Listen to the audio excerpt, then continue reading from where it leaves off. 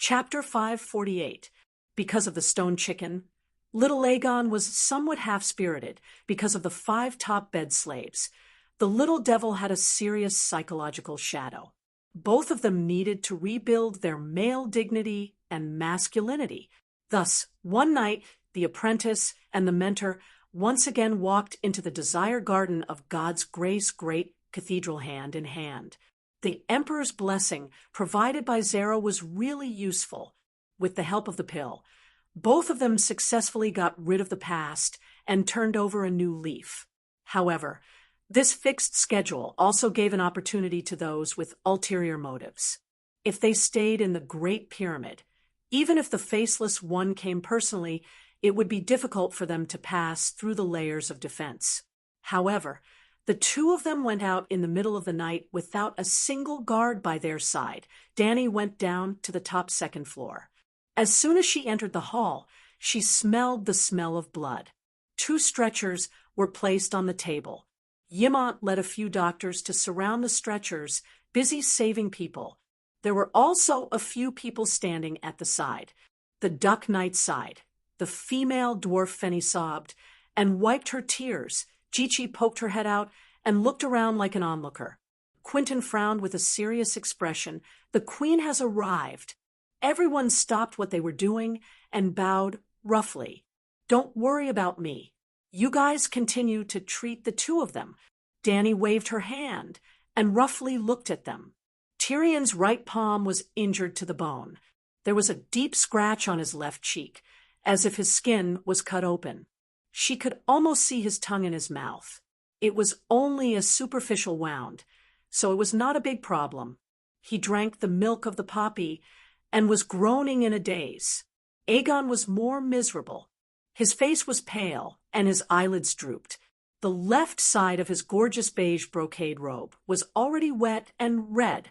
When the robe was lifted, the flesh on the left side of his waist could be seen. His skin was dark purple with a hint of purple. The blood that flowed out was also dark purple with a fishy smell. Obviously, he was stabbed a few times on the left side of his waist, and the knife was smeared with poison. Is there no hope? Dany frowned and said softly, "Sigh." The Duck Knight covered his face and sighed. "I should have been with His Highness at all times." Yimont picked up the gauze that was used to wipe the wound and sniffed it. He said in a deep voice, "There's still hope. I recognize this poison. It's the poison of the widow's blood and the lion body scorpion tail beast. The widow's blood is a slow-acting poison, so we can put it aside for now. As long as the lion body scorpion tail beast's poison doesn't enter the heart, there is a chance that it will be neutralized. I have already given him the antidote. Fortunately, there are always immaculate people, trainees, patrolling the city, so we discovered it in time. His kidneys are rotten." Dany covered her nose to block out the stench. "No, it's just a flesh wound. My internal organs aren't broken. It's all thanks to Aegon's pterosaur leather armor." Yimont said with great relief, "Let me see." Dany went over to take a look. Just as old Yimont had said, the assassin's dagger didn't seem to be long enough. Or perhaps he thought that there was poison, so he didn't stab hard. Well, the assassin had stabbed Aegon many times in a short period of time, so he probably didn't stab hard enough. Aegon's internal organs were only slightly scratched and swollen due to the poison, but they weren't broken. "Your Majesty, you are highly skilled. Why don't you operate on His Royal Highness?" Yimont said. Of course, the word operation came from the Dragon Queen. "All right, you help him detoxify. I'll clean up the wound." Dany nodded and went back to her old job from her previous life. Perhaps it was because of her daily practice of swordsmanship. Her speed was fast and precise. She rarely operated on people in the past few years, but now she wasn't rusty at all. Very quickly, she cleaned up the dirty blood in the cavity and used the steel dagger to cut off the purplish-black rotten flesh. After everything was done, Dany remembered the technique of using the witchcraft lens to test blood type. She secretly got a few guards to draw blood and secretly transfuse it to Aegon. Speaking of which, this technique was invented by Dany. She used the spies who threw the stone men into Astapor as an experiment. Based on whether there was any rejection after the blood transfusion, she invented the blood type test method. Well, the people of Alleglia didn't invent the blood transfusion technique.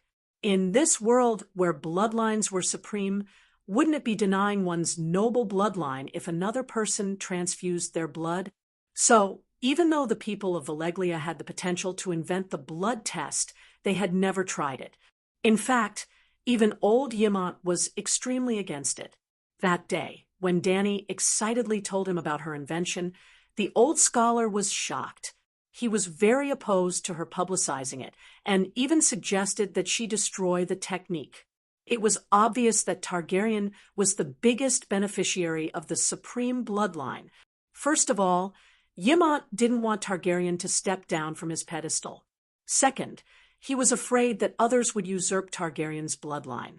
They would seize Targaryen's blood and transfuse it into their own body to obtain the power of Targaryen's bloodline. That was the problem. Targaryen's blood really did have power. At first, Dany was also moved by Yemont's reason. After all, the future Targaryens would be her children. And she remembered very clearly that day in the imperishable temple when she contacted the great wizard of Alleglia across the timeline. He had warned her that there was a blood mage, immortal, who was vainly trying to seize her true dragon bloodline. This meant that usurping the bloodline wasn't a fantasy and could happen from time to time. So, she really did listen to the old man's advice and destroyed the research data. She hadn't made it public until now. Making it public was meaningless to ordinary people. They didn't have the magic lens to test blood. Until later, when she studied her own blood again, she suddenly found something interesting. The people of Alleglia had long added a lock to their bloodline. Those with higher bloodlines could accept the blood of those with lower bloodlines, but those with lower bloodlines couldn't accept the blood of those with higher bloodlines. In short, Dany could accept blood from others, but ordinary people of the same blood type would reject her blood. It was as if they were of different blood types. And they were indeed different. Their energy levels were different. In the end, Valleglia was the ancestor of blood witchcraft. Since they encountered a thief, it was reasonable to lock them. So Dany had a new idea. In the future, she would specially research a stronger lock for the Targaryens. After all, science and technology had been developing in advance. Sooner or later, the technique of blood transfusion would be invented by humans. As soon as I got on the carriage, I felt that something was wrong. The carriage was more bumpy than usual. The coachman was obviously a novice. Astapor's coachmen were all slaves driving the carriage. There couldn't be a novice. Then, when I opened the curtain in front and was about to ask, I realized that the carriage wasn't going to the Great Pyramid at all. Now, I knew that I was in trouble. The dwarf sighed and shook his head with a bitter smile. There were also two of them, but Prince Aegon took 2 pills and collapsed from exhaustion. Fortunately, there were unsullied patrols on the street and heard my call. It was already the second day. Aegon's face was still gray, and his lips were purplish-black. He lay unconscious on the bed, and the little demon slowly woke up after the anesthetic effect of the poppy milk wore off. "Why were you poisoned?" Duck Knight frowned. I said, "2 assassins." Tyrion looked helpless, but in his heart he was praying for the blessings of the 7 gods. To regretful guests, Dany said, "The assassins wanted to escape. They had indeed fled into the dark alleys last night, but they couldn't escape the city. Before dawn, the patrolling Unsullied received a report from the citizens of Astapor and arrested the 2 suspects. Less than an hour after they were sent to the dungeon, Hattar interrogated them for all the information." Quell's regretful guests, Tyrion sighed and said with grievance, "We were caught in the crossfire. The assassins were clearly here to kill you, but the two of us ran into them. How unlucky." Dany's expression was strange as she shook her head and said, "You're wrong. They were trying to kill you." "No way, how did we offend?" Tyrion was stunned. "Just the two of us." He tried to ask, "I'm not sure." I knew it. After doing so many atrocities, how could they not hate me?" The dwarf covered his face and wailed. "Atrocities?" Dany raised her voice, her expression unfriendly. "Sigh, isn't that how the Alliance sees it? The regretful guests weren't faceless and couldn't change their faces. They disguised themselves as sailors and were hired by sea merchants who were doing business with the Alliance at both ends of Slave Bay. After entering Astapor, they quietly left the merchant ship. Originally, the assassins didn't even have the chance to get close to Aegon and Tyrion, but the two of them started to grow solid and started to go out in the middle of the night to visit the Passion Garden. The regretful guests didn't intend to kill the two of them on the spot. They wanted to interrogate the Wildfire General about the secret of how the wildfire bomb was stable. The regretful guests weren't faceless and didn't have a rock-solid will. Dany knew all the secrets of the regretful guests organization. That morning, she rode the Black Dragon and brought Morona and Whitey to Quells, which was 2,000 kilometers away. Early the next morning, they quietly returned to Astapor. A few days later, a terrifying news spread to New JIS. The regretful guests organization with 1,000 years of history had turned into dust. The Quells royal family with 1,000 years of history was also on the verge of extinction. The palace where the Dragon Queen once visited was destroyed by the dragon flames. The 13 magnates, their mansions were burned, and 5 magnates died. The Tourmaline Brotherhood and the Ancient Spice Guild couldn't escape their fate either. Just like the regretful guests, their guild headquarters were destroyed by the dragon flames, and no one escaped. The 3 commercial docks that belonged to the 13 magnates, the Tourmaline Brotherhood, and the Ancient Spice Guild were also baptized by the dragon flames, and half of the Quells Strait was ignited. Of course, Quells has dragon-slaying crossbows, but there aren't many of them. Only 300. Zero's face was dejected as he held his head and sighed. A few days ago, when he brought 70 noble prisoners of war back to New JIS, the entire city came out to cheer. The Alliance's representatives all stood up and clapped at him. The officials and nobles all toasted him at the banquet. Fresh flowers, fine wine, applause, praise. How high-spirited was that? Now, he was like a rooster that lost a fight. His head drooped, and his face was dejected. The other party only had 2 dragons and didn't carry any wildfire. Even if 300 crossbows aren't enough, they shouldn't have been burned so thoroughly. They almost wiped out the upper echelons of Quells. Chuegu was confused. "Sigh, it's most likely camel cavalry." The bald milkman said bitterly, "Quells has a special environment with the red wasteland as a barrier. There has never been a threat from the land before.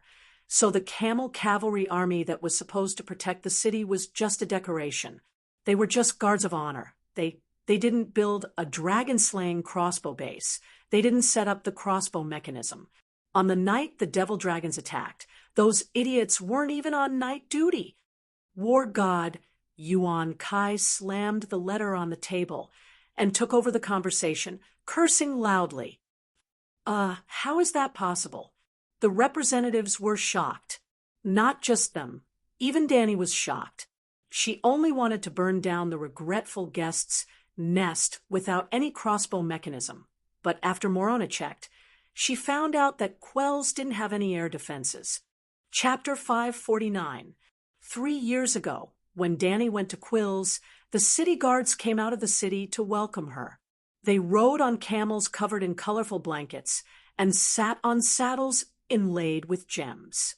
They wore red copper scale armor, red copper long-snout helmets and bronze scimitars at their waists. They were beautiful and luxurious, but exaggerated was not suitable. She looked down on them until she met the yellow silk cloaks of the Gith people in Astapor. As it turned out, the strong were all created by the weak. In the next few years, Dany looked down on the yellow silk cloaks. She thought that they were the worst, rotten beyond redemption, until a few days ago when she launched a surprise attack on Quills. As it turned out, the strong were really created by the weak. At least the yellow silk cloaks dared to fight, were able to fight, and were willing to fight. After Dragon Queen launched a surprise attack on so many cities, the camel cavalry did not even set up a crossbow formation. No one was even on night duty. They did not enter a state of battle readiness. Needless to say, under the cover of night, Dragon Queen's first attack was to burn down the warehouse where the crossbows were stored. The second attack was a waterfall of dragon flames that cleansed the camel cavalry's camp.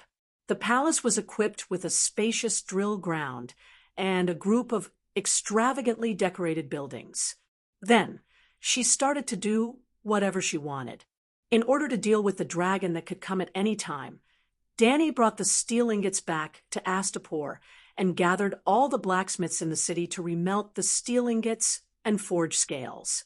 On the day that Dany attacked Quills, the scales that were forged weighed 150 kilograms. It was barely enough to assemble 2 sets of belly armor for Blackie and Whitey. Therefore, as long as she did not take the risk to attack the enemy's fleet, the warships were equipped with ballistas and scorpion crossbows. She could really do whatever she wanted in the city that had lost its crossbows. She did whatever she wanted. She took the 2 dragons with her and burned for 7 or 8 hours from nightfall until dawn of the next day. No one stopped her. She even had the leisure to plunder a total of 35 steel swords from the royal family and the merchant family. Chway read the contents of the letter and said in disbelief, "Is Quills that weak?" The pirate king of the snake lizard archipelago's eyes flickered. He muttered, "If I had known, I would have... Humph, the entire Quills Strait is more than 1,000 kilometers long, but no pirate dared to enter." Zero seemed to have guessed the pirate king's intentions. He also wanted the other representatives to not underestimate queers. The camel cavalry belongs to the royal family, and there are only 800 of them in total. They have been invincible for hundreds of years, and they are almost crippled. But Queer's defense was focused on the sea. Just the city's fleet alone isn't any weaker than the purple sail fleet of Bravos, not to mention the armed caravans of the Tourmaline Brotherhood and the ancient Spice Guild. Isn't the third allied fleet that I'm in charge of right now built with the 13 giants as the foundation? Even the crazy mother of dragons only burned our merchant ships and didn't dare to go to the docks where the warships were docked. Everyone fell silent upon hearing this. Battle God Yuan Kai muttered, "What should we do now?" Apart from a few people who ran fast enough and were lucky enough to escape the calamity, more than half of the royal family and wealthy merchants were killed or injured. Even if he managed to escape the previous time, what about the future? What if the Dragon Queen goes to Quars again? "Sigh, this is also our fault." Zero sighed and said slowly, "We have always suppressed the royal family and did not allow them to control the overly powerful camel cavalry. To this day, the cavalry was still using bronze weapons. Perhaps it's time for a change. The royal family's power will continue to be restricted, but the city guards must be developed. First, we will recruit a group of mercenaries from the docks. Then we will slowly train the brave among the freedmen. Finally, we have gained something." Toro smiled on behalf of Perlo. "The regretful guests have done a great service. Aegon Targaryen was assassinated and most likely did not survive. That was why Dany Rise was so angry that she burned down the Assassin Guild. Sigh, we even hit the jackpot and encountered the unguarded Quars. Chway Gu was both happy and upset. If Quars had been more vigilant, Even if the regretful guests had been wiped out, it would have been worth it to kill Aegon. However, after this incident, the world's major assassin organizations will be terrified. Even the rulers of the cities will strictly forbid the assassins in their territories from taking on missions related to the Dragon Queen. The revenge was too quick, too ruthless, and too cruel. Zanetti frowned. After the Dragon Queen burned down Quars, she naturally had to launch an attack of public opinion to let the people of Quars and the whole world understand her determination. If anyone dares to harm my precious nephew, I will take their entire family's lives. But it was a pity that her precious nephew did not die. There was no need to doubt old Yimont's abilities. The antidote to the manicore tail beast poison he had concocted had taken effect. The next morning, Aegon slowly woke up. There was only one thing. Aegon had been poisoned by a mixture of poisons, other than the manticore tail beast poison that could cause the heart to stop beating. There was also a slow-acting poison, the widow's blood. Ow, ow, I want to pee. My stomach is bloated. I can't take it anymore. Aunt, save me. Master Yimont, save me. I feel terrible. Aegon hugged his bulging stomach and wailed at the top of his lungs. Even the stitched wound on his waist had split open. Blood that was a mixture of bright red and purplish black oozed out. He looked extremely miserable. The widow's blood was extremely poisonous. It got its name because it was as red as blood. Those who were poisoned would have their bowels obstructed. Within a few days, they would die from the explosion of their stomachs due to the inability to expel their own excrement. Since you know that you have been poisoned by the widow's blood, you should eat less and drink less. At least you can last a few more days, Dany said helplessly. This world's martial prowess was very low. It looked like a normal medieval world, but the strange creatures and beasts would constantly remind you that this was a fantasy world. She could not do anything about the widow's blood either. I feel terrible. I'm dying. My stomach is going to explode. Aegon only cared about wailing. He was about to lose consciousness. Can you insert a tube and expel the feces? Tyrion asked. I tried. I can't insert it. Yimont said, shaking his head. Does anyone know the antidote for the widow's blood? Dany asked. Maybe the City of Knowledge has it. I found the antidote for the lion body, scorpion tail beast poison in the City of Knowledge library, Yimont said. Then Dany contacted Marvin and Perez Tan, the red-nosed old man that Jared Dane found, but they clearly said that there was no antidote for the widow's blood. In fact, the City of Knowledge had not even figured out the antidote for the widow's blood. Many scholars, such as Grand Scholar Pycelle, were used to collecting large amounts of poisons. However, most of their poisons were imported from Rhys. Rhys's Lust Garden was famous all over the world, but its business was poison. Tyrion reminded Dany, go and find the best of the young generation in the East, Grand Wizard Kueshi. Kueshi was indeed awesome. He gave a solution on the spot. Swallow the roundworm first. Excrete the accumulated excrement in the stomach through the mouth. Then apply a plaster to the area. The roundworm, which was as long as an arm and as thick as a chopstick, was stuffed alive into Aegon's mouth.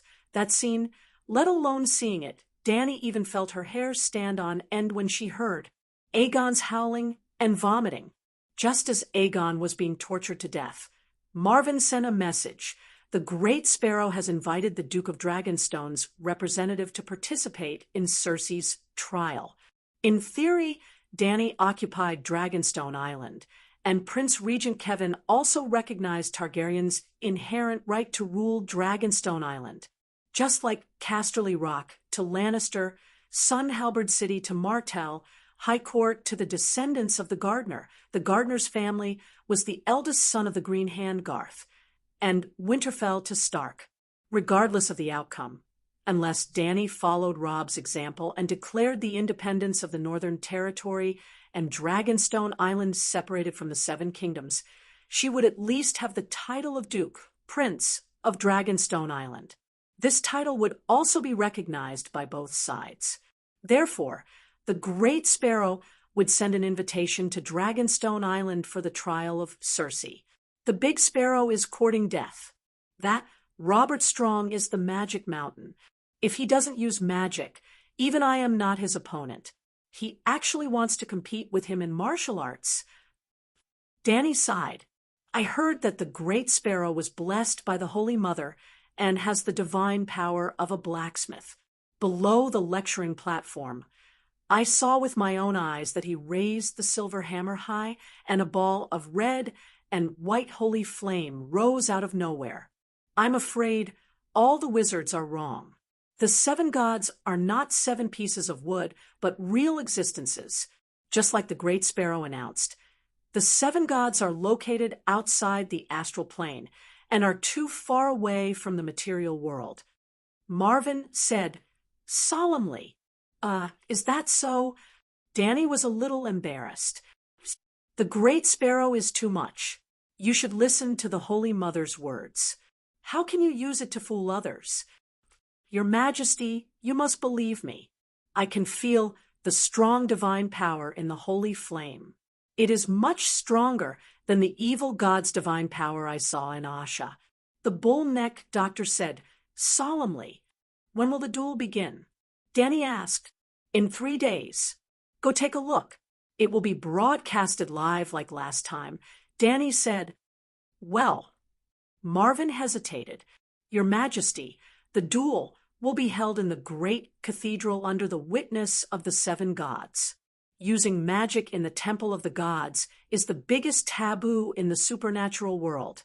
If you really do that, the 7 gods will be angry.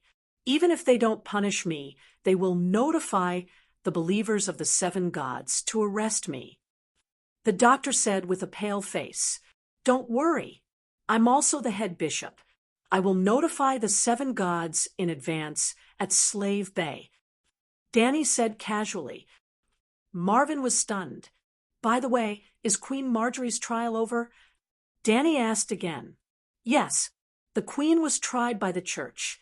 It was a fact that Pycelle provided her with moon tea several times. Marjorie could only admit to adultery. Wow! Danny cheered and clapped. Finally, the Virgin Queen's true colors are exposed. How did Big Sparrow deal with her? She was acquitted, but an old nun will represent the young girl to monitor the Queen's behavior until she gives birth to a child for Tomon. Marvin said, sigh, isn't Tomon a little too oppressive as a king? Danny was speechless. It can't be helped. King Tomon is too young, and Queen Marjorie is already an adult. She is willing to remain chaste, which is a great virtue. It's normal for her to cheat when she can't stand it. How do the people of King's Landing view the former Virgin Rose? Danny asked curiously. Marvin shrugged and said calmly, in the past few months, there are grain boats from the river every morning to King's Landing along the Blackwater River. The people still recognize the Queen's kindness and mercy. Even if she is unfaithful, it's the King's fault for being only 9 years old and not being able to bring happiness to the Queen. She lied. She cheated. She brought food to King's Landing to save lives. And she was still the good queen of the people. The unruly people of King's Landing were too realistic. Did you kill the deviant ghost? Before ending the conversation, Danny asked one last time. Kill. Why kill? Marvin was confused. Didn't Big Sparrow send 7 professors? Why did Sam go to the City of Knowledge? He left with the box before the professors arrived. Chapter 550. Dang, dang, dang, dang, dang, dang, dang. The bell of the great cathedral of Baylor rang 7 times, reaching the ears of everyone in King's Landing. Often, the bell of the great cathedral would ring 7 times only when the most important events happened. For example, the death of the old king or the ascension of a new king. In previous years, many people would never hear the bell of the great cathedral ring 7 times in their entire lives. In recent years, the people of King's Landing could hear it once, twice, or 3 times every year. But every time, they would not be bored by it, because every time the bell rang, it meant that something big had happened, and there was a show to watch. In this year of winter snow and north wind, watching the show had become the only pursuit of many people. In other words, the laughter of seeing a happy place had become the only meaning of their lives. According to the Archbishop, the deviant ghosts were real. The long night was coming, and the people of King's Landing no longer expected to see the next harvest and fruit summer. Quick, go to the great cathedral. The bitch Empress Dowager's trial is about to begin. The Archbishop against the mysterious White Knight, Robert Strong. 7 gods above. Since ancient times, there has never been an archbishop representing the 7 gods to participate in the trial. Stryker of the Flea's Nest gathered his tattered leather jacket and said with a thick white gas coming out of his mouth, "Since ancient times, there has never been an Empress Dowager in front of the people of the city." The butcher's face showed 70% nostalgia and 30% obsession as he said, cheerfully, "Shoo, let the deviant ghost plug your shit-spewing mouth." Stryker's generous face was full of fear as he looked around vigilantly. He breathed a sigh of relief when he didn't find the golden-robed figure and scolded the bearded butcher in a low voice. "You're simply courting death. Some time ago, you personally dealt with the corpses that were sent to our shop. Didn't you recognize their identities? They were all unlucky people who flirted, insulted, and cursed the bitch Empress Dowager on the day of the parade. You don't want to go back to the brown soup shop in another way, do you? There are too many people talking about it. Can the bitch Empress Dowager let her White Knight kill everyone in the city?" The butcher muttered. "You think she doesn't want to? As long as she can do it, that bitch doesn't mind killing all of us who have seen her ugliness. A few months have passed since that day, but the number of people who die in the hands of Robert Strong every day has not decreased, indicating that the anger in her heart hasn't subsided yet." Stryker sneered. "Sigh, I'm a little worried about the Big Sparrow." Big Beard heard this and sighed. "Many people who have lost their family and friends have ambushed Robert in the alleys. At the most exaggerated time, it was almost 10 against 1, but White Knight Robert still completed the mission safely and returned to the Red Fort. Who do you think Robert Strong is?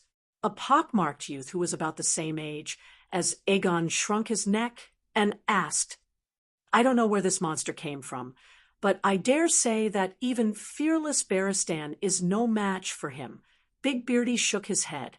"I wonder if he's human," whispered Stryker. "I've heard that no one has ever seen Robert eat or drink, or go to the toilet." Big Beardy was startled and murmured, "Either a god or a demon." While talking, the 3 of them walked to the end of Sister Silence Street and climbed up the Visania Hills. Like countless people who had rushed to King's Landing, they were like a drop of water that blended into the crowded sea of people. In front of the square, under the stairs to the Holy Church, several people were stopped by gray-clothed sparrows with sharp axes and rusted swords. "I am the owner of the brown soup shop on Flea Street, Stryker. I was invited to witness the trial of the Empress Dowager." Stryker shouted. The leading sparrow recognized Stryker's identity, nodded to his companion, and gave way to a passage. "You go in, your companion stays."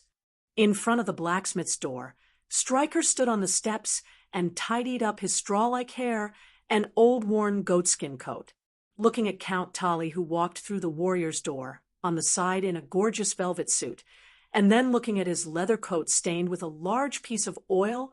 Old Canon of King's Landing suddenly felt a little uncomfortable. There were 7 doors to enter the Holy Church. The monks went through the Father's door, the nuns went through the Mother's door, and the Sisters of Silence went through the Stranger's door. Believers could choose the corresponding door to enter according to their beliefs. Beyond the door, there was a long corridor, the Hall of Lights. Stryker had been to the Holy Church many times. Except for the first time, he had never been attracted by the colored lead glass balls hanging on the ceiling. Through 2 doors, he came to the Holy Church of the Seven Gods. The reflective marble floor, the heptagonal walls were all equipped with huge glass windows, and the arc-shaped dome was made of glass, gold, and crystal. Under the wall opposite the entrance, there were 7 altars lined up in order. The altars were filled with lit candles, illuminating the statues of the 7 gods standing on the back of the megalosaurus. Even though he had seen it several times, Stryker still felt strange when he saw the 7 gods riding dragons. However, he also admitted that compared to before, the 7 gods riding dragons looked more powerful, and there was more a kind of indescribable sacred vitality that he could feel. It was as if the previous statues of the 7 gods were just wood carvings, but now they were the incarnations of the 7 gods in the mortal world. This wasn't an illusion. Many people had a similar feeling as him. Therefore, like Count Tully on the side, he respectfully and devoutly walked to the statue of the blacksmith god, knelt down, and silently recited the blacksmith's book. After that, he silently got up and walked to the position belonging to the ordinary citizen representative. The Holy Church of Baylor was almost the size of 3 volleyball courts, enough for thousands of believers to squeeze together to pray. At this time, 200 to 300 people had already arrived one after another. There were about 30 ordinary people like Stryker, who were famous in the various neighborhoods of King's Landing. The rest were nobles or representatives of nobles. As a veteran of King's Landing, Stryker knew every civilian representative. He didn't know the names of the nobles, but he recognized most of the clan emblems of the nobles. For example, just 3 meters away from him, there was a scholar with a bull's neck, a slate chin, and 2 tufts of white hair standing up from his nostrils. Even though he was wearing the gray robe of a scholar and had a long necklace around his neck, there was a blood-red, 3-headed dragon emblem pasted on his chest, revealing his identity, a scholar serving Targaryen from Dragonstone Island. After the 7 doctors paraded through the streets, the gray-robed and chained scholar was almost reduced to the state of being reviled by everyone. But anyone who saw the 3-headed dragon emblem on his chest would communicate with him with the most modest smile and the most amiable attitude. Stryker also gave him a friendly smile and said modestly, "Sir, you were also invited? What's the matter?" Marwyn frowned. "I'm the owner of the brown soup shop in Flea's Nest, nicknamed Immovable Stryker, the square-faced man," said proudly. "I've been on Dragonstone Island for less than half a year, so I don't know much about the heroes of King's Landing. May I ask, what is immovable?" Seeing that the Great Sparrow and Cersei had not appeared yet, Marwyn also patiently talked to the big man. Once there was a female knight who was as kind as the Holy Mother, as beautiful as a young girl, and as wise as an old woman. She entrusted me with a gold note of 20,000 gold royals. I didn't have any selfish motives and handed it all to the church. She praised me as a true knight who was immovable. After the Archbishop knew about this, he also agreed with her evaluation of me. Stryker's face was flushed as he said proudly. Marwyn's heart moved, and he faintly guessed. In this world, there was only one beautiful female knight who could be so extravagant and give out 20,000 gold royals as a charity. Did the gold note come from the church's bank? The female knight was followed by a tall old knight. How did you know?" Stryker was surprised. Marwyn revealed his teeth that were dyed red by the sour grass leaves and smiled meaningfully. Could it be? Stryker was not stupid.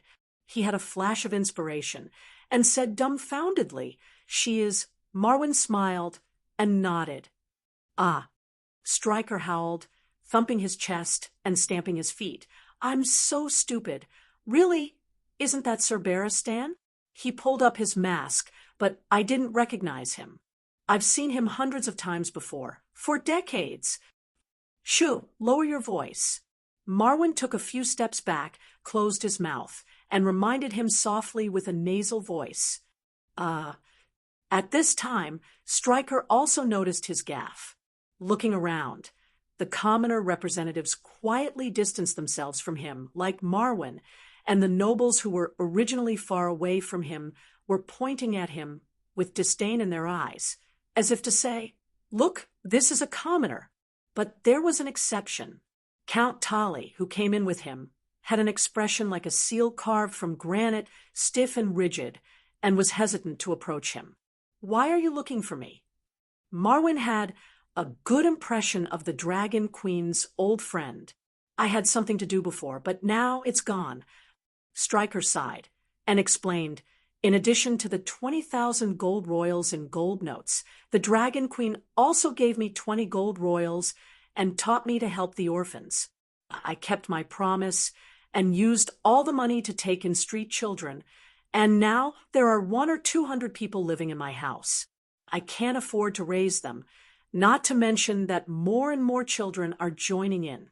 So I heard about the Dragon Queen's oath about joining the night watchman having a salary of 2 silver coins and a bounty of 50 gold royals for surviving the long night. I was wondering if I could arrange for a group of older children with families to be night watchmen at the Great Wall.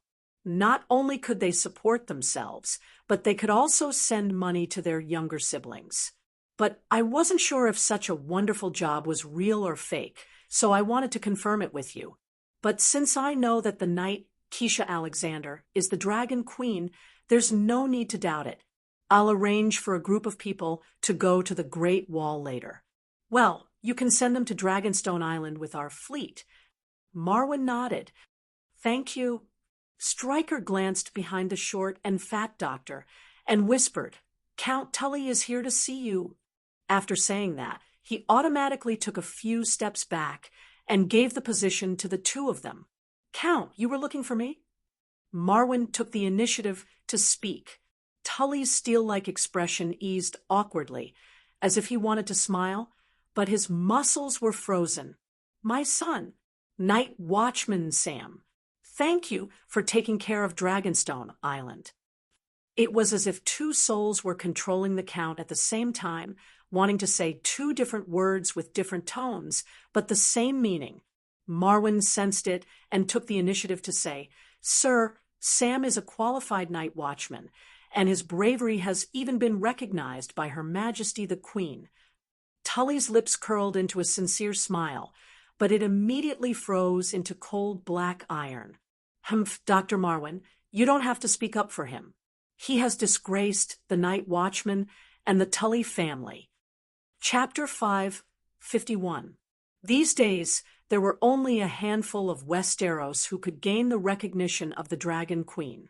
Brenny, the Roseless Iron Guard, who came from Taz Island in the Stormlands and was famous in the Trident River, was one of them.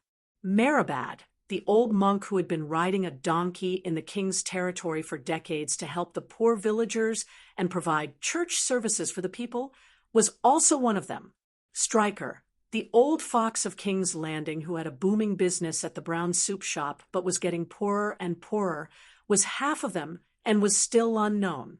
Anyway, Bull Neck Marvin only knew these 3 people, and Sam was the other half. The Dragon Queen also admired Sam a lot. However, it was not that she approved of his virtue. Fat Sam's integrity was also good, but his bravery.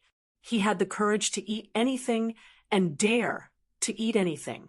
Of course, Marvin would not say that. "It's true. Your son is very brave. He was actually the first person to kill a deviant ghost. After him, the Queen sparred with a dozen deviant ghosts under the Great Wall." Marvin seemed to be praising Sam on the surface, but in fact, he took the opportunity to publicize the Dragon Queen's heroic fighting against the deviant ghosts. After all, he also knew the identity of the person in front of him, the most popular general in the 7 Kingdoms, the 3rd Duke of Riverbend. Even if he could not rope him in, he could erect the image of the Dragon Queen in his mind. Perhaps it would be useful when the right opportunity came. There were many legends about the Dragon Queen, but few people mentioned her battle record against the deviant ghosts. The main reason was that people did not believe in the deviant ghosts at all, or rather, they were skeptical. The queen fighting a deviant ghost alone sounded like a legend. Secondly, the Great Wall was too remote, and the transmission of news was distorted and slow. Perhaps as more and more night watchers appeared, the business of Mole Village got better, and more prostitutes came to make a living or even attracted a group of bards and singers. Only then would the story of the Dragon Queen truly spread. However, Marvin's calculations were in vain. Randall Tari's focus was not on the Dragon Queen at all. Sam can kill a deviant ghost. Are you sure? Count Tari's expression became strange. Were deviant ghosts that weak? Even the weakest man in the Seven Kingdoms was able to kill a deviant ghost for the first time. Even if the long night was real, there was nothing to be afraid of. The Jialing soldiers under his command were all great men, and each one of them could fight against 20 Sam warriors. It's not a secret in the Great Wall. Everyone calls your son the deviant ghost killer. When the Count saw a large number of cultivators walking in, he guessed that the martial arts competition was about to begin. He skipped the part about the deviant ghost killer and asked the main purpose of his visit to Dr. Bullneck. That child, that bastard betrayed the oath of the Night Watchers and threw away the honor of the Tully family. He actually gave birth to an illegitimate child, and it's a female savage. Randall Tully's thin, lips pursed into a blade-like arc. His stone-like face flashed with 9 parts embarrassment and 1 part helpless concern. Now, Marwin understood. Sam had intended to hand the baby over to his father, but the old man refused. Instead, he left the child on Dragonstone Island. Dragonstone Island and the King's Landing were separated by Blackwater Bay, and Dragonstone Island and the Iron Throne were enemies. The daughter of a wealthy merchant, Zhuo Wenjun, eloped with a poor scumbag, Sima Xiangru. Her father was ashamed and unwilling to help his daughter. Zhuo Wenjun sold wine on the street across from her father's house. Her daughter sold wine on the street. As a famous person in the city, her father was naturally embarrassed. Under the shame, he could only fork out money to support his daughter and son-in-law. In this way, Zhuo Wenjun not only kept her marriage, forcing her father to admit that what was done could not be undone, but also ensured that her family would not have to worry about food and clothing. This was the allusion to Zhuo Wenjun selling wine as a prostitute. A straight-A student was indeed a straight-A student. She was much smarter than Wang Baochuan, who was struggling to stay in the cold cave. All right, I've digressed. In a way, Fat Sam had unintentionally done the same thing as Zhuo Wenjun, leaving the child on Dragon Island and shaming the father. Lord Count, you're thinking of, give the child to me. Count Tully tried his best to keep his face emotionless. Marvin was in a dilemma. That's not your grandson. Your son can't even be compared to Pan Xia. What do you plan to do with the child? The short doctor asked. Randall Tully coldly glanced at the meddlesome doctor and said lightly, "The glory of the Horn Hill Tully cannot be tarnished. I will secretly send the illegitimate child to a sacred hall in the bay and let him become a nameless monk. This is the best way for him to atone for his sins." Damn it, I thought you brought him along to educate him. What a waste of emotion. Marvin shook his head with a straight face and said, "I'm sorry, Count. The Queen has already handed the child over to Count Balin Blackwater. He has become his adopted son." Blackwater Balin, a mercenary who used despicable means to seize Stockworth Castle, is he worthy? Randall Tully's eyes were cold as he growled, "This is humiliation. The Duke of Dragonstone Island is humiliating me. humiliating the Tully family. The Duke of Dragonstone Island mentioned by the first general was naturally Dany. He did not acknowledge her status as the Queen of the Seven Kingdoms and was not at all interested in her status outside of the Seven Kingdoms. That was why he only called her the official title of the Westeros, which was recognized by the Iron Throne. Marvin said seriously, "Who can say for sure about the dark secrets of the noble families? You should go and find out what Queen Cersei did. The Count of Blackwater's methods may not be honorable, but he had no choice but to retaliate." "Humph! Do you think his past as a mercenary can be erased? What honor does a mercenary have?" Randall Tully said coldly. "Count Tully, the Count of Blackwater is of the same rank as you and has the same status. You are an important minister of Lannister, and he is also one of the 3 ministers of Dragonstone Island. Insulting him is the same as insulting the Queen." Marvin was getting impatient. He was filming a live broadcast for the Queen. The Queen definitely did not like to see Count Tully's stone face. He was wrong. The Queen was watching it happily. "Doctor, are you the one insulting me?" When Randall Tully heard this, he really felt humiliated. He was the Count of Horned Hill, the descendant of Garth the Black Hand, the Minister of Justice, and the #1 general of the Seven Kingdoms. Yet he was actually of the same status as a mercenary. Look at the subordinates of the Duke of Dragonstone Island. A heartless mercenary as a count, a dark star who murdered a child as a white knight, and that Ordwayshuwe who betrayed the Queen. These scum are the important ministers of your Queen.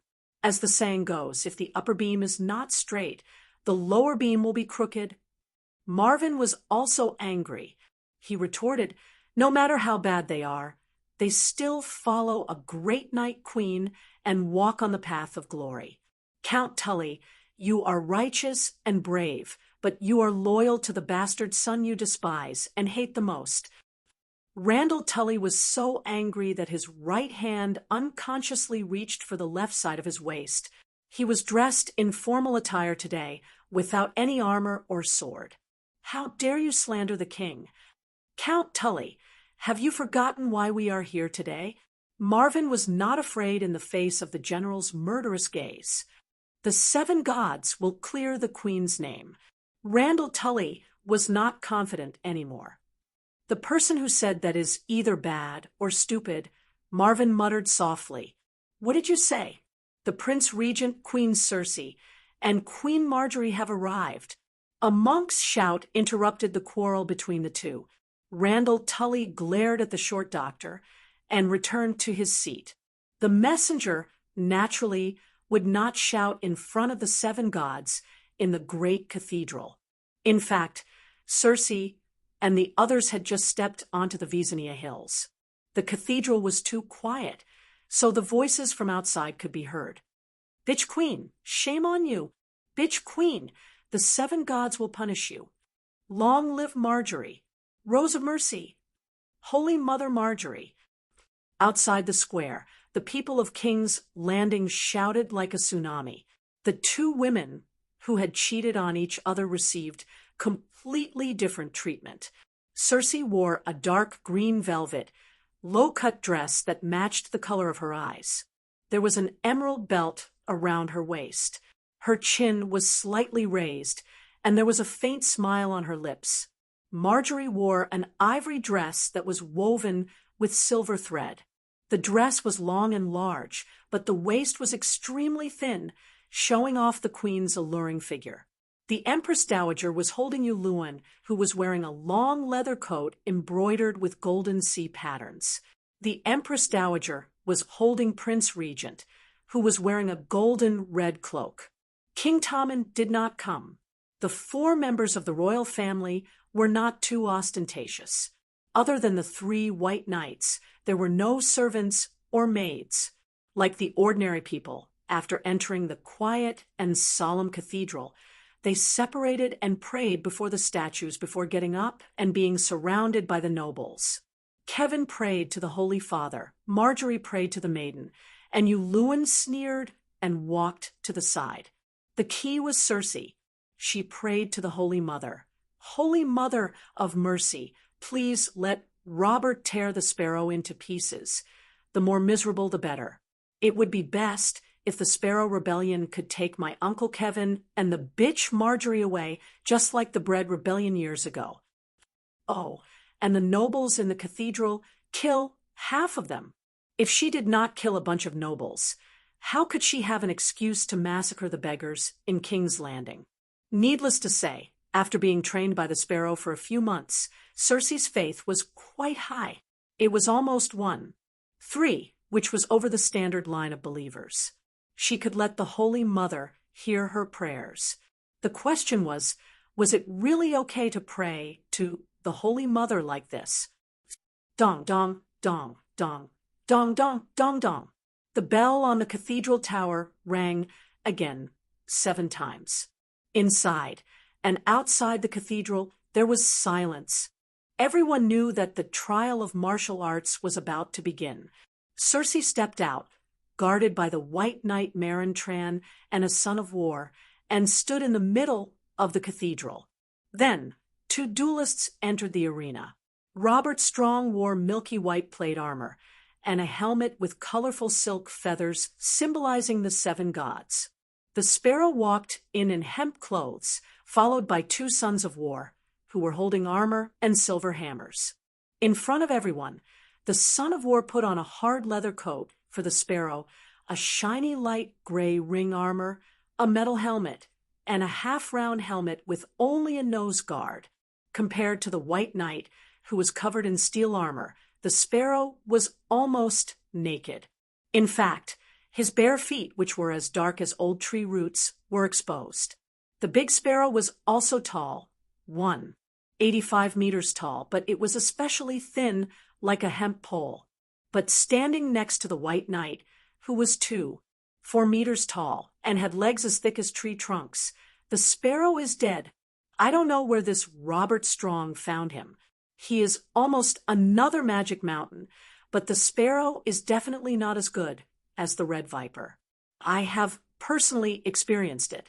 The red viper hitting the magic mountain 10 times is not as effective as the magic mountain hitting the red viper once. Tyrion sighed. Chapter 552. The great sparrow and Robert Strong walked to the statue of the Father of Justice and knelt on one knee facing each other. Circe stood between the 2 of them. An old monk walked forward with a polyhedral crystal in his hand and held it high. When the candlelight and skylight from the dome met the crystal, it immediately scattered a thin layer of rainbow light. The monk turned the crystal and adjusted the angle of the rainbow light so that it shone on Circe's face. Then, with a holy and pious expression, he shouted to the statue of the Heavenly Father in a high, solemn, almost sing-songy voice, just Father, Mother of Mercy, Maiden of Light, industrious blacksmith, brave warrior, wise crone, mysterious stranger, please look carefully and be the witness of your lamb. Find the truth in Circe Lannister's soul. If she is innocent, please return her freedom. If she is guilty, please punish her. That's a bit low. He even used the crystal to create momentum. Dany commented softly, with her right hand under her chin. Who do you think will win? I'll be the banker. The great sparrow will be torn in half. 10-1. How about that? Tyrion raised his right hand wrapped in gauze and grinned. Who's betting with you? The big guy will definitely win. Everyone knows that. Cheeky pouted. Everyone knows. Eerie nodded in agreement. He's so strong and has iron armor. He's definitely going to win. Cora shook his head and sighed. Your Majesty, do you want to bet? The dwarf moved closer to Dany and asked with a smile, How much money do you have to bet with me? It's fine if I lose, but if the great sparrow gets the help of the 7 gods and turns the tables, can you afford it? Dany gave him a sideways glance. There's no losing. Everyone knows that. Tyrion shook his head. Okay, let's bet a little less. 100,000 gold coins. Take it as a reward for the bribe you gave to Zero last time." Danny didn't think that the 7 gods could really protect the Great Sparrow, but she thought that if he got a lot of money, maybe the dwarf could move out of the Great Pyramid. It was one thing for him to freeload here, but he also liked to go out in the middle of the night to fool around. While they were chatting, the cultivator had already nodded to the aristocrats and commoners. Seeing that no one objected to being a witness to this martial arts competition, he put away the crystal and quickly left. Queen Mother Circe was also taken away by Sir Marlin and the Son of War. Before she left, Circe gave the Big Sparrow a smug smile, just like the day she encouraged the Big Sparrow to capture Marjorie. After that, Lancel handed Big Sparrow a spiked hammer. It had a 30-centimeter long oak handle and a corncob-shaped head. It was very small and looked very light. White Knight Palos handed over a 2-handed sword with a golden handle to the Sworn brothers. The girl's palm was as wide as a palm, and it was as tall as a sparrow's neck. It was shining with a cold light, and there were many rice-sized gaps on the edge of the blade, but it was polished to an extremely sharp point, emitting an oppressive, baleful aura. It was truly a weapon of death. Hundreds of people from King's Landing who had said obscene things on the day of Circe's parade had died under the sword. Big Sparrow turned around, raised the hammer to the blacksmith statue, and shouted, "Fight for the 7 gods and justice." There were no seats in the Holy Hall. Circe stood under the glass window on the east side, surrounded by great nobles such as Kevin, Uluin, Randall, Tari. Robert Strong did not speak. He just turned his huge body and respectfully saluted the Queen Mother with his sword. As the Chief Justice of the 7 Kingdoms, Randall Tari had part of the right to judge. As the 7 gods bear witness, the trial of martial arts begins. Robert Strong took a step forward, held the sword in one hand, and slashed at Big Sparrow's head like a normal person chopping a wooden stake. A white light flashed in the Holy Hall. Boom! Rubble flew everywhere, and a wine-sized hole appeared in the marble floor. 7 or 8 floors around it all cracked. "Wow!" everyone exclaimed. It was not only because of White Knight's strength, but also because of Big Sparrow's agility. Not to mention the live audience. Even Dragon Queen, who was watching the live broadcast, was sweating for her good church member at that moment. White Knight did not stop. After the downward slash, he swung his sword again. His right arm was thick like a tree trunk, and the nearly 1-4-meter-long blade covered an area of 2.5 meters. The wind brought by the giant blade even made the candle flame in front of the statue sway in one direction. What a big sparrow! At this moment, the Archbishop seemed to have really become a sparrow. He actually bent his body in the direction of the giant sword, landing on his knees and tilting his head back. The blade of the sword was a palm's width away from the tip of his nose. Just like that, he skillfully avoided the attack by sliding to his knees. What did Big Sparrow do before? Tyrion's eyes bulged in shock. He must be a warrior. He used to be a soldier. Cora said with absolute certainty. Maybe he's a juggler. Danny said uncertainly. In fact, Ursa was right. Big Sparrow was not a juggler, but a veteran of hundreds of battles. Big Sparrow's experience was very similar to that of Meribad's monk. He joined the army as a young boy, experienced hundreds of battles, and became a cripple. He converted to the 7 gods, became a barefoot monk, and spent the rest of his life serving the people of the 7 kingdoms. In just a few words, Big Sparrow dodged White Knight's attacks 7 or 8 times. He was as weak as a sparrow, but also as agile. "Coward!" one of Circe's henchmen shouted. 7 gods above, Big Sparrow, do you want the 7 gods to see what a comical coward the Archbishop is? If you have the guts, then fight fair and square. Many nobles echoed. Big Sparrow did it on purpose. Even if the real Robert was here, fully armed and wielding the giant sword with all his strength, He would not last long before he got tired. Ursa said hesitantly. He was a little unsure himself, because White Knight Robert did not even pant. He was like a perpetual motion machine, without any sense of fatigue. A normal person would at least pant after swinging the sword 10 times, but his movements did not even change. Strange. Quentin of Dorne frowned. "Sir, look at the ground," Tyrion suddenly said. Robert was very strong. Every time he hit the floor, stones would fly everywhere and potholes would appear. Big Sparrow's estimation is wrong. Robert is not tired, but he is starting to sweat. The key is that he is barefoot. I don't believe that stepping on sharp stones will not affect his movements. The dwarf sighed. In theory, he was not wrong, but Big Sparrow also noticed his predicament and quietly changed his tactics. White Knight approached, step by step. Big Sparrow's expression was blank. His eyes were fixed on the enemy's right shoulder, and he kept retreating while calculating the 2 steps. Robert swung his sword and attacked fiercely.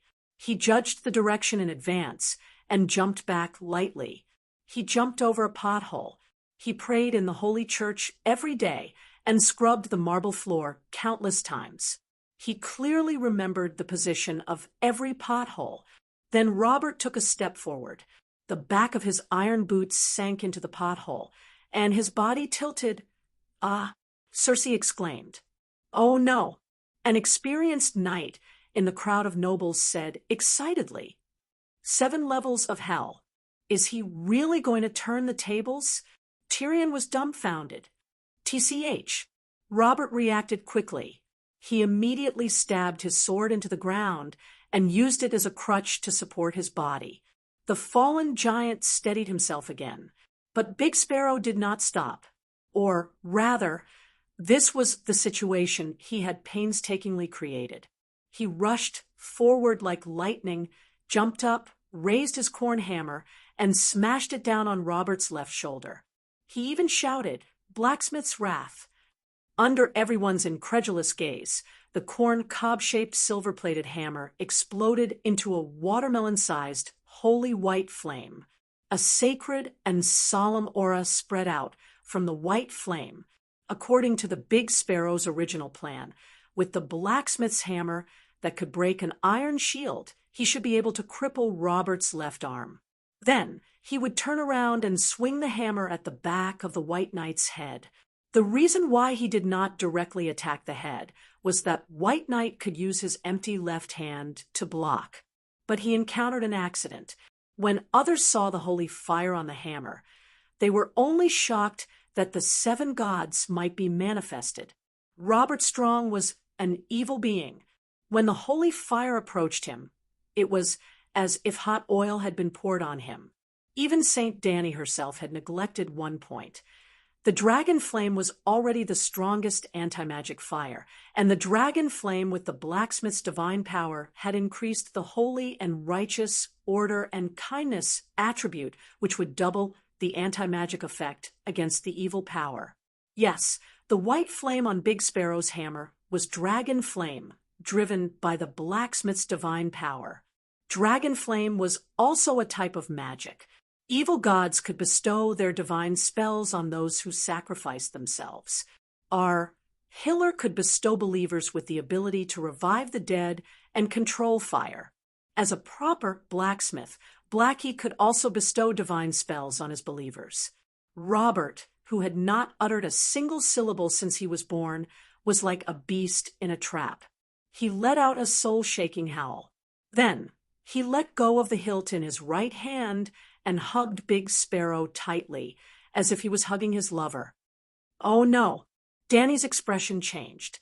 She hurriedly informed Blackie to increase the support for Big Sparrow's divine power.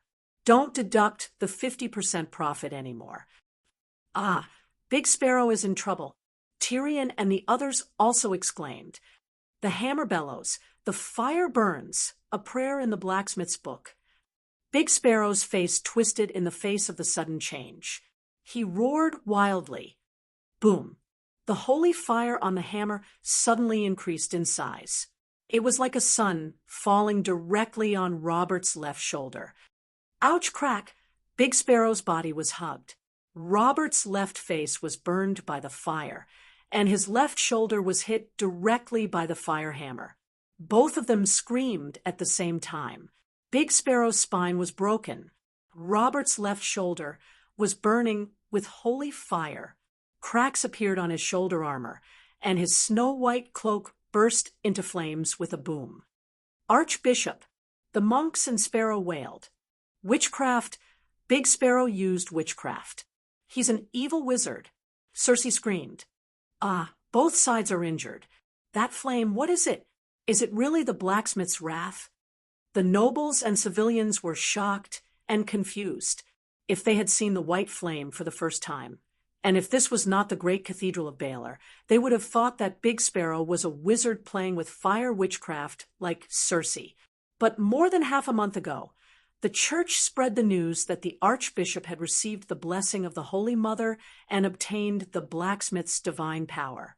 Everyone was confused. Why did the blacksmith's divine power not come from the blacksmith, but from the Holy Mother? But they also heard the follow-up story. Big Sparrow, who never knew how to forge, suddenly became a blacksmith grandmaster and forged a steel sword of a higher level than the missing blacksmith grandmaster Butamort. The above thoughts appeared and disappeared in an instant. The situation in the arena changed. Big Sparrow's spine was broken, and his ribs were crushed. Blood foam was spurting out of his mouth, but his hands did not stop moving. He raised the hammer again and hit the left side of Robert's iron helmet, which was probably the temple. Clang! The nut that fixed the helmet, and the helmet fell off, and the bucket-like fully enclosed helmet cracked into several pieces. A small part of Robert's long face was exposed to the eyes of Big Sparrow and the audience behind him. What are you? Big Sparrow's pupils contracted, and he swallowed the blood foam in shock. Chapter 5:53. After obtaining the stigmata of blacksmith, Big Sparrow could not only use the blacksmith fire, divine dragon flame, but also learn many forging techniques out of thin air. Therefore, he could instantly determine the weakness of the opponent's armor, and he could also break the gap of the armor with his hammer to destroy the complete structure of the armor. So he broke Robert's shoulder pads and broke Robert's helmet with one blow of his hammer. Half of the helmet fell off, and half of Robert's face was exposed. What a tragic face that was! Eyes flashing with bloodthirsty red light, black lips without white breath, a greenish-gray nose, pale gray skin with a hint of purple, and a face covered with a network of purple-black blood vessels. No, those were not blood vessels, but traces of stitches. Ah, is he still human? He's even uglier than Yulun Duke. Someone in the audience exclaimed. Yulun looked over with a dark face. He had always heard rumors that Robert did not eat, drink, or poop, and was curious about his true identity. Kill him, kill Big Sparrow. Circe's face was pale, and her eyes were filled with fear as she screamed hysterically. In fact, Big Sparrow probably would not survive even if she did not shout. How could he live with a broken spine? You're not human. Big Sparrow suddenly understood. He struggled to lift his hammer and shouted, Sacred fire of the 7 gods, burn the sinner of the impure. Boom! Flames rose from the hammer again, and the high temperature and holy aura made Robert want to dodge. If he did not dodge, he would die. If he was hit in the head, he would definitely die. Subconsciously, White Knight, who was kneeling on the ground, grabbed Big Sparrow's armor with his right hand and threw him out. Clang! The Big Sparrow was thrown out without any resistance, but his hammer did not completely miss. It hit Robert's loose faceplate, and holy flames splashed everywhere, landing all over his head, face, and chest. Together with his left shoulder and cape, which were already burning, Robert was almost a man on fire. The White Knight slapped the flames on its face with all its might and let out a terrifying roar that could grab one's soul. The duel is over. Robert Strong wins. Go put out the fire. Circe shouted to the nobles around her for help. Your Majesty, the Archbishop isn't dead yet, nor has he admitted defeat. Count Tully pointed with a solemn expression at Big Sparrow, who was coughing blood while struggling to get up. Kill him, Robert! Kill the sparrow! Circe yelled at the White Knight, who was writhing on the ground. What kind of fire is that? It seems to be as scary as the dragon flame. Maybe Big Sparrow can really win. If he can hold on for another half an hour and doesn't die, Tyrion said blankly. Take off your helmet and cloak, Iuluen reminded. Circe hesitated. She was not stupid. Did she not know that taking off her helmet would free her from most of the holy flames? But after taking off the helmet, how much of a commotion would the human face under the helmet cause? However, when the mask fell off just now, many of the nobles had already seen half of his face, but they did not recognize him. Perhaps now that he had been burned. Even if his mother came over, she wouldn't be able to recognize him. Thinking of this, Circe made a decision and shouted, Robert, take off your burning armor. Even the dragon flame couldn't ignite steel. If it wasn't for the blacksmith's divine power driving the holy flames, it would have extinguished itself after burning the cloak. At this time, the flames were getting smaller and smaller, but the blacksmith's holy flames were too damaging to the corpse monster, causing Robert Strong to struggle and howl like crazy. At Circe's command, Robert immediately used his iron-gloved right hand to tear off his helmet. His left shoulder was hit by Big Sparrow's full strength, his shoulder blade was broken, and he was burned by the holy flames. He had lost most of his vitality. Clang! Robert took off his bucket-sized flat helmet and threw it far away. Ah! The monks, nobles, and commoners at the scene all saw Robert's true face. 1/3 of his face was burned, and the remaining 2/3 were still visible. Large patches of greenish-gray scalp were exposed on his head, and his dark black hair was like weeds in the wilderness. There were clumps here and there, and a few of them were connected together and withered like winter reeds. Contrary to everyone's expectations, Knight Strong's head was far smaller than expected. It also looked a little bloated, but compared to the giant's height of 4 meters, his head and torso were a little out of proportion. Ah! Suddenly, Big Bear pointed at Robert in the magic mirror in horror and howled. He was so shocked that he could not speak. 70% hell. Tyrion slapped his forehead and shouted out Big Bear's thoughts in disbelief. Rob! Robert is Rob. How did my sister do it? Rob? Which Rob? Quentin hurriedly asked. Could it be Robb Stark? Old Yimont blurted out. Yes, it's Rob. Since I'm not the only one who thinks so, it must be Rob. Big Bear's face was pale. He glanced at Tyrion and nodded heavily, but the young wolf master is already dead. His head was chopped off and sent to King's Landing, and his neck was sewn with a dire wolf's head. Quentin was confused. That's right. Dany suddenly understood. She had always thought that Robert Strong was the Magic Mountain. After all, that was how Game of Thrones was acted out.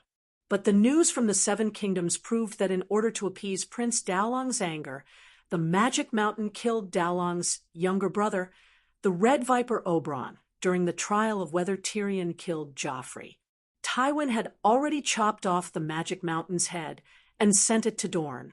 The Magic Mountain's body was too big, and his head was almost impossible to fake. More importantly, Tywin did not need to fake it. The Magic Mountain was poisoned by the Red Viper's black witchcraft and would definitely die, not to mention the dead Magic Mountain. Even if he was still alive, Tywin would offer the Magic Mountain's head if there was a need to appease the people of Dorne. There's a witchcraft school in the East Necromancers.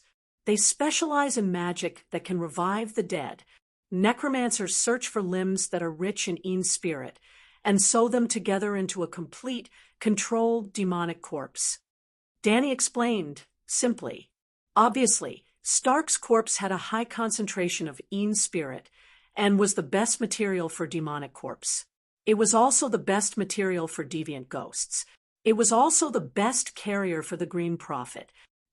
Cersei also knows necromancy? Ursa asked in surprise. Tyrion said with certainty, Cawborn, it's Cawborn. That guy was originally a scholar in the City of Knowledge. After he was discovered to be secretly researching necromancy, the professor stripped him of his necklace and chased him out of the City of Knowledge. After that, Cawborn joined the most notorious warrior group and continued his evil experiments on human bodies. After that, the warrior group chopped off Jaime's dominant hand. Cawborn helped treat Jaime's injuries and followed them to the King's Landing. Lannister would definitely repay his debts. No matter how bad Cawborn's background was, he was still valued by my father and sister. Roar! At this moment, Robert had already taken off his burning shoulder armor and cape. Purplish-black blood flowed from his burns as he walked to the side of the big sparrow.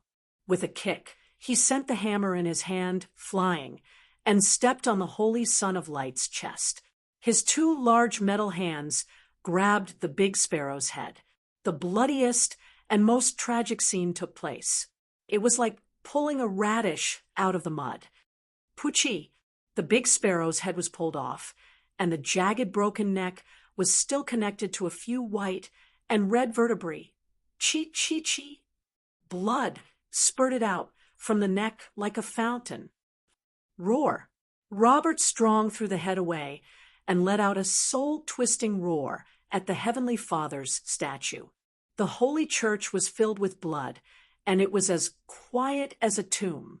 Only the candlelight was swaying, and the Heavenly Father's angry eyes seemed to be covered with a layer of dim blood. I won. Suddenly, Cersei laughed loudly. She excitedly shouted to the surrounding nobles, I won the tournament. I am not guilty. The 7 gods have proven my innocence. Ha ha ha. You cheated. Robert Strong is not human. Lancel's angry roar came from the crowd of monks. Cersei turned around and saw her cousin's eyes were red, his face was distorted, and he was about to collapse. Yes, Robert is not human. A human cannot look like this. As the representative of the commoners, Stryker decided to be fair. This monster looks very similar to young Wolf Master Robb Stark. This is witchcraft, a vicious blood witchcraft. A noble from Hujien said angrily, yes, the trial of this tournament was very sensational. More than half a month ago, even Dragonstone Island sent a representative, not to mention the other nobles of the 7 kingdoms. Those who could come were all here. This is not fair. The queen cheated with witchcraft. Someone started, and more than a dozen nobles who were not part of the Iron Throne's faction immediately agreed. This is necromancy. Don't think that no one knows. Go to the other side of the narrow sea and invite the red-robed monks or necromancers to identify it. Everyone knows. Marvin's face was pale, and he also spoke on behalf of Dragonstone Island. Don't slander me. Seeing everyone's suspicious eyes, Cersei quickly stood up and pointed at Marvin, cursing, Look at his chest. He is from Dragonstone Island. That little bitch, Dany Rise, ahem. Prince Regent Kevin hurriedly coughed a few times and interrupted his niece. Queen Dowager, Dragonstone Island is Targaryen territory, and the Iron Throne has acknowledged this. You should call her Prince Dany Rise. It's all the same. Cersei waved her hand and continued. Dany Rise definitely doesn't want me to be well. Everyone knows that. Just like how I don't speak well of her, her evaluation of me should also be heard in reverse. So, Robert Strong is a human. He just looks a little strange. Look at my fiancé. Lewin was pulled over by his fiancée without any warning. Look, he looks 30% human, 70% ghoul. Cersei pointed at Lewin's scarred face. He's even uglier than Robert Strong, but who can deny that he's a living person? Marvin's mouth was wide open, and his expression was blank. Yu Luan's facial muscles contorted, and he looked even uglier, as if he was scarier than White Knight. Everyone was also skeptical. There's also the White Knight who escaped, the Hound. Everyone knows how ugly he is. Oh, there's also the White Knight, Loras. You should really see him. I swear, after seeing him, everyone will think that Robert is a handsome man. Little Rose Marjorie and Prime Minister Blow Up Fish, Mace Tyrell, Hand of the King, father of Loras and Marjorie, both had dark expressions on their faces. Puffed. The dwarf in front of the magic mirror held his stomach and laughed. Look, this is my sister. Isn't she cute? She always has a gift that makes everyone hate her and Lannister. His cute sister continued. As for his small head and big body, haven't you seen a little demon? Deformed and twisted short legs, deformed and thin arms, a deformed head that's bigger than a normal person's, even his penis is... The dwarf's laughter stopped abruptly. The audience in the holy cathedral fell into deep thought. The audience in front of the magic mirror turned around and looked at Tyrion strangely. I'm so touched. I never knew my sister cared so much about me. Tyrion clamped his legs together. His ugly face twisted. Chapter 554. He's not Robb Stark either. Cersei's performance continued. There are too many people who look alike in this world. Take that little devil who killed his father, king, and betrayed humanity as an example. You all know that I'm a filial daughter. In order to avenge my father, I offered the title of Earl and 100,000 gold royals as a reward to hunt down that devil who deserved to fall to the 7th level of hell. Many mercenaries brought me gnome heads, dozens of them, hundreds of them. Why? Don't the mercenaries know that I'm wise and powerful, able to distinguish between truth and falsehood? They all know, but they don't want to deceive their king. Those mercenaries just can't tell the difference between a normal dwarf and a little devil. If even that deformed little devil monkey has so many similarities, is Robb Stark the only one in the world who looks like him? There are also those with evil intentions who say that this is black magic and want to go to the other side of the narrow sea to invite the necromancers. Please use your brains. Where is this? The great Cathedral of Baelor, the residence of the 7 gods. If there's really something evil, why don't the 7 gods show themselves? Or do you doubt the sanctity and dignity of the 7 gods? Cersei spoke with conviction. The more she spoke, the more she felt that her words made sense. Her voice became louder and louder, and her tone became more and more confident. It was as if, as long as she convinced herself, she would be able to convince the whole world. Needless to say, most of the spectators, even the cultivators and sparrows, were intimidated. Even the evil Marvin looked at her in shock. His mouth opened and closed quickly. He didn't retort, nor did he know how to retort. I didn't expect Empress Cersei to be so capable. It sounds real. Could we have guessed wrongly? The bear said in a daze. Sigh, my sister has never lacked cleverness. Tyrion shook his head and smiled bitterly. What are those cultivators doing? Ymon exclaimed. Marvin turned his head away from Cersei and looked at the sparrow's corpse. The scene changed as well. The scene changed again. While Cersei was arguing with the crowd and suppressing the disgruntled crowd, several silent nuns and the gray-robed friars moved forward together and formed a circle around the archbishop's corpse. Silence and her sister were strangers' wives and could be considered as Westeros embalmers. It was their professional job to stitch up the mutilated corpses. At the same time, several Sister Silents were helping Big Sparrow to fix the body. The dislocated and broken bones were restored to their original positions. The severed head was put back in place, the torn flesh was stitched up, and the dirty blood was cleaned up. The rest of the monks, nuns, and the church's armed forces were all kneeling on the ground and reciting the chapter of the Holy Mother from the 7 Stars Bible. Circle after circle, more and more believers entered. There were members of the church who had rushed over after hearing about the archbishop's death, as well as representatives of the commoners and some devout nobles. As more and more people joined in, the solemn chanting drowned out Circe's eloquence. Hey, the martial arts trial has already ended. Many people are waiting here. I'll announce the results first, and then you can do whatever you want. Circe shouted at Archbishop Matthew, who had been holding a crystal in front of her face. The Archbishop of Baylor wasn't the only one in the cathedral. There was also a group of archbishops under him. In fact, as the headquarters of the Church of the Seven Gods, the cathedral was one of the training centers for the archbishops of the Seven Kingdoms. The other one was in the old town, the Starry Cathedral. There were more than 10 archbishops stationed there all year round. As a participant, Big Sparrow naturally couldn't be the judge of the martial arts trial. Matthew, who had been picked out by Big Sparrow, became the judge of the martial arts trial because he was devout enough. However, the martial arts trial didn't need a judge. It was as simple as that. Your Highness, you have won. Everyone saw it. There's no need to announce it. Randolph frowned. He was a notary on the Iron Throne's side.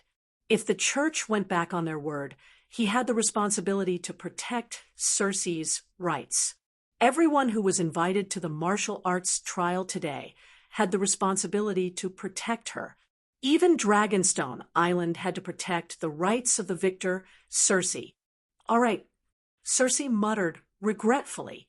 She waved the wide sleeves of her skirt, held her head high, and prepared to leave with White Knight. But suddenly a change occurred. The Holy Mother has appeared. Circe heard someone exclaim as she turned to leave. She even heard the voices of Uncle Kevin, Marjorie, and Mester. Holy Mother? Circe turned around and was stunned. Without a doubt, Big Sparrow was dead. If it was in the past, even if he was as devout as the Son of God, he would have died. Ascending to heaven was just wishful thinking. Even the seven gods were fake. 7 pieces of wood. You want to go to heaven? Dream on. However, it was different this time. If the 7 gods were a position, then someone had already joined them. Once they joined, they had to fulfill their duties. Very suddenly, the moment Robert plucked Big Sparrow's head off, he died. His soul followed the thread of faith and entered the pool of faith. Blackie was not the only one who was at a loss. Even Dragon Queen, who claimed to have read countless novels and rich experience with the gods, was stunned. She really didn't know that such a thing could happen. However, since it had happened, she had to deal with it. How should she deal with it? Her first thought was to burn Big Sparrow's soul with divine fire and turn it into soul essence to nourish Blackie's body. This was called bow your head and be willing to be a cow, turn into spring mud, and protect the flower. It was a clean end to everything. Then she heard Circe's arrogant words and understood something. This was the great cathedral, under the witness of the 7 gods. Big Sparrow was the son of light, and Robert Strong was a monster. If the 7 gods did not react at all, then when the night came, the faith of the 7 gods would flow away like a flood. She could not cast a great fireball on Circe from thousands of miles away. Even the true god, Lalo, could not do that. Then it could only be a miracle. Danny suddenly had a thought. Since Big Sparrow's soul was in her hands, could she revive him? If a monk could do it, why not a Taoist? If Lalo could do it, why couldn't the 7 gods? When Ghetto devoured the Crab King, Blackie gained a new divine title, Holy Mother. At first, Danny thought that Holy Mother equals mercy, which was useless. Then she found that she was wrong. Blacksmith equals hardworking, but it increased the power of forging. The Holy Mother's power was related to medicine. She gained a lot of medical knowledge out of thin air. But just like forging, all medical knowledge came from the believers of the 7 kingdoms. The medical knowledge of the Seven Kingdoms was still at the stage of leeches sucking blood, and the medical doctors of the City of Knowledge were not pious to the seven gods. Even old Yamant only had 10 piety. She could not even get the knowledge of a medical doctor. At most, she could only become an experienced doctor in the countryside. Except for some strange recipes, the knowledge she got was not even as good as what she learned in school in her previous life. So, she felt that the Holy Mother's divine title was useful, but it was not. Until this time, when she accidentally met Big Sparrow's soul in the pool of faith, she had a flash of inspiration. If the knowledge given by the divine title was useless, then what about the Holy Mother's power? She could use the power of the great guardian and blacksmith to drive the dragon flame, turning it into platinum holy flame and crimson glaze flame. The glaze flame could even melt steel. What if she used the Holy Mother's power to drive healing? Could Dahe use healing? No, it could not. But Danny could, after learning from Butian that there was a difference between Type A willpower and Type B active spirituality. In addition to using willpower to develop Danny's whisper and willpower enhancement technique to supplement herself with Type A spirituality, she also created a healing technique. Last time in Tolos, Little Green's wings were torn to pieces, and its legs were bitten by the pterosaurs like chicken legs. There were holes and blood everywhere. The 6 pterosaurs were also miserable, with their wings torn and unable to fly. Didn't she deliberately use Type B spirituality to repair their bodies? A long time ago, Danny found that spirituality could heal Megalosaurus, but this time it was more targeted. In the past, in 100 units of spirituality, there were only 10 units of Type B active spirituality. If 100 units of Type B spirituality could heal injuries, then Danny had to endow the Megalosaurus with 1,000 units of total spirituality. Now, she could separate out Type B spirituality on her own, which required 100 units, so she would give it 100 units. This was almost useless when facing Megalosaurus, because Megalosaurus could absorb unlimited spirituality, and she was willing to invest unlimited amounts of spirituality on her children. However much spirituality there was, it was all absorbed by the dragons, so there was no need to separate out Type B spirituality. But for the pterosaurs, sorry, Danny had to scrimp and save to raise her children. For ordinary people, sorry, your soul is already saturated and has reached the upper limit of spirituality absorption. At this time, it was necessary to have a treatment technique that was cheaper and more efficient. There was only one thing. The pure spirituality version of the healing technique was effective, but it was very slow. It did not have the effect of healing visible to the naked eye like in the game, when the holy light was used. At this time, because of the death of the Big Sparrow, Danny had an idea. If she used the Holy Mother's power to drive the healing technique, what effect would it have? But no matter how powerful the healing technique was, it could not grow a head out of thin air. She needed to sew the Big Sparrow's limbs back. Coincidentally, because of the death of the Big Sparrow, many cultivators and nuns in the Holy Church were praying to the Holy Mother. Those whose piety was between 200 and 250 were saints. Based on this standard, the Big Sparrow had more than 10 saints under his command. The piety of the saints was enough to open the door of faith and actively communicate with the Holy Mother.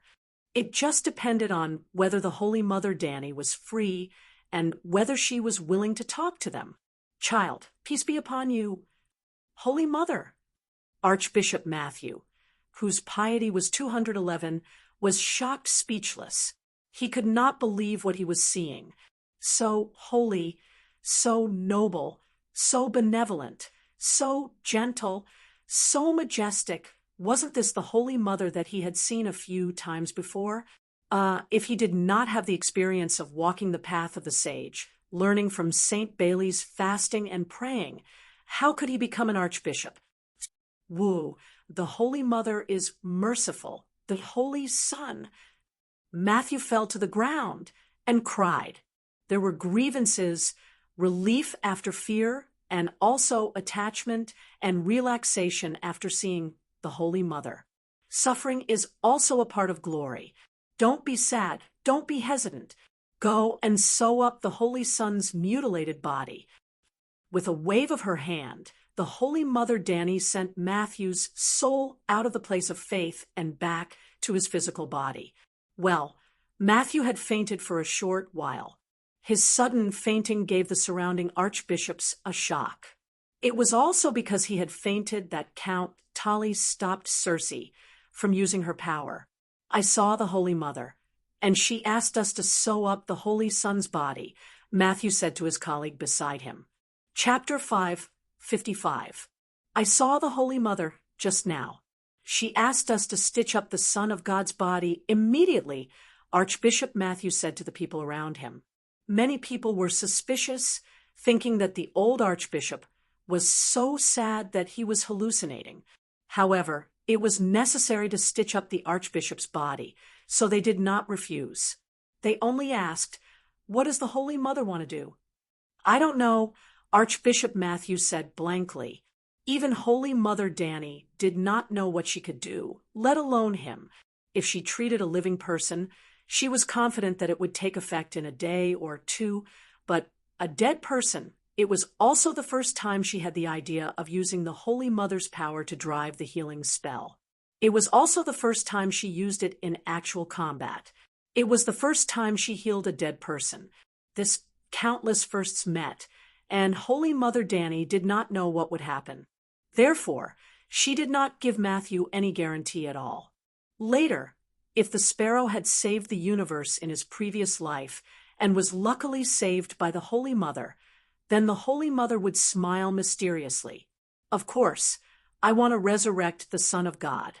If the sparrow died and the experiment failed, the Holy Mother would tell the believers with compassion, I am here to bring the Son of God back to heaven.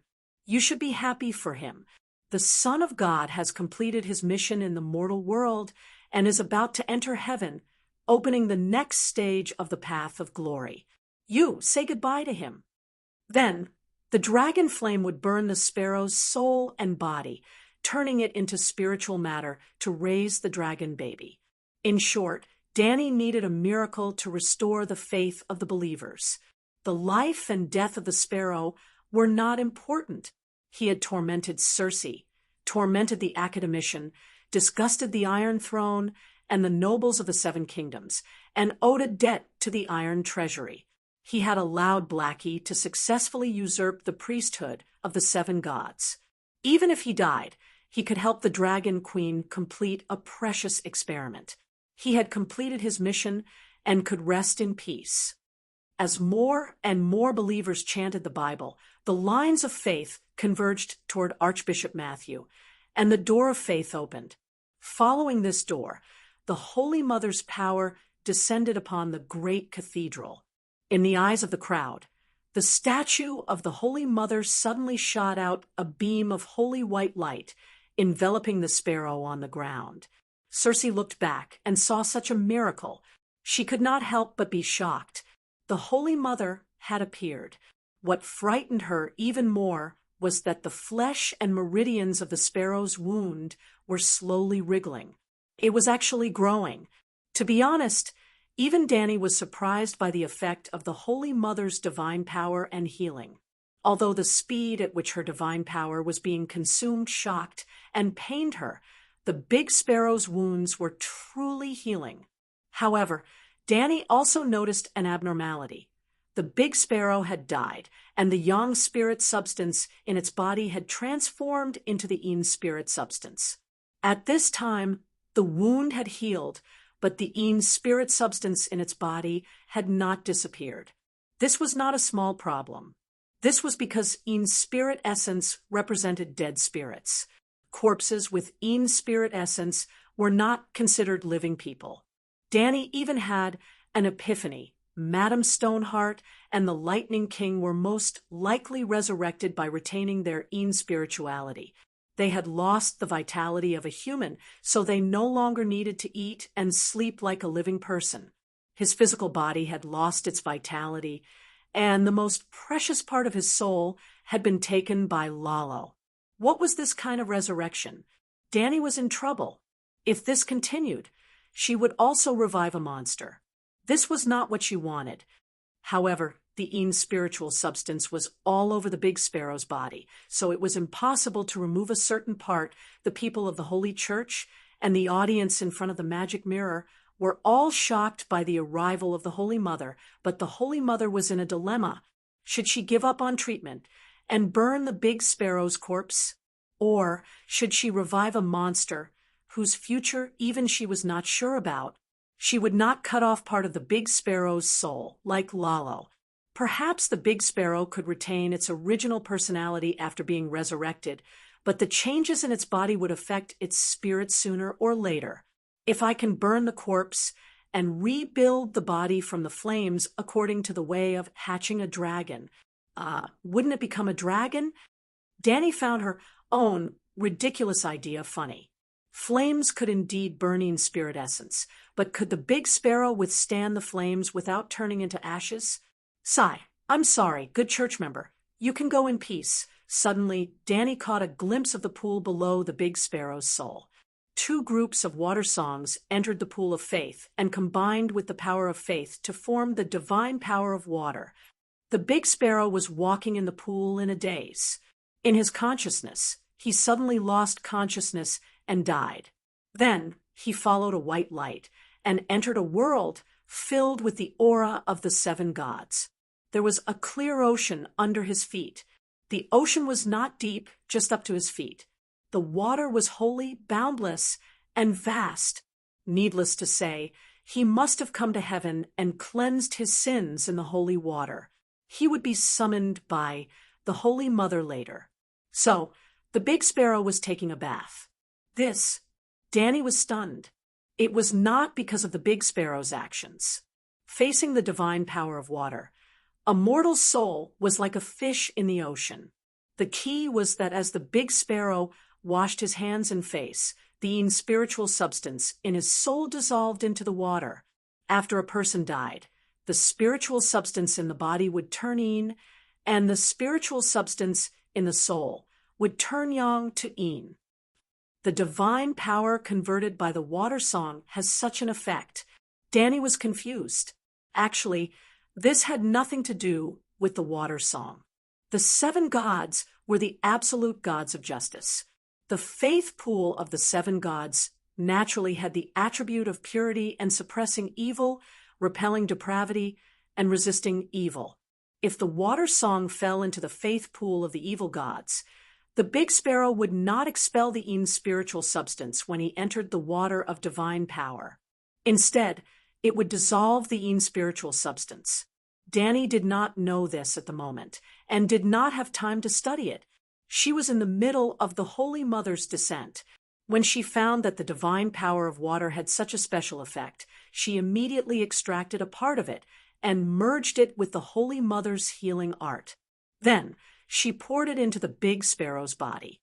But the milky white holy light that enveloped the big sparrow was suddenly dyed with a trace of active gold. Everyone did not know what it meant, but they were surprised to see black blood oozing out of the big sparrow's pores. Danny was even more shocked than them. The effect of the divine power of water was unexpectedly good. After the type B active spiritual substance dissolved in the divine power of water, it automatically repaired the cells with Ean's spiritual substance. Danny thought it was cells, but it was not. If the cells died, they would break down directly.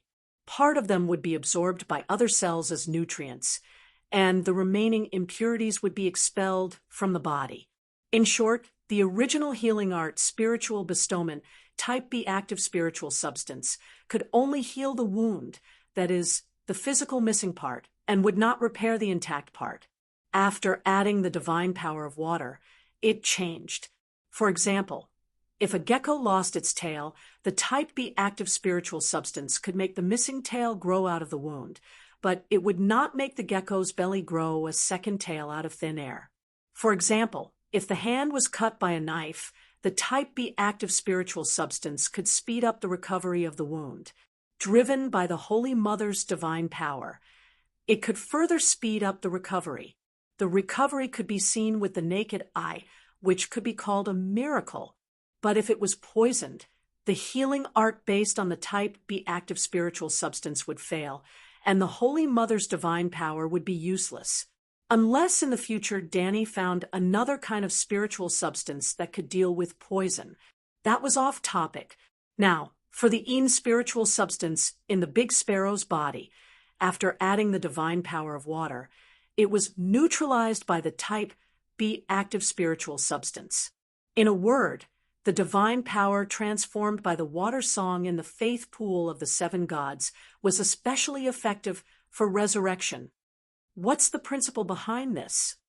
Danny was very surprised and also very confused. Hiss after coming back to her senses. Danny's heart ached so much that it was about to bleed.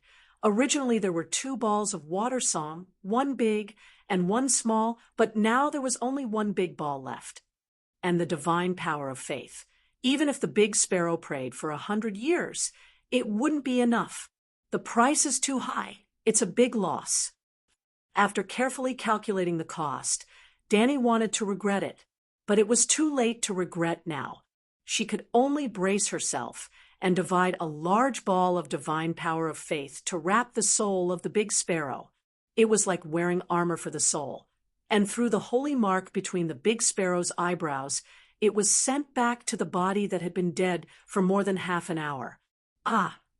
The 2 silent sisters, who were helping the archbishop clean the blood that was seeping out of his skin, suddenly opened their throats and howled hysterically. The silent sisters, as their name suggests, swore an oath of silence and could not speak. Why did the devout silent sisters scream? The monk close to the archbishop also screamed. The archbishop is alive. His fingers moved. I saw it. Lancel's eyes widened and said in disbelief, the archbishop's cold body is warm again. The silent sisters were shocked. Silence! Archbishop Matthew was also trembling with excitement, but he still forced himself to calm down and said, the Holy Mother has descended. What is your attitude? Yes, the light that fell on the big sparrow's body did not disappear. The Holy Mother was still descending. So, the monks joined the chanting army again.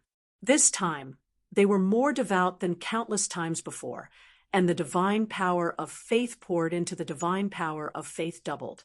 How could they not be devout when they witnessed the arrival of a miracle in person?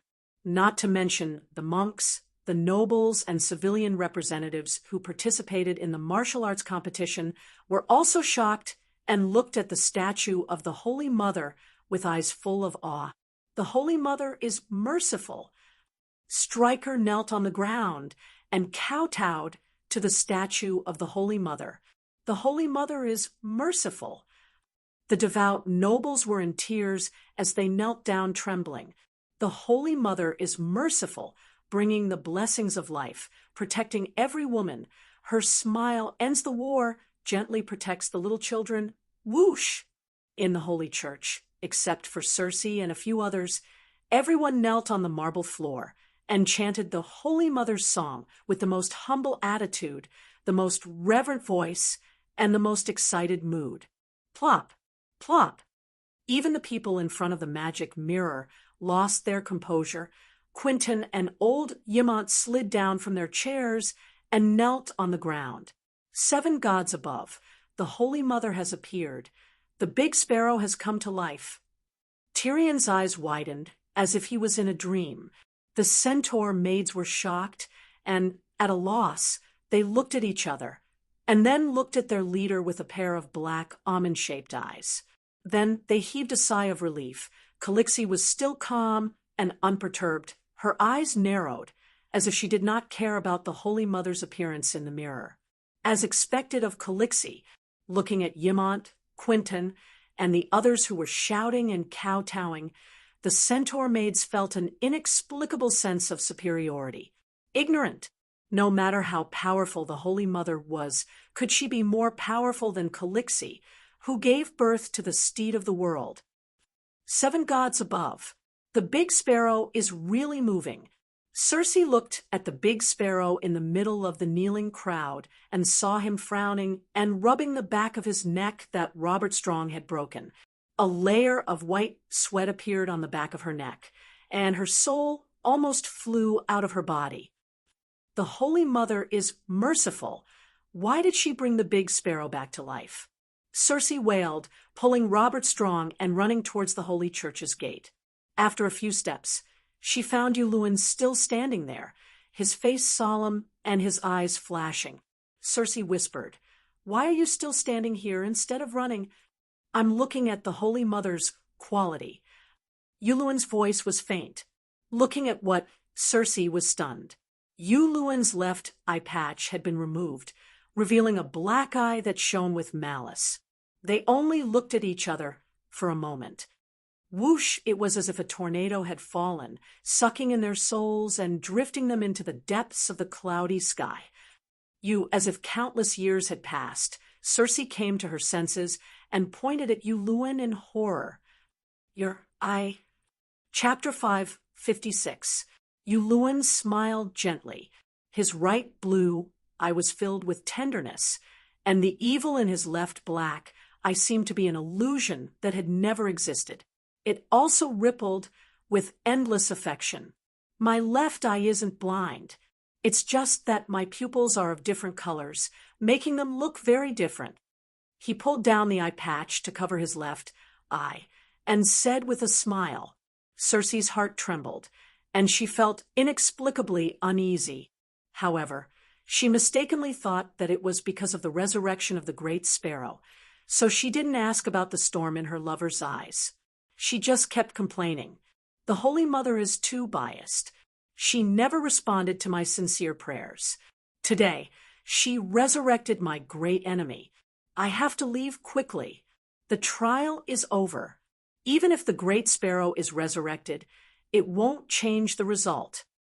Actually, you can let Robert Strong continue to compete with the great sparrow. He has just been resurrected, and his body is very weak. Take advantage of his illness and kill him. Uluin smiled evilly.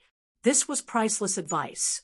The great sparrow's wound had healed, but the blood he lost couldn't be replenished in a short period of time. Even an ordinary soldier could overturn the great sparrow, let alone Robert Strong, who still had 90% of his health left. Are you stupid? This is the great cathedral. The Holy Mother has descended, and you still want to compete with him? However, Circe had fear in her heart. She didn't listen to his bad idea and pulled up her uncle and daughter-in-law who were kneeling on the ground. Why aren't you leaving? Are you counting on the Holy Mother's mercy? The Holy Mother is merciful, but the great sparrow is vicious. Kevin waved his niece's arm away and said in disgust, "You go back. I'll stay and repair the relationship with the Archbishop. I'll stay too. My trial has already been completed. I'm not afraid of the Holy Mother's descent." Marjorie's eyes were provocative as she smiled. The Holy Mother will never like a slut like you who likes to drink moon tea. Circe glanced coldly at her wife and pulled Uluin away. The great sparrow didn't chat with Kevin for long. He was in a daze. He was clearly bathing in the divine pool. How did he resurrect? He was also especially tired and didn't have the energy to toss and turn. At this moment, he endured his tiredness and led the cultivators and believers to recite the 7 stars Holy Scripture to the Holy Mother. Then he announced the end of today's trial. Faced with Kevin's inquiry about the results of the trial, the big sparrow was silent for a long time before he nodded and acknowledged Circe's victory. "I've lost. The Church will no longer pursue the Empress Dowager's crimes, but I can't declare the Empress Dowager's soul to be pure in the name of the 7 gods. This is against the rules." Prince Regent Kevin frowned. Indeed, the winner of the martial trial should be endorsed by the 7 gods. This person's soul is pure and flawless, free from sin. that was why the trial by martial arts competition was so sacred. According to the rules, both sides of the duel are believers of the seven gods, but is Robert Strong a human? I shouldn't have allowed that monster to enter the divine palace. It has tarnished the glory of the seven gods. The big sparrow said coldly. He's just a little ugly. The Prince Regent's eyes flickered, and he didn't sound confident at all. The big sparrow stretched out its rough and cracked hand to Kevin. The regent hesitated for a moment and put his right hand on it. Boom! A milky white flame suddenly rose from the big sparrow's palm and covered the Prince Regent's strong right hand. How dare you? White Knight Marlin, who was guarding the Prince Regent, thought that the big sparrow was going to burn Kevin with the same demonic flame that was used on Robert. He roared and was about to draw his sword to attack. Stop! Kevin quickly shouted and stopped him. Sir Marlin Lant, the Archbishop, didn't hurt me. At this time, the big sparrow also spoke. This is the new magic that the Holy Mother gave me, holy healing. The old man turned to look at the statue of the Holy Mother with a soft smile and sighed. The Holy Mother gave me the blacksmith's divine power before, hoping that I would use the blacksmith's power to cope with the coming long night. But I fought bravely and failed to live up to her expectations. I understood the past. So I asked the Holy Mother to take back the blacksmith's power and give me the seal of the Holy Mother that saves the world. In the future, I will no longer hold a sword, and my hands will only exist to remove pain. Kevin said in surprise, Did you see the Holy Mother when you were resurrected? Not only me, but you all saw it too. The Holy Mother is here, watching all of us. The big sparrow's skinny old face faintly exuded a holy light. Kevin's body trembled and said in shock, What did the Holy Mother say about this trial? The Holy Mother didn't say anything. The big sparrow shook his head. How can she not say anything? Kevin's thick eyebrows frowned. It's about the reputation of the Empress Dowager and the legitimacy and holiness of the Iron Throne. How important it is. Shouldn't the Holy Mother give an explanation in person? Everything has to be handled by the Holy Mother herself. What do you need me as the Archbishop for? The big sparrow said lightly. Kevin's face twisted. You are a participant in the trial, and now you are going to be the final judge. I'm afraid. Did you feel it just now? The big sparrow asked without rhyme or reason, but Kevin felt the big hand that was holding his right palm loosen. The holy healing technique is very magical. It's as warm as being washed by clean water. He said, You bring Robert Strong here with his hands and feet tied. In front of everyone, if he can withstand the holy healing technique that is beneficial to humans, I will announce the Empress Dowager's purity on behalf of the seven gods. Otherwise, I can only admit that she is innocent and will not endorse her past actions. The big sparrow said, This, Kevin asked in a low voice, can the holy healing technique exorcise demons? The seven gods are the holy of justice.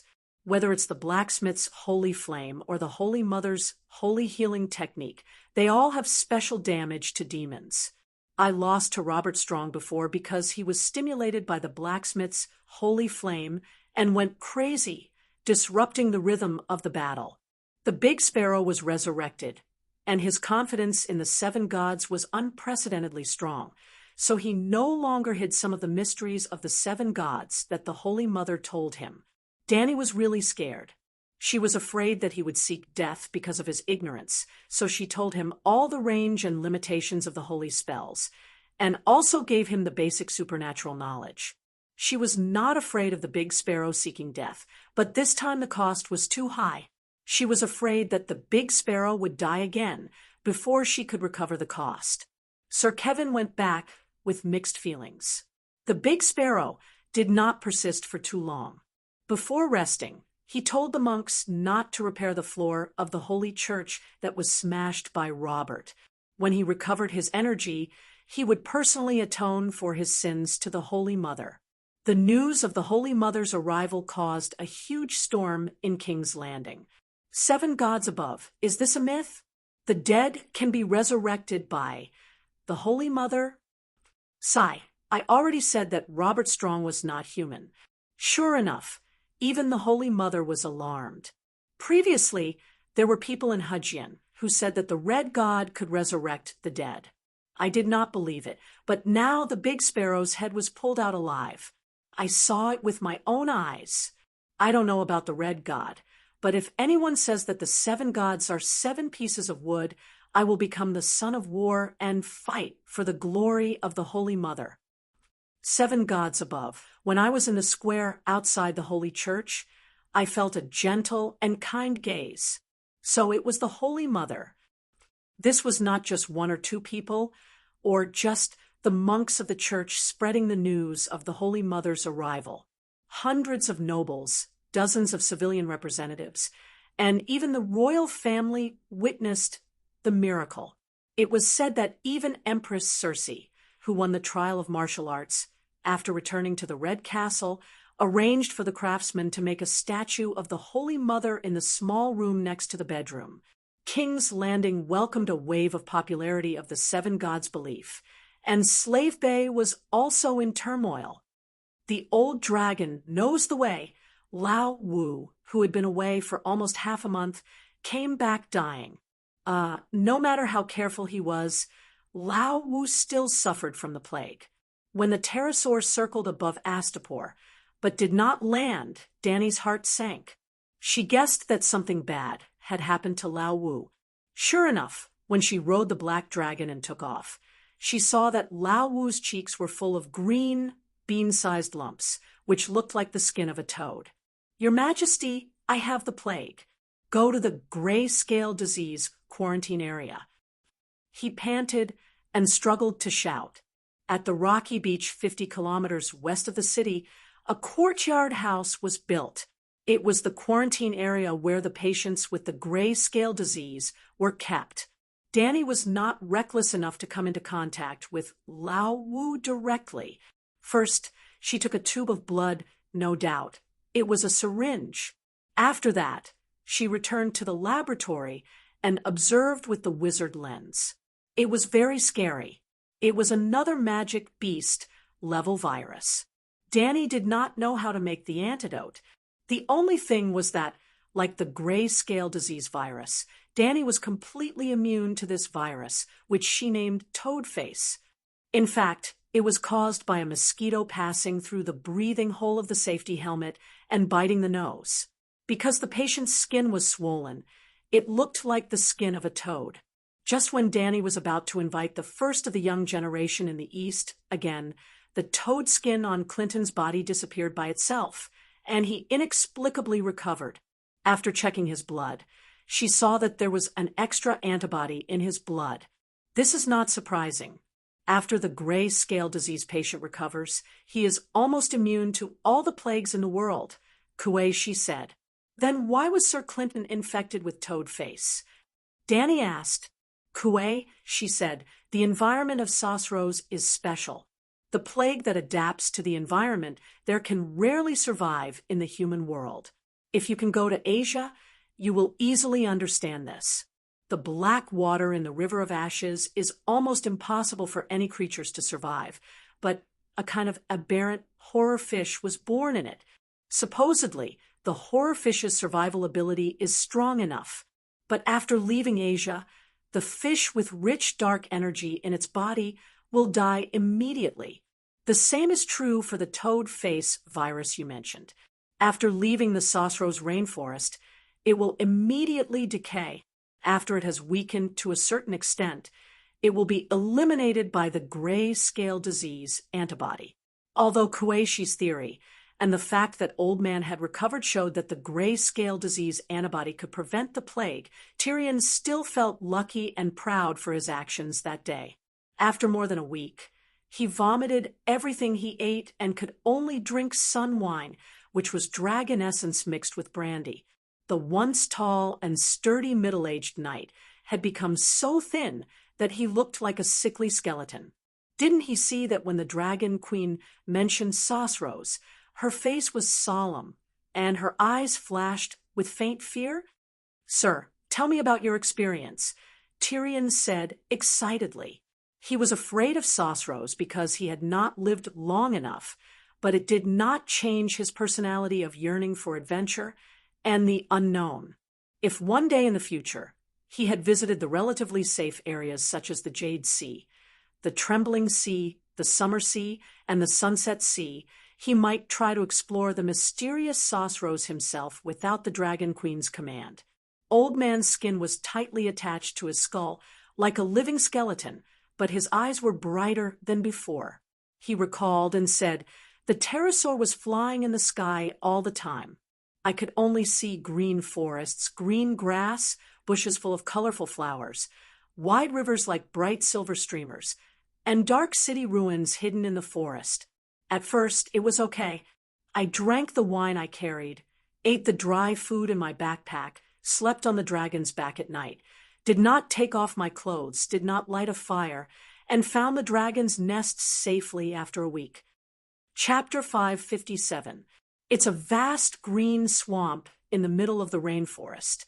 The air is filled with water vapor and heat.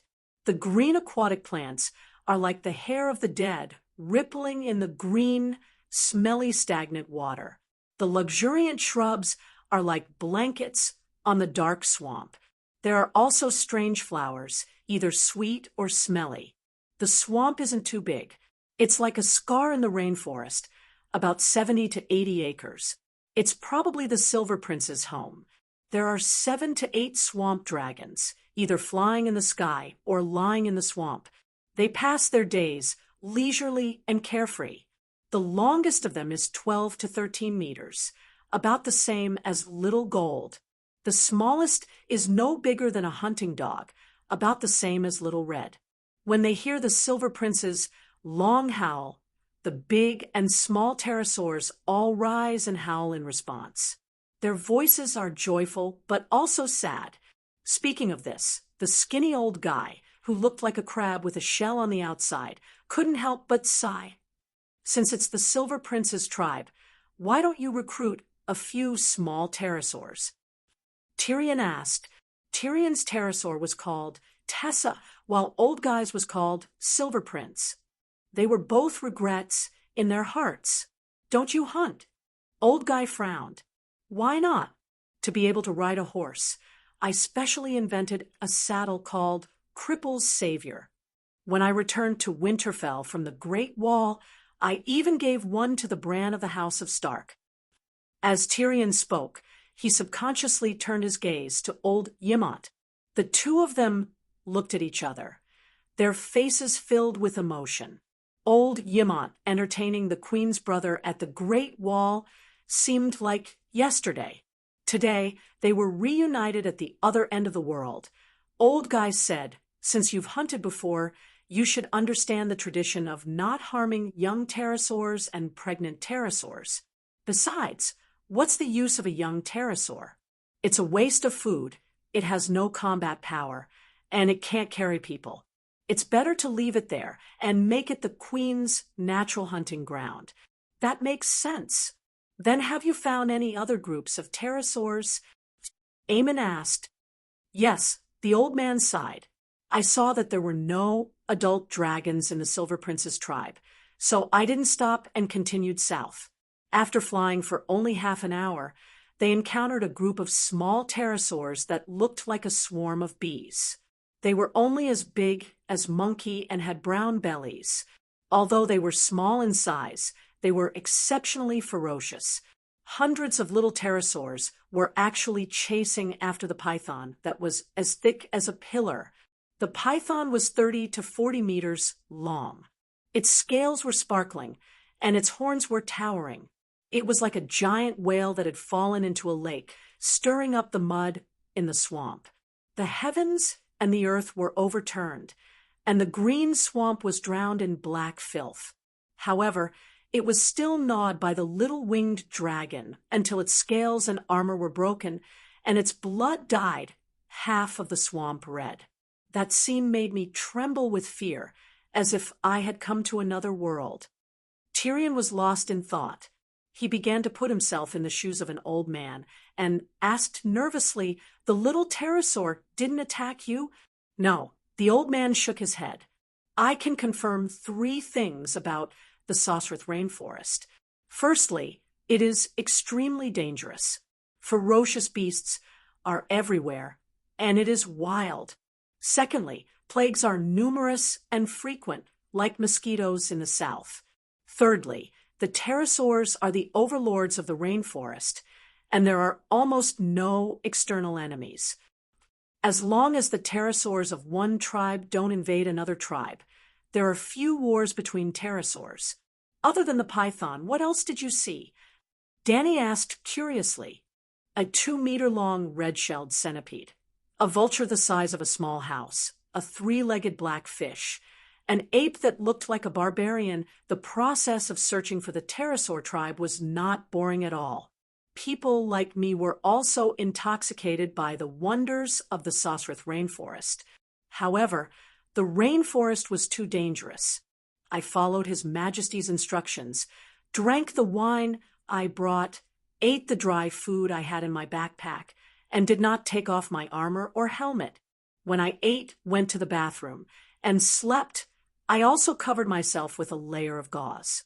No matter how hot and humid the weather was, I did not expose an inch of my skin. However, there were always gaps in my armor. A small mosquito bit me, and I lost my ability to move within half an hour. After another hour, I felt like I was going to die. It was worse than death. Fortunately, I didn't go," the dwarf muttered. Danny glanced at him and said calmly, "Tyrion, Sir Clinton did not do his best, and you were the banker in the trial of martial arts the last time. I lost 1,000,000 gold coins to you when you bet on the death of the sparrow. Why don't you make another trip to repay your debt?" "Your Majesty, the first time is unfamiliar. The second time is familiar. Besides, you said that Sir Clinton's body has an additional anti-plague antibody. Why don't we wait for him to recover? An old general will know the way," Tyrion said with an embarrassed smile. Even though Clinton guessed that the dwarf was afraid of death, he still replied with a determined expression, "Your Majesty, don't worry. With my previous experience, I will be able to find dragons for you again very soon." Danny glanced at the dwarf. The dwarf sensed something, and the relieved expression on his face immediately disappeared. He shouted anxiously, "Io, sir, you don't know, right? Prince Aegon was assassinated. His left waist was stabbed, and he is still bedridden now." "What? His Highness was assassinated?"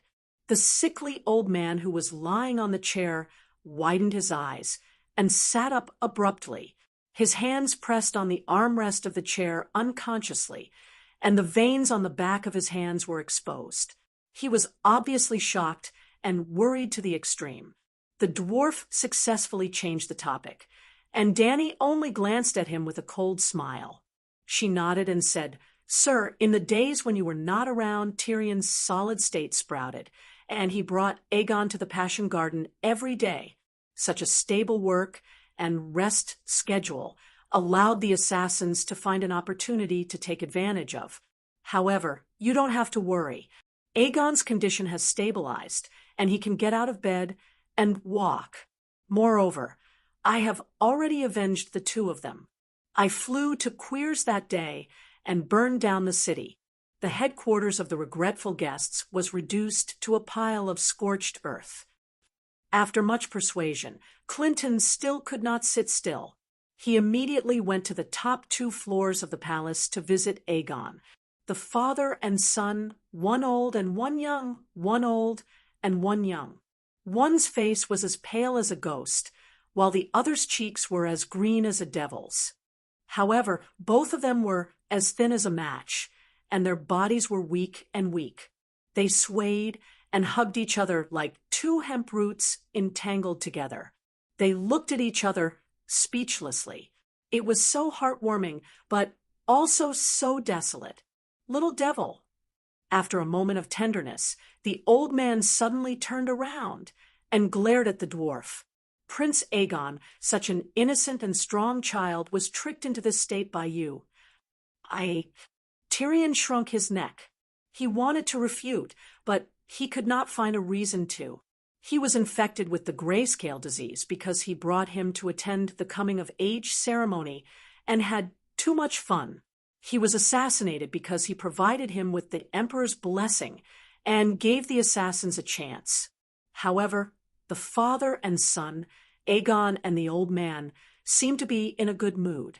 A few days later, both of them recovered. The old man began rehabilitation training, preparing to fight the Green Hell again. Aegon found Dahe, whom he had not seen for a long time, and continued to act pitiful, telling Dahe about the painful experience during the assassination. Winter had arrived. Old Ymont, who knew how to predict the season through the stars, began to go to the top of the pyramid every day to observe the direction of the stars with the stargazing mirror. This day, after finishing his work, he saw Aegon sitting at the foot of the wall under Dahe. He frowned and walked forward. Aegon, Dany's cargo ship plan is about to start. Do you know? Auntie is going to take action against the new guys. Aegon suddenly understood. Walking forward, Ymont caught a glimpse of the black fire at Aegon's waist. He lowered his eyes and said gently, "This time, Sir Clinton did not bring back a pterosaur, and the war is about to start. Every bit of strength must be used." So, Aegon did not understand what he meant. At this time, even Sir Mormont has subdued a shadow dragon. Only the oldest grayish-green swamp dragon is left. You can't use it as a spare tire anymore. Your strength cannot be idle, Ymont said in a deep voice. Aegon's expression changed as he shouted, "Auntie promised me." "Yes, she promised you. But as the only Targaryen male in his prime, even if you don't contribute much to the family, at least don't drag your auntie down, right?" Ymont's expression was solemn, but his tone was as gentle as usual. Aegon's face flushed red as he argued, "I also participated in the battle against Toros. I even killed 2 city guards. Yes, you are very brave. You live up to the name of Aegon." The old scholar nodded and praised. "Scholar, what are you trying to say?" Aegon suddenly regained his composure and looked at the old man in front of him. "Give the old pterosaur to the other knights. You wait for the next batch of pterosaur spares. The old dragon is 50 meters long, several times larger than Blackie. It is the Mount of Benny, the leader of Matari's pterosaur knights. Obviously, even Materis does not have the confidence to find another pterosaur stronger than it." Aegon frowned. "That is true, but the more it is like this, the more it will be useful in the upcoming battle." Seeing Aegon's conflicted expression, old Ymont's eyes flashed as he said meaningfully, "In terms of strength, the old green dragon is not much weaker than the Megalosaurus." Megalosaurus. Aegon looked up at the sleeping Blackie and said dejectedly, "Scholar, tell me, why is Blackie ignoring me? He can clearly understand human language. I told him about my ambition to fight for the Iron Throne and told him about the sorrow in my heart. Why can't he sympathize with me? Taming dragons is the same as learning magic. It requires talent. Many Targaryens do not have dragons and are even eaten by dragons." Ymont said, "But I definitely have talent. You know about the prophecy of the dragon having 3 heads. His words were too logical. Ymont could not refute and could only say reluctantly, "Then continue your relationship with Blackie. After 8 to 10 years, he will eventually respond to you." 8 to 10 years? Aegon shrieked in despair. 8 to 10 years is a normal phenomenon. Many Targaryens sleep with dragon eggs in their arms from infancy. When the dragon eggs hatch, the man and the dragon grow up together. Even so, a 14-year-old dragon knight is rare. You are not lying to me. Aegon was even more desperate. If you don't believe me, you can ask Tyrion. He is an expert on the Megalosaurus. Ymont said, unhappily, Tyrion was fanatically fond of dragons and was an expert on the Megalosaurus. Old Ymont was the same. The silly Aegon actually went to ask. Generally speaking, Scholar Ymont is not wrong. However, they spent more than 10 years as children. Their willpower and temperament are not mature yet. Hence, they are unable to subdue the Megalosaurus. Your Highness, perhaps it is more than 10 years. Tyrion said, hesitantly. Actually, the dwarf wanted to say that Aegon had no talent at all. However, he was afraid that the prince would fly into a rage and beat him up. Do you think that I have no talent? Aegon said coldly. He was not stupid. He could guess the dwarf's thoughts from his expression. Everyone says that my lifeblood has magic. I also want to learn magic, but I still have no talent. The dwarf spread his hands and said, dragons have 3 heads. Aegon said through gritted teeth, Your Highness, wake up. Dragons now have 20 heads. There will be more in the future. Pterosaurs are also dragons. Pterosaurs are also dragons. Aegon's expression changed a few times. He suddenly made a decision in his heart. The next day, Aegon said goodbye to Dahe for the last time. Dahe, if you continue to ignore me, I will go look for the old green dragon.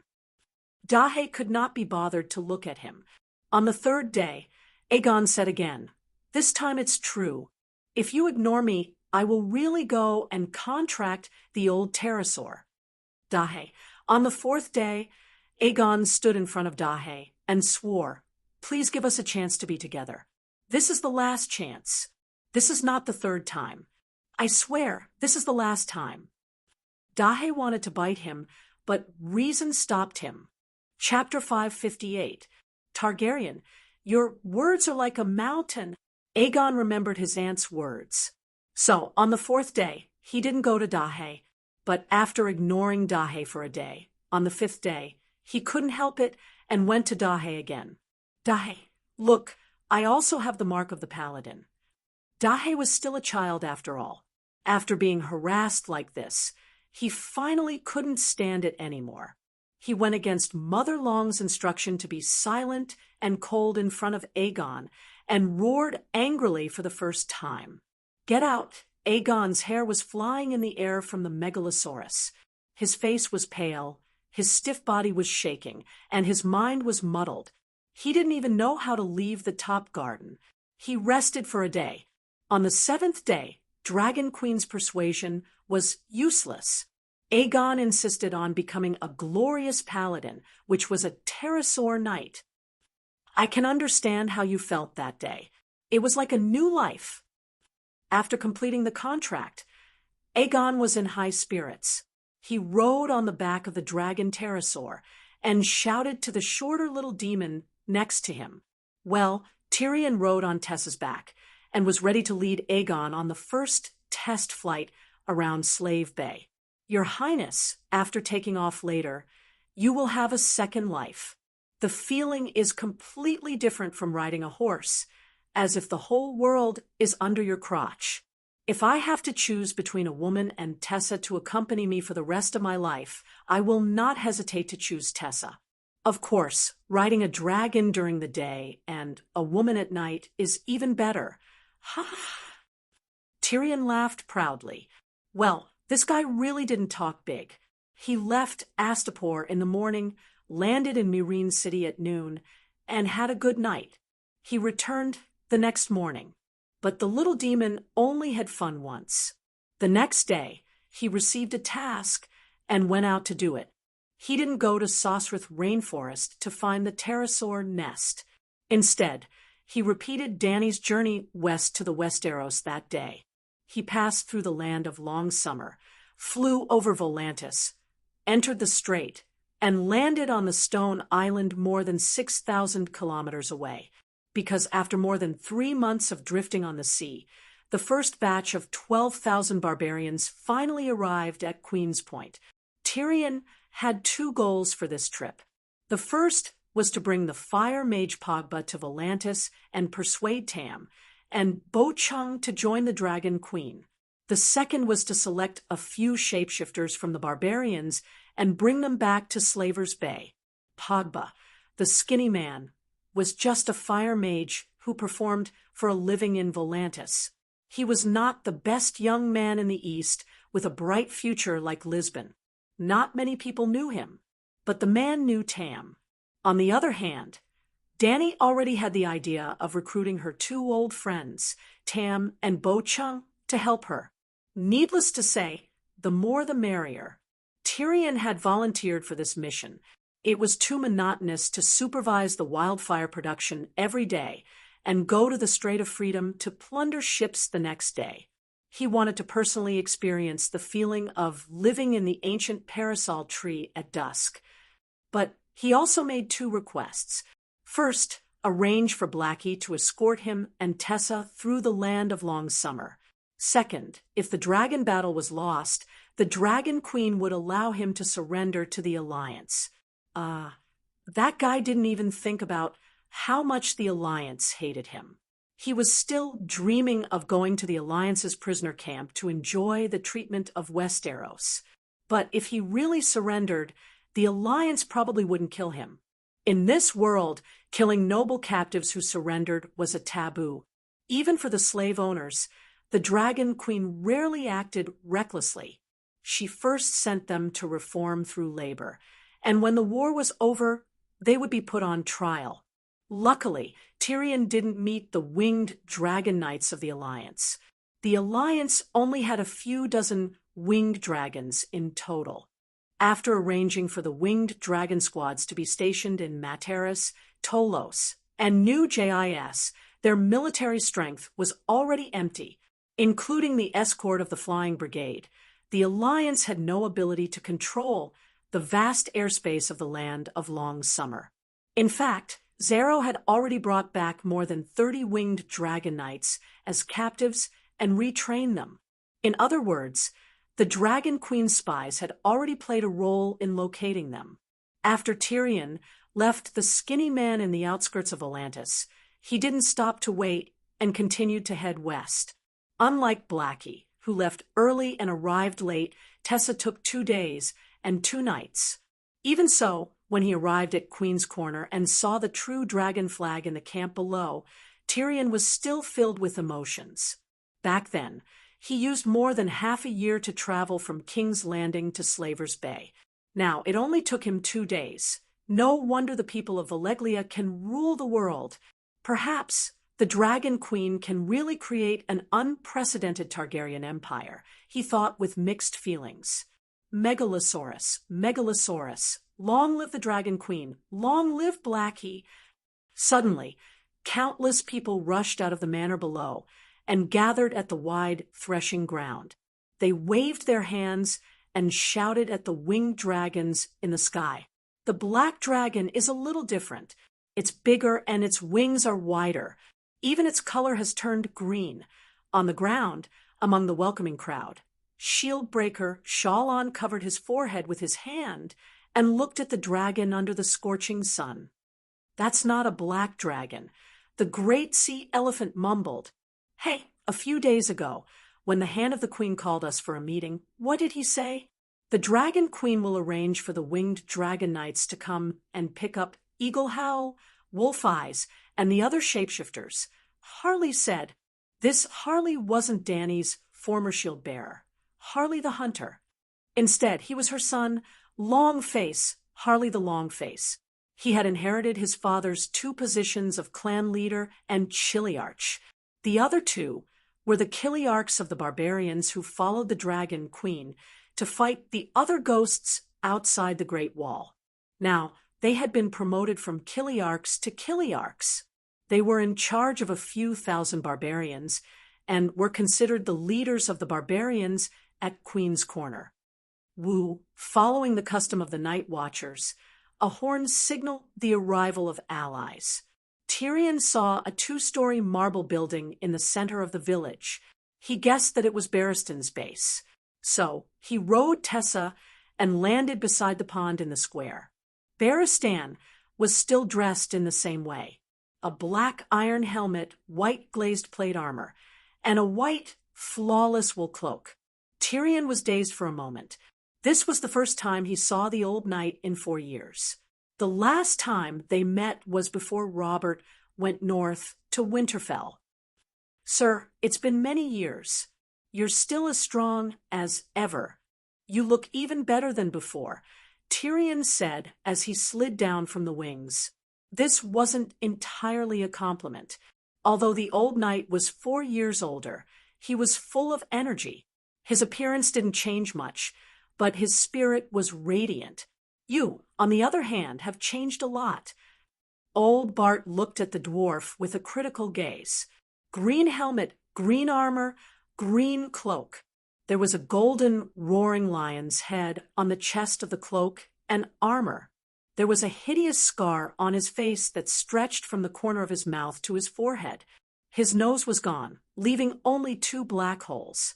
It was ugly, but it matched his disreputable identity. An unclean soul deserved to have an ugly demon-like appearance. However, beside him was a behemoth that was 40 meters long and 2 stories tall. What was the queen thinking to let such a person become a glorious winged dragon knight? Old Bart felt very uncomfortable facing a little devil that killed his own father, king, and father, and was an official of the same court as him. Compared to him, the big bear that betrayed his honor and became his sworn brother didn't seem so unbearable. "Wow, is this a winged dragon? It's so big, so powerful." Tyrion looked closely. It was a small woman that was 55 meters tall. She was in her early 20s with olive skin, big black eyes that shone with surprise, and a head of glossy black curly hair. Although she was small, she was well-developed, beautiful, and sexy. "She's called Tessa, my partner." Tyrion's eyes lit up, and he grinned and said, "You're right, she's very powerful, but her dragon knight is 10 times braver." "Is that so?" The short woman returned a charming smile and said, "Can I touch her?" "You can also touch the dragon knight." Ahem.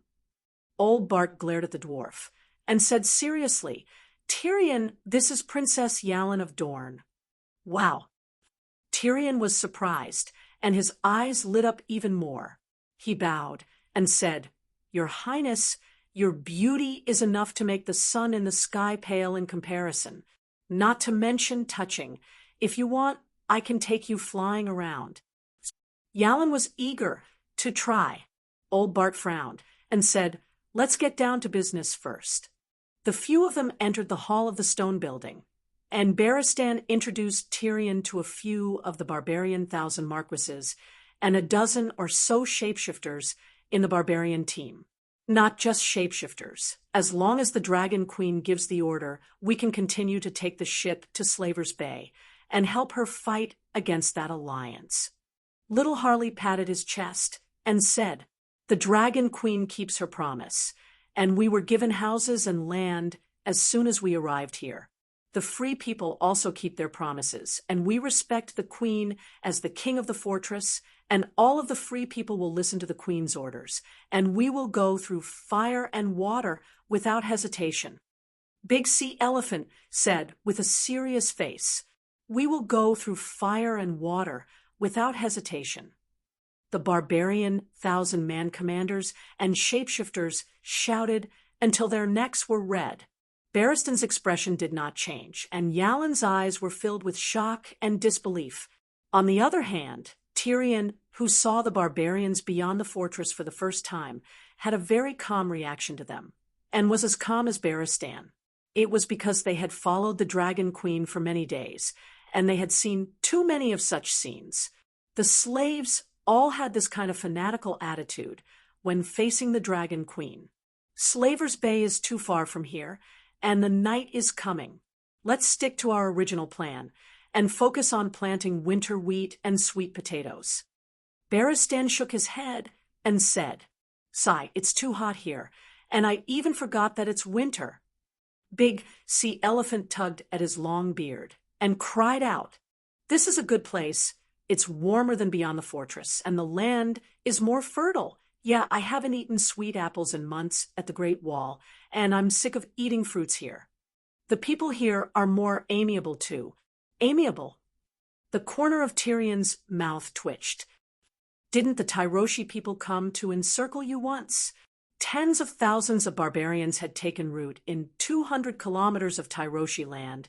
It would be strange if the Tyroshi people did not react at all. Actually, the Tyroshi people already knew that the Dragon Queen would transport the barbarians to the land of strife. There was no way to hide it. The northerners near the Great Wall knew about it, and so did the Bravosi people. Many people saw the fleet going south from East Sea Watch and replenishing water and fruits at Widow's Bay, Valley Seagull Town, Dragonstone Island, and other places in the Northern Territory. The Tyroshi people even sent out a fleet to intercept the barbarian fleet. However, the naval forces of the three sister cities, Mir, Tyroshi, and Lisi, were mostly at Slaver's Bay to participate in the World War. The remaining fleets were no match for the Dragon Queen's Royal Navy. Then, the Tyroshi people sent 5,000 infantry and cavalry south to attack the barbarian village. Before the army set off, they were discovered by the shapeshifters' animal companions. Chapter 559. Dany had originally planned to leave Whitey in the Narrow Sea to stabilize the situation, but because the enemy in the Narrow Sea was unexpectedly weak, and because of the pterosaur, she called Whitey back to Slave Bay. Now that she had received news that the Tyroshi were going to attack the Savage Manor, she naturally sent Whitey back to support the barbarians.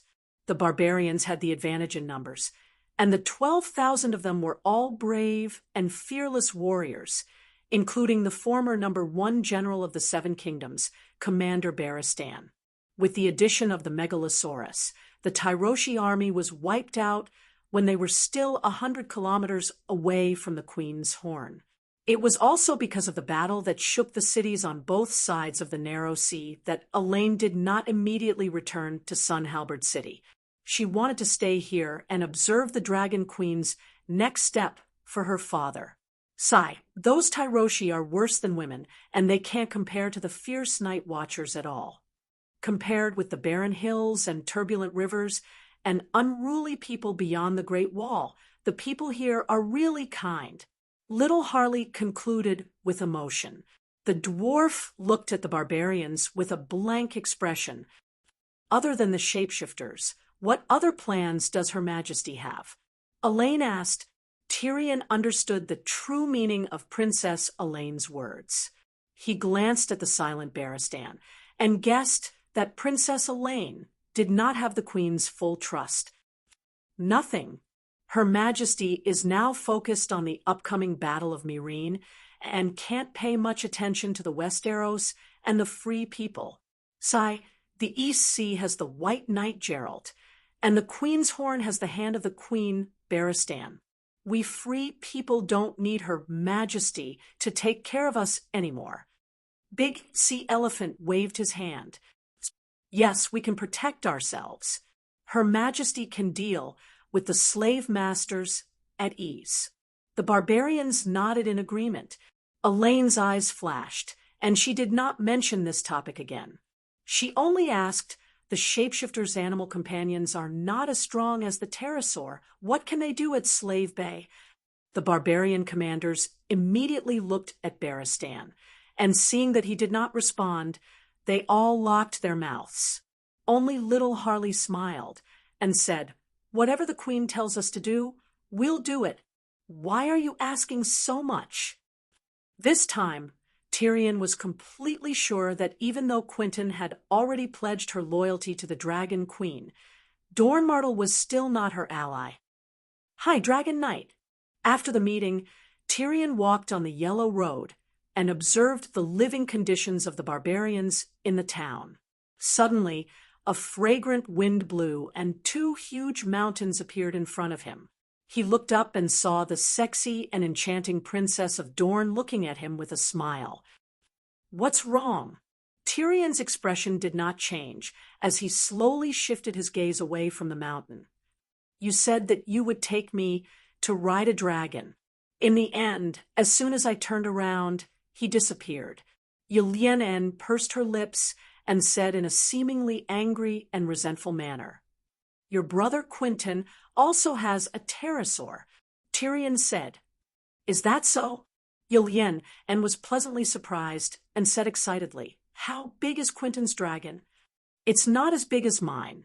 Other than Prince Aegon's Ilia, my dragon is the biggest because I'm the first pterosaur knight.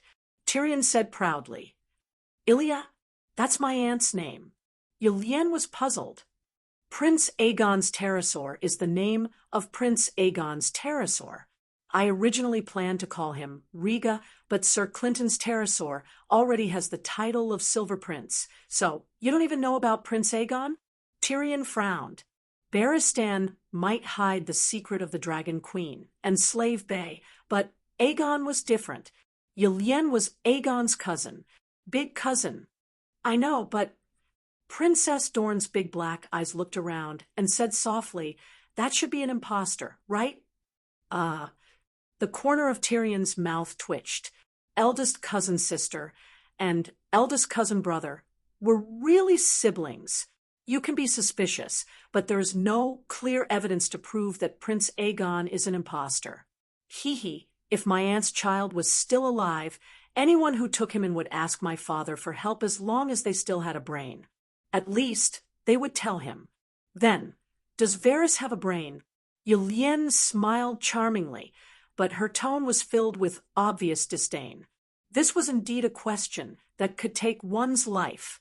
If Uncle Dowling could not be trusted, then there was no need to ask him for help in the future. If he could not be trusted 18 years ago, then he would be even more untrustworthy 18 years later.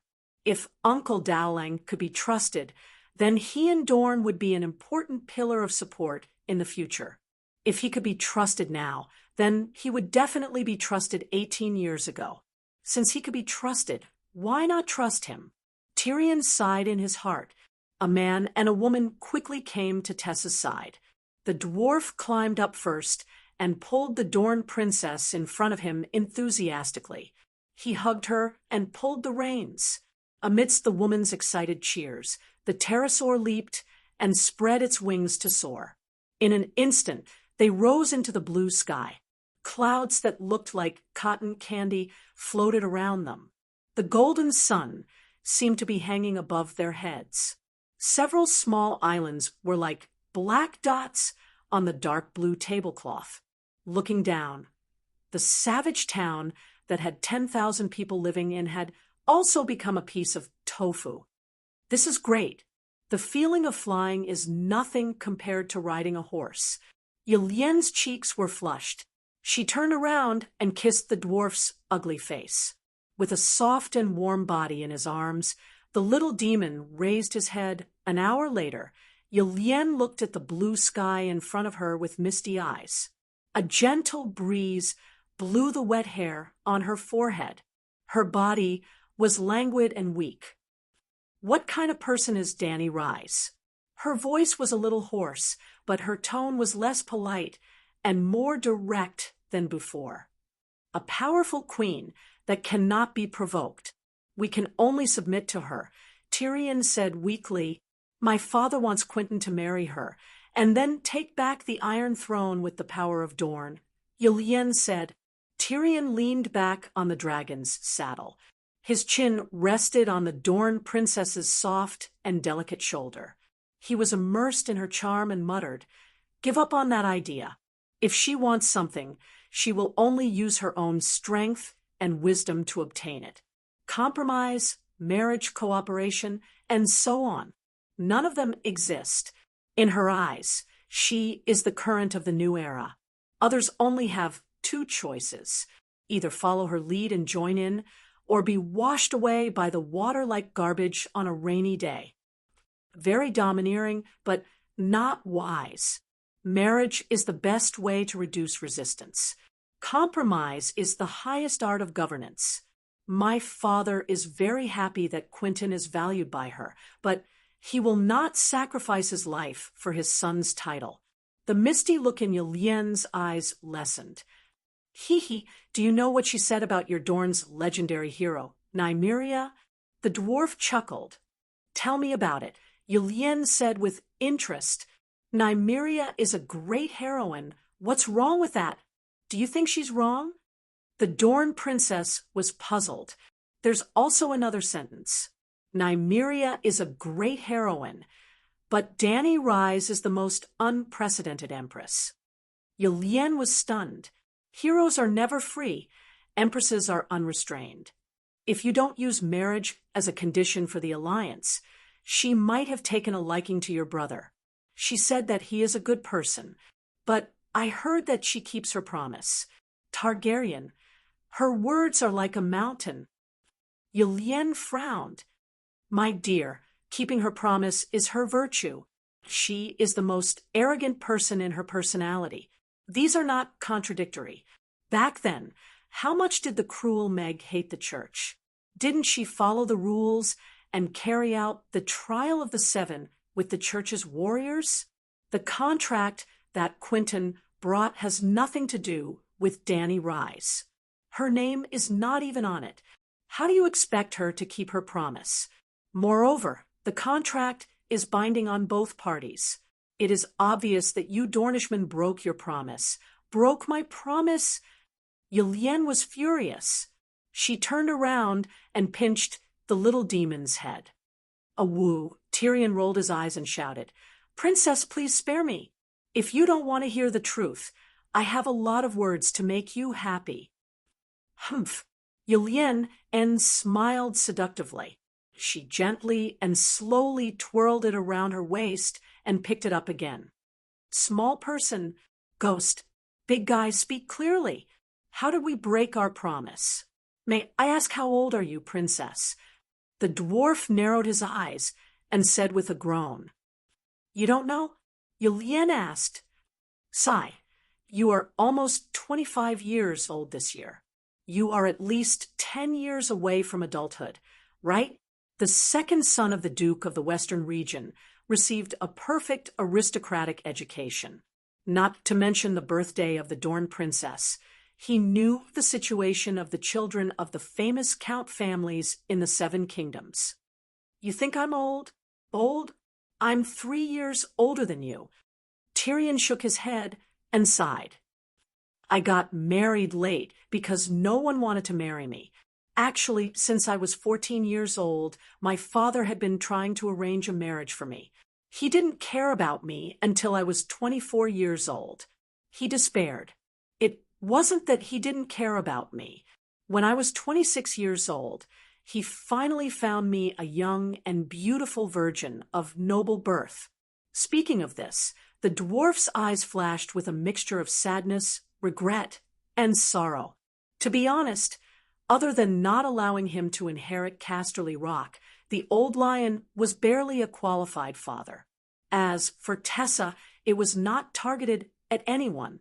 The patriarchal old lion was extremely harsh to every child in the family.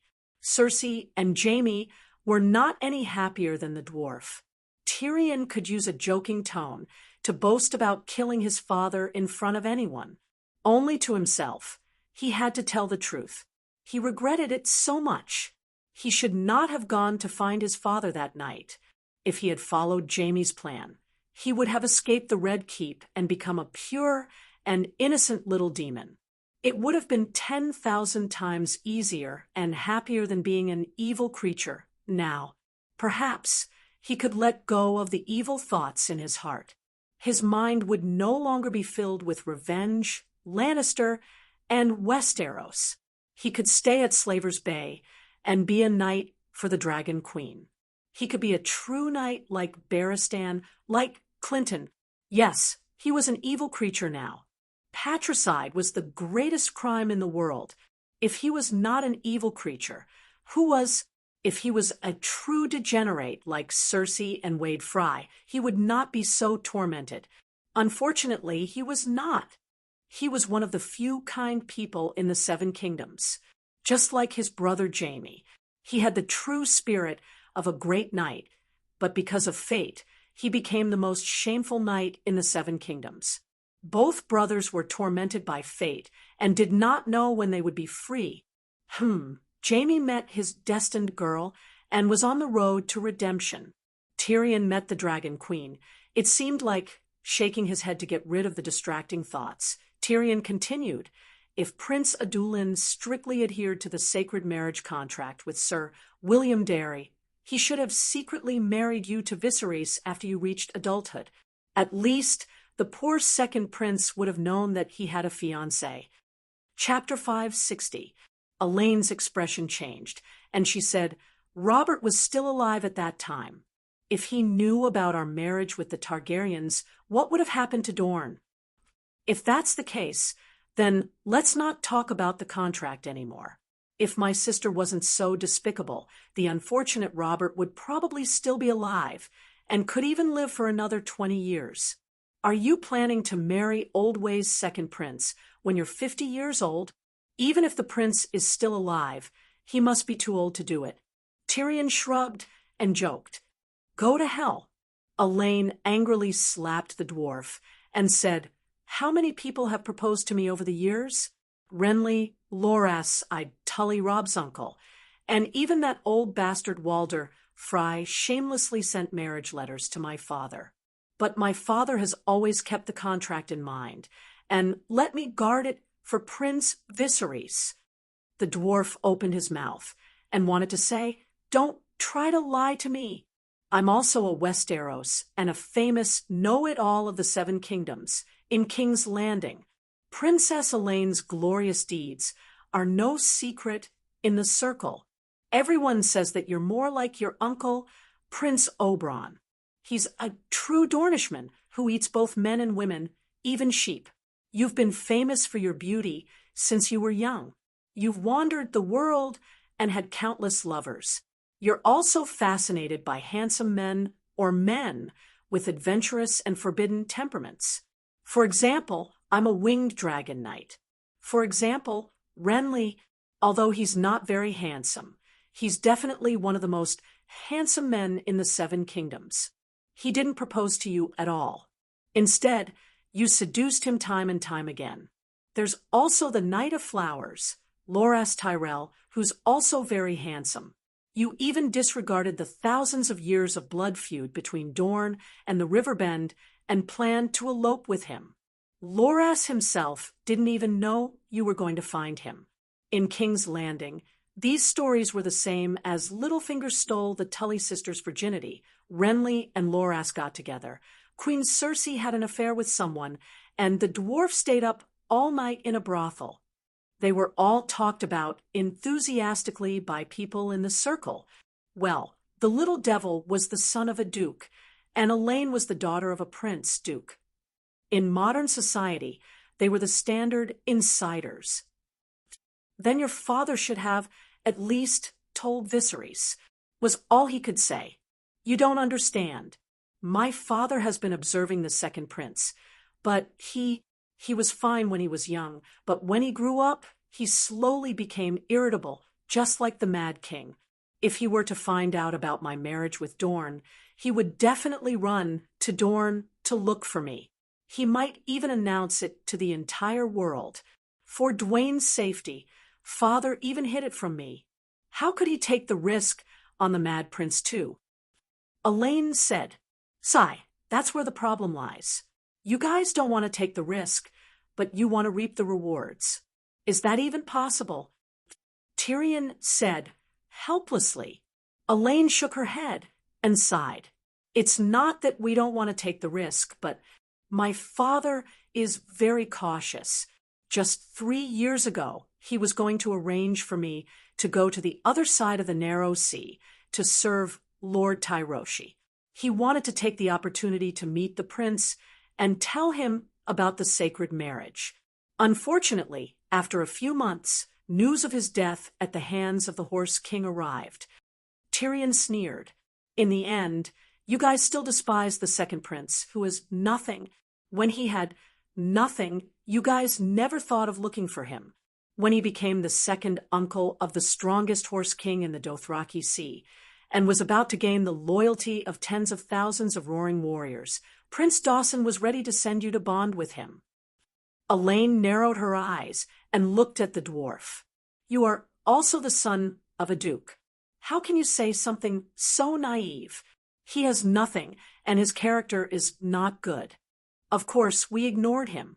With the power of Dorne alone, we can't take the Iron Throne when he has the capital to call himself king. Even if we don't get a return on our investment, at least we won't lose money. We can also tolerate his character flaws. The dwarf was stunned on the spot and was speechless. Now, I have told you about the Dragon Queen's character and way of doing things. Can you also tell me about Prince Dawson's thoughts? He changed the topic. The little demon was never stupid. He knew that this was not just because of his nature. The Dornies wanted to understand the Dragon Queen through him, but he knew the other party's goal. He still chose to tell them the truth and make the most accurate judgment for them, because he also had a request. Elaine looked at the dwarf deeply and said, "The Dragon Queen rejected the marriage alliance with Quentin. My father was very disappointed, but he was not angry, because Dorne only wants revenge.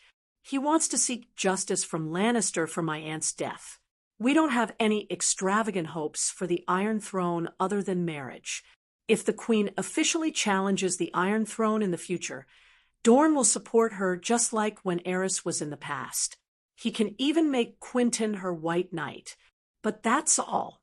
Dorne will not be the main force, and will not use the power of the whole country to help her." "Oh, very wise. The Queen will most likely be able to accept it." Tyrion nodded. His eyes flashed as he said, "But now there is an additional variable. Aegon." "Aegon." Elaine's beautiful face showed a hint of difficulty. After a while, she sighed and said, "If he does not meet my father personally and obtain my father's approval, Dorne will not give him any substantial help. Sigh, it is also Dany Rise's fault. Otherwise, things would not be so troublesome. Blame her? What does she have to do with this?" Tyrion asked curiously. "If Viserys is still alive, it does not matter whether Aegon is real or fake. I will marry him according to the holy marriage contract. His inheritance rights are far above Aegon," Elaine said. Without a doubt, Viserys's inheritance rights were higher than Aegon's. First of all, Viserys was definitely a Targaryen. The people of the Seven Kingdoms knew and recognized him. Aegon's background was unknown, and his identity was uncertain. Even if Liga was still alive, and Aegon was really his son, would Liga's inheritance rights be higher than second brother Ways? No, because Liga had violated the holy marriage contract. He would lose his inheritance rights like Prince Flay, the male dragon who broke off the marriage contract. Secondly, an older brother who grew up with her would definitely be closer to her than a nephew who appeared out of nowhere. Who would the Dragon Queen support?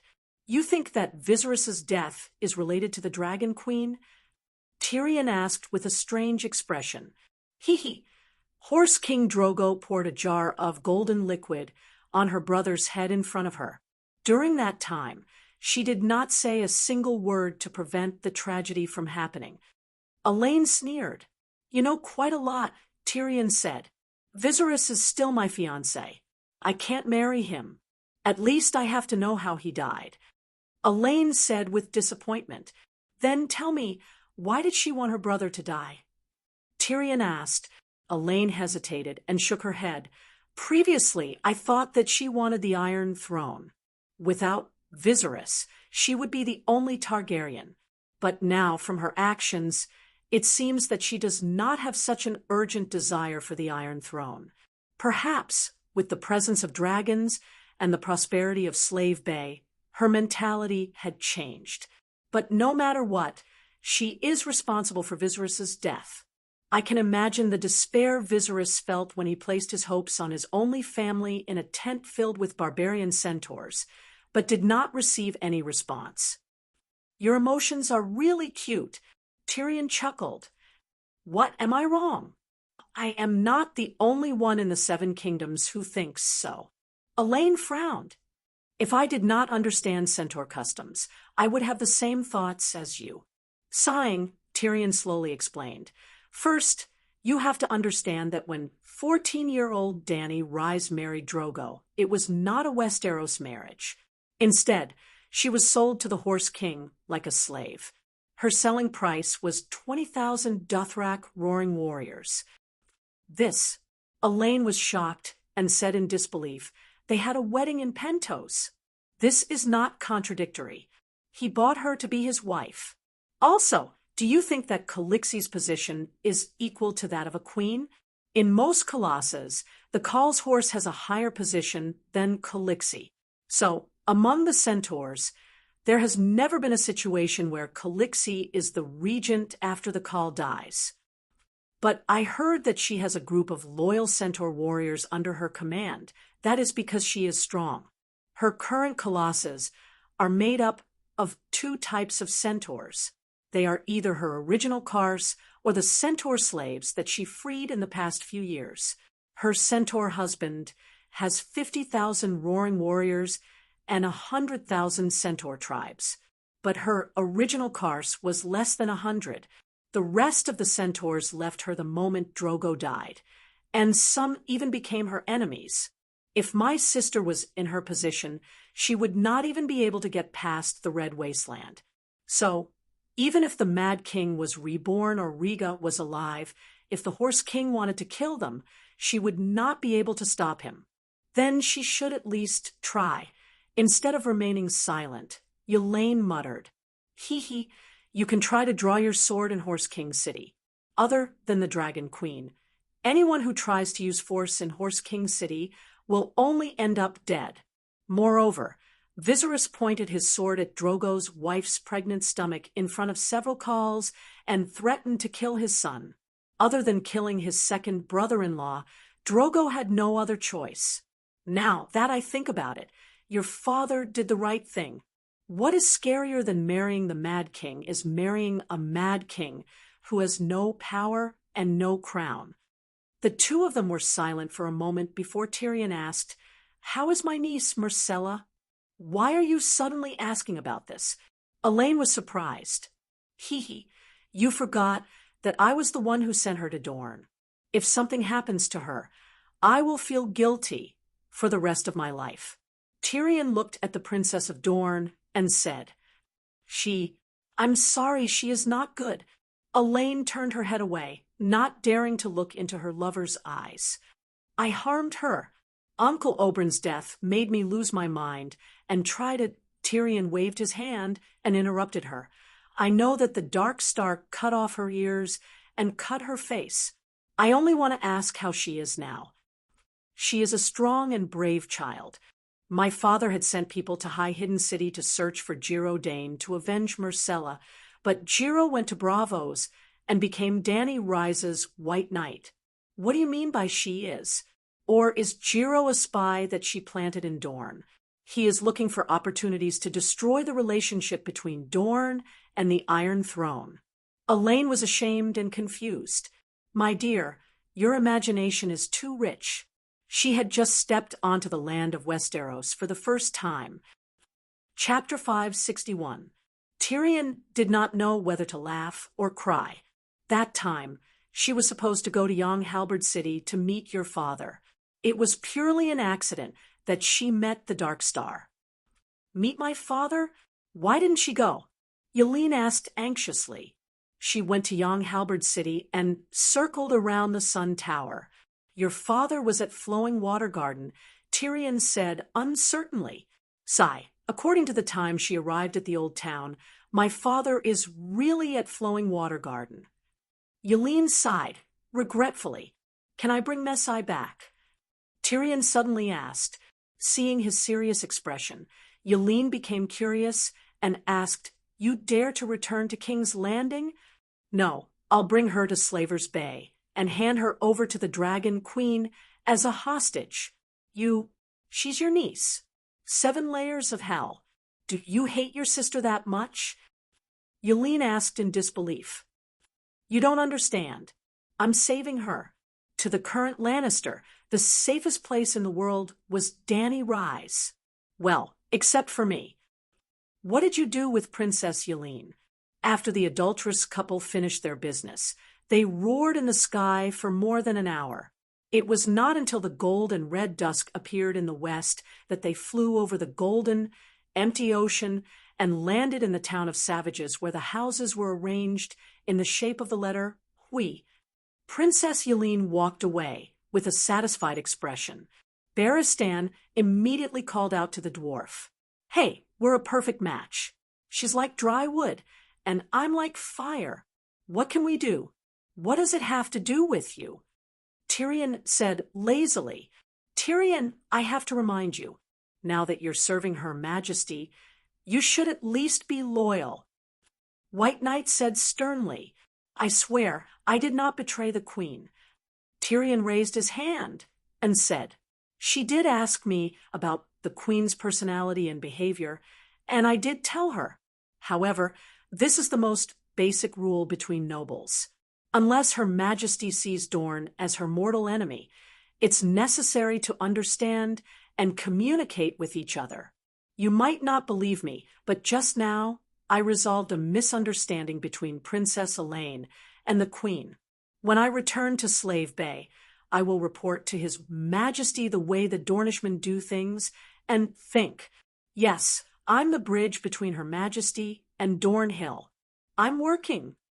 Barristan opened his mouth, but did not know how to refute the dwarf's fallacious reasoning. He could only mutter, "You should leave now. The shapeshifter has already packed and can depart immediately." "No, it's not easy to fly thousands of kilometers at a time. I have to make a trip back to the Westeros." Tyrion shook his head. "Where are you going?" White Knight frowned. "What a coincidence. Today is the day my sister and Yuluen are getting engaged. I have to go to King's Landing to give the newlyweds a gift," Tyrion said with a grin. "Are you crazy?" The expression on Old Ba's face was as if he had seen a ghost in broad daylight. Tyrion shrugged and smiled meaningfully. "Sir, think about it. If I wanted to betray the Queen, why would I tell you in advance?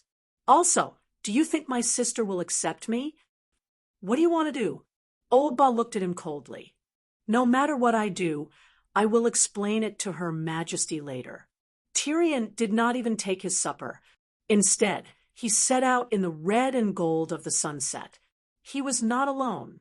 He was accompanied by a strong shapeshifter. The imp was right about one thing. Today was the day of Cersei and Yuluen's wedding. According to Prince Regent Kevin's plan, his niece and Yuluen would be engaged today. Tomorrow, Timon would leave Carlin Bay. The day after tomorrow, his annoying niece and niece's son-in-law would be out of his sight.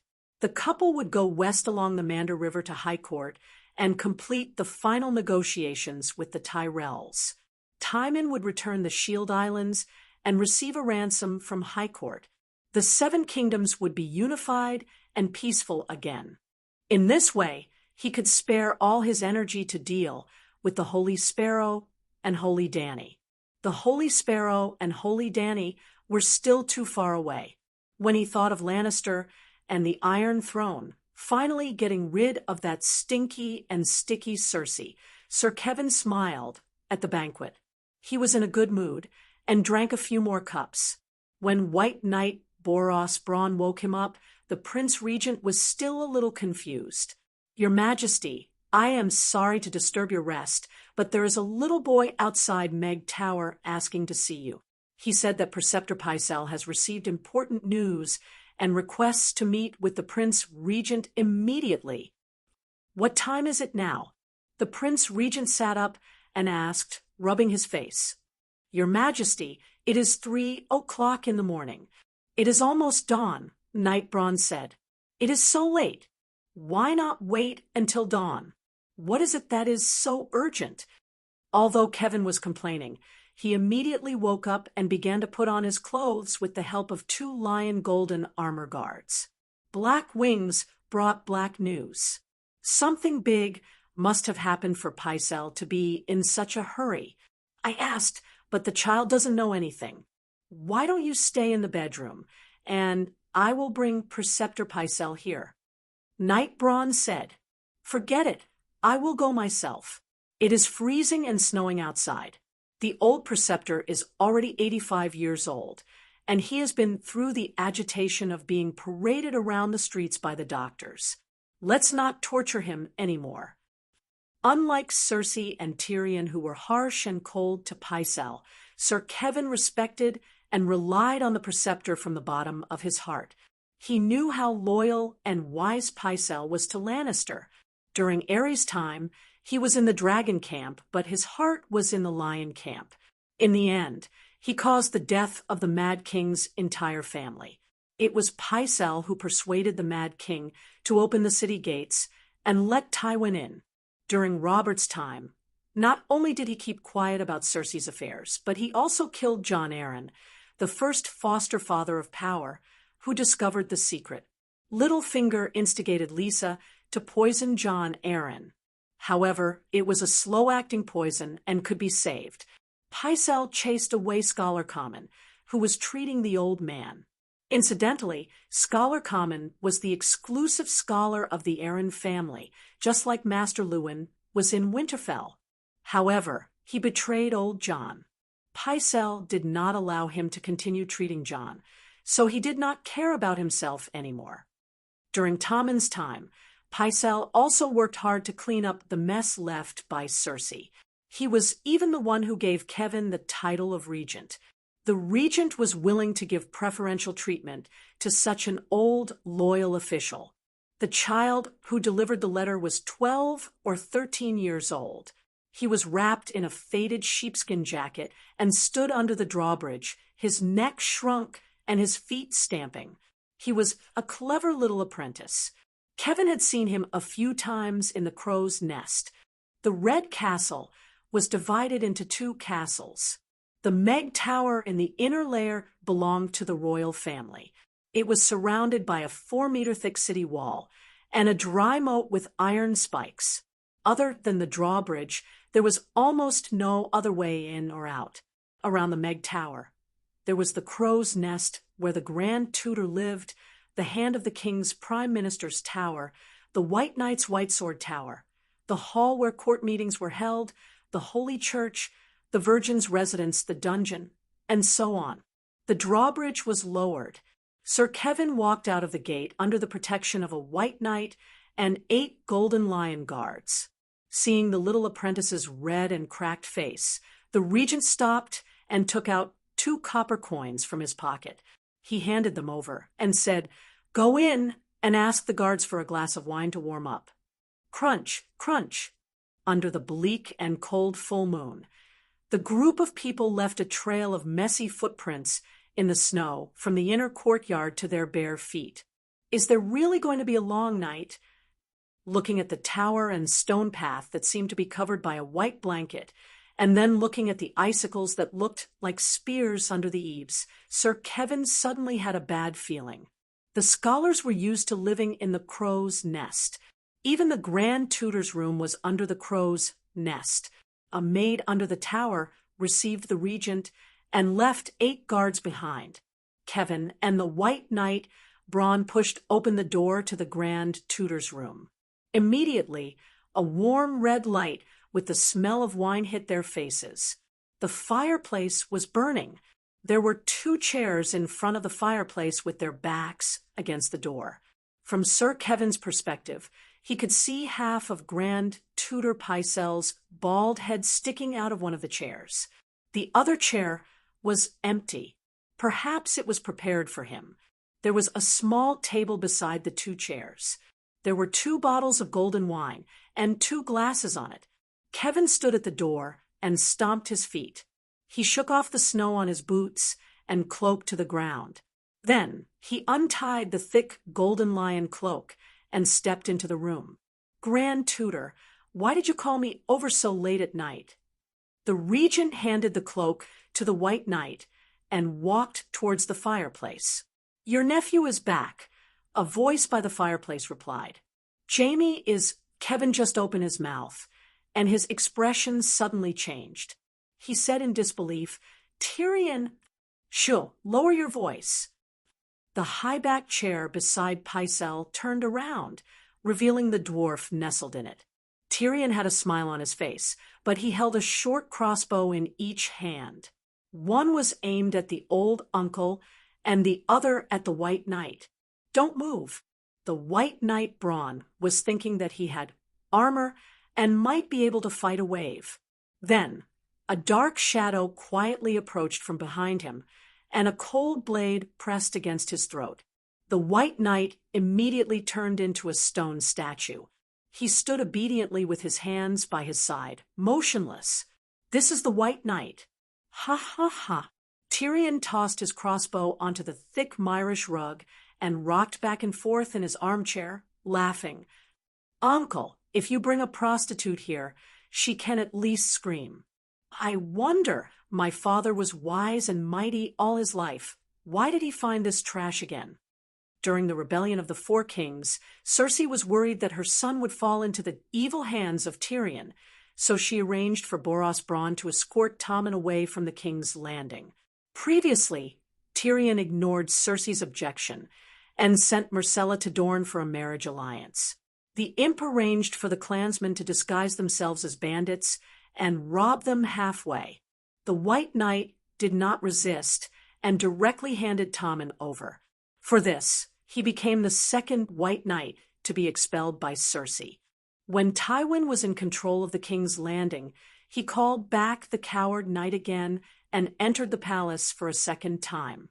At this moment, being mocked by Tyrion to be worse than a prostitute, the White Knight's face turned red, but he did not dare to say a word. "So Cersei was right. You have been hiding in the Red Keep and causing trouble," Kevin said with a pale face. "Sigh, now I finally understand why everyone says that Westeros are poor and remote. They are too uninformed. To think that I am the Wildfire General, a second-grade officer, who has obtained the Yellow Magua and have done a few shocking things in Slaver's Bay. Uncle, you don't know anything about it at all." Tyrion shook his head. "Slaver's Bay?"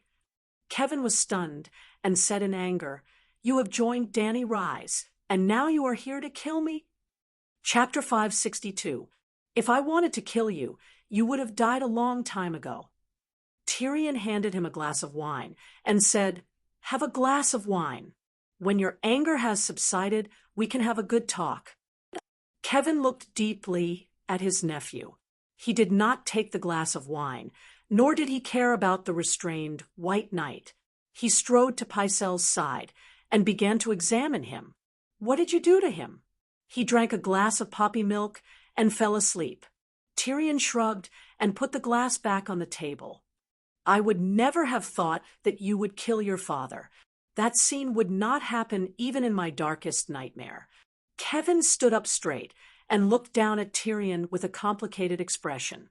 "Sigh, I have thought of that scene many times, but it was not directed at my father, but my sister. Perhaps there are ghosts in the Red Keep. I was possessed by the Mad King, Rhaegar, Princess Dorne, Princess Lelia. I was possessed by countless Targaryen ghosts and could not control myself." Tyrion mocked. "What do you want to say? Repent to me?" Kevin said coldly. "What's the use of repenting to you? Even a sparrow can communicate with the Holy Mother. Can you?" The dwarf laughed strangely. "Then why are you looking for me?" Tyrion put away the mocking expression on his face and said seriously, "For Lannister. For Lannister. You should not have killed my brother, your father." Kevin said sternly, "Sigh, Uncle, I still have the Dragon Queen's mission on me. I don't have much time. If we keep repeating this topic, I'm afraid we will not get anything done today." Tyrion sighed. Kevin narrowed his eyes and sized up the dwarf. The green helmet, green armor, and green cloak made him look majestic and spirited, especially the roaring lion head on his chest, the emblem of Lannister's clan. His expression softened. This nephew of his had killed his king, his father, and his father. He had committed all sorts of crimes, but at least he hadn't forgotten Lannister's identity. The Prince Regent dragged a chair from the side and sat opposite the dwarf. He said faintly, "How did you get in?" "Hee, you should be asking me how I got out last time." Tyrion winked and laughed again. Kevin's expression turned solemn. Could it be that the secret passage is really connected to every part of the Red Castle? There was a secret passage in the tower of the Prime Minister that led outside the Red Keep. This was discovered after Tywin's death, but Cersei burned the tower of the Prime Minister to the ground with wildfire. Tyrion shook his head. The secret passage is too complicated. I don't know where it leads to, but it was clear that Varys knew. Uncle, you made a stupid and fatal mistake. You knew that someone with bad intentions was in control of the secret passageway of the Red Castle, but you let him do as he pleased. Today, I can directly sneak into the crow's nest from outside the city and threaten Paziel to send someone to invite you over. Tomorrow, there will be someone else who can do the same thing. Or, do you think that Varys is kind to you and Lannister? Sir Kevin could not refute the facts. He sighed. I have also arranged for people to explore the secret passage, but as you said, it is too big and too complicated. 7 or 8 people died and still could not figure out the direction of the passage. Since we can't control it, but the enemy can easily use it, then we will destroy it. Tyrion said faintly. Destroy it? Kevin's body trembled. At first, he had a look of disbelief, but after thinking carefully for a while, he suddenly felt that he was really stupid. The Lion family's old dog sighed. You are right. Dangerous things that can't be controlled should be destroyed. But the secret passage is huge and under the Red Castle. How can we do it without damaging the foundation? If we fill it with soil, it will be too much work. He frowned and asked, Hee. Tyrion laughed eerily and said in a low voice, How do hunters hunt? You can arrange for people to set up hundreds of traps inside. There is an 80% chance that they will catch the big rat in the dark. You mean... Kevin glanced at the man with messy hair who was holding White Knight hostage.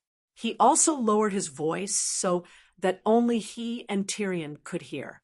Varys is still under the Red Castle.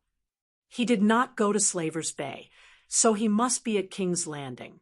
He will attack you sooner or later, just as the Dragon Queen said. Lannister's enemies would be happy to see Cersei put on a clown show on the Iron Throne. You are the pillar of support for the Iron Throne and Lannister. You are the first target that all enemies want to take down. This is why I took the risk to come here today. Tyrion said confidently. Kevin was not moved by his nephew's compliment. He had always been clear about his position. He only asked in confusion, Didn't Varys save you? Jaime and I were both used by him. Tyrion's ugly face was gloomy. His heterochromatic eyes flashed with hatred and regret. He gritted his teeth and said, I am guilty. I do not deny it. But that was also a trap set up by Varys. He created the conditions for my patricide. Did he give you the crossbow, or did he hold your hand and pull the trigger? Kevin's eyes were cold. He was disgusted by his nephew's sophistry. Forget it. Tyrion waved his hand and sighed. Since the Holy Mother has appeared, I also have the resolve to go to the 7th level of hell to reunite with my father. I just want to remind you that you are very dangerous now. Varys, Cersei, and Stark all want to kill you. They have the means to kill you easily. Kevin was touched for a moment, but he still said expressionlessly, I have 10,000 warriors of the West. Haha, luckily you did not say, I am the Prince Regent. I have a White Knight. Tyrion said with a smile as he pointed at the White Knight in the corner of the door. I will set a trap in the secret passage and make sure Varys does not return.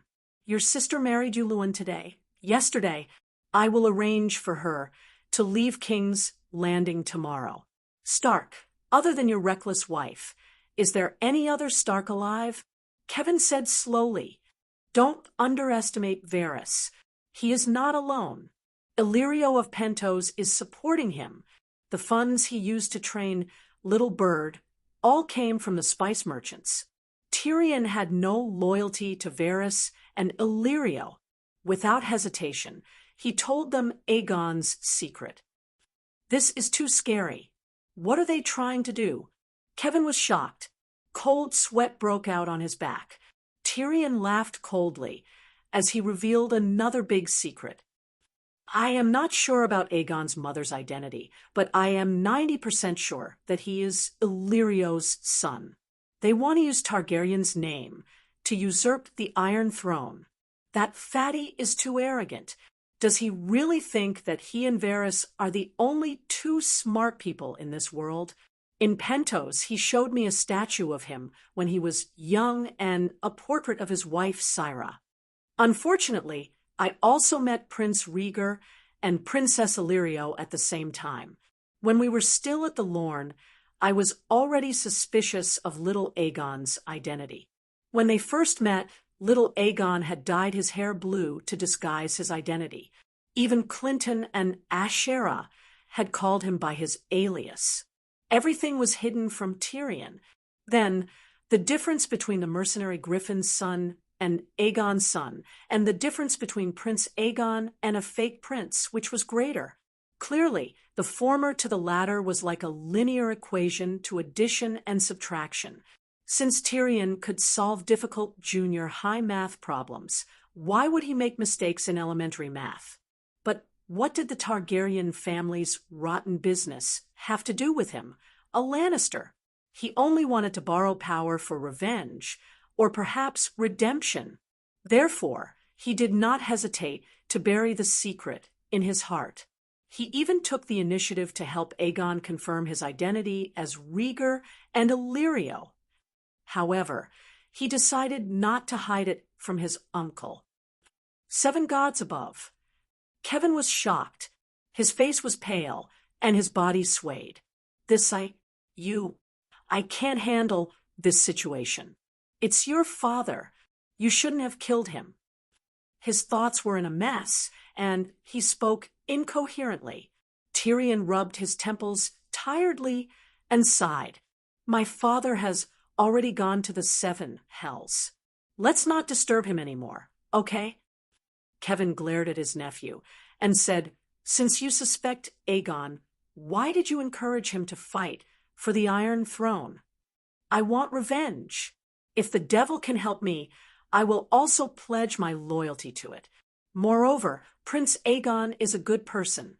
I like him far more than Joffrey and Tommen."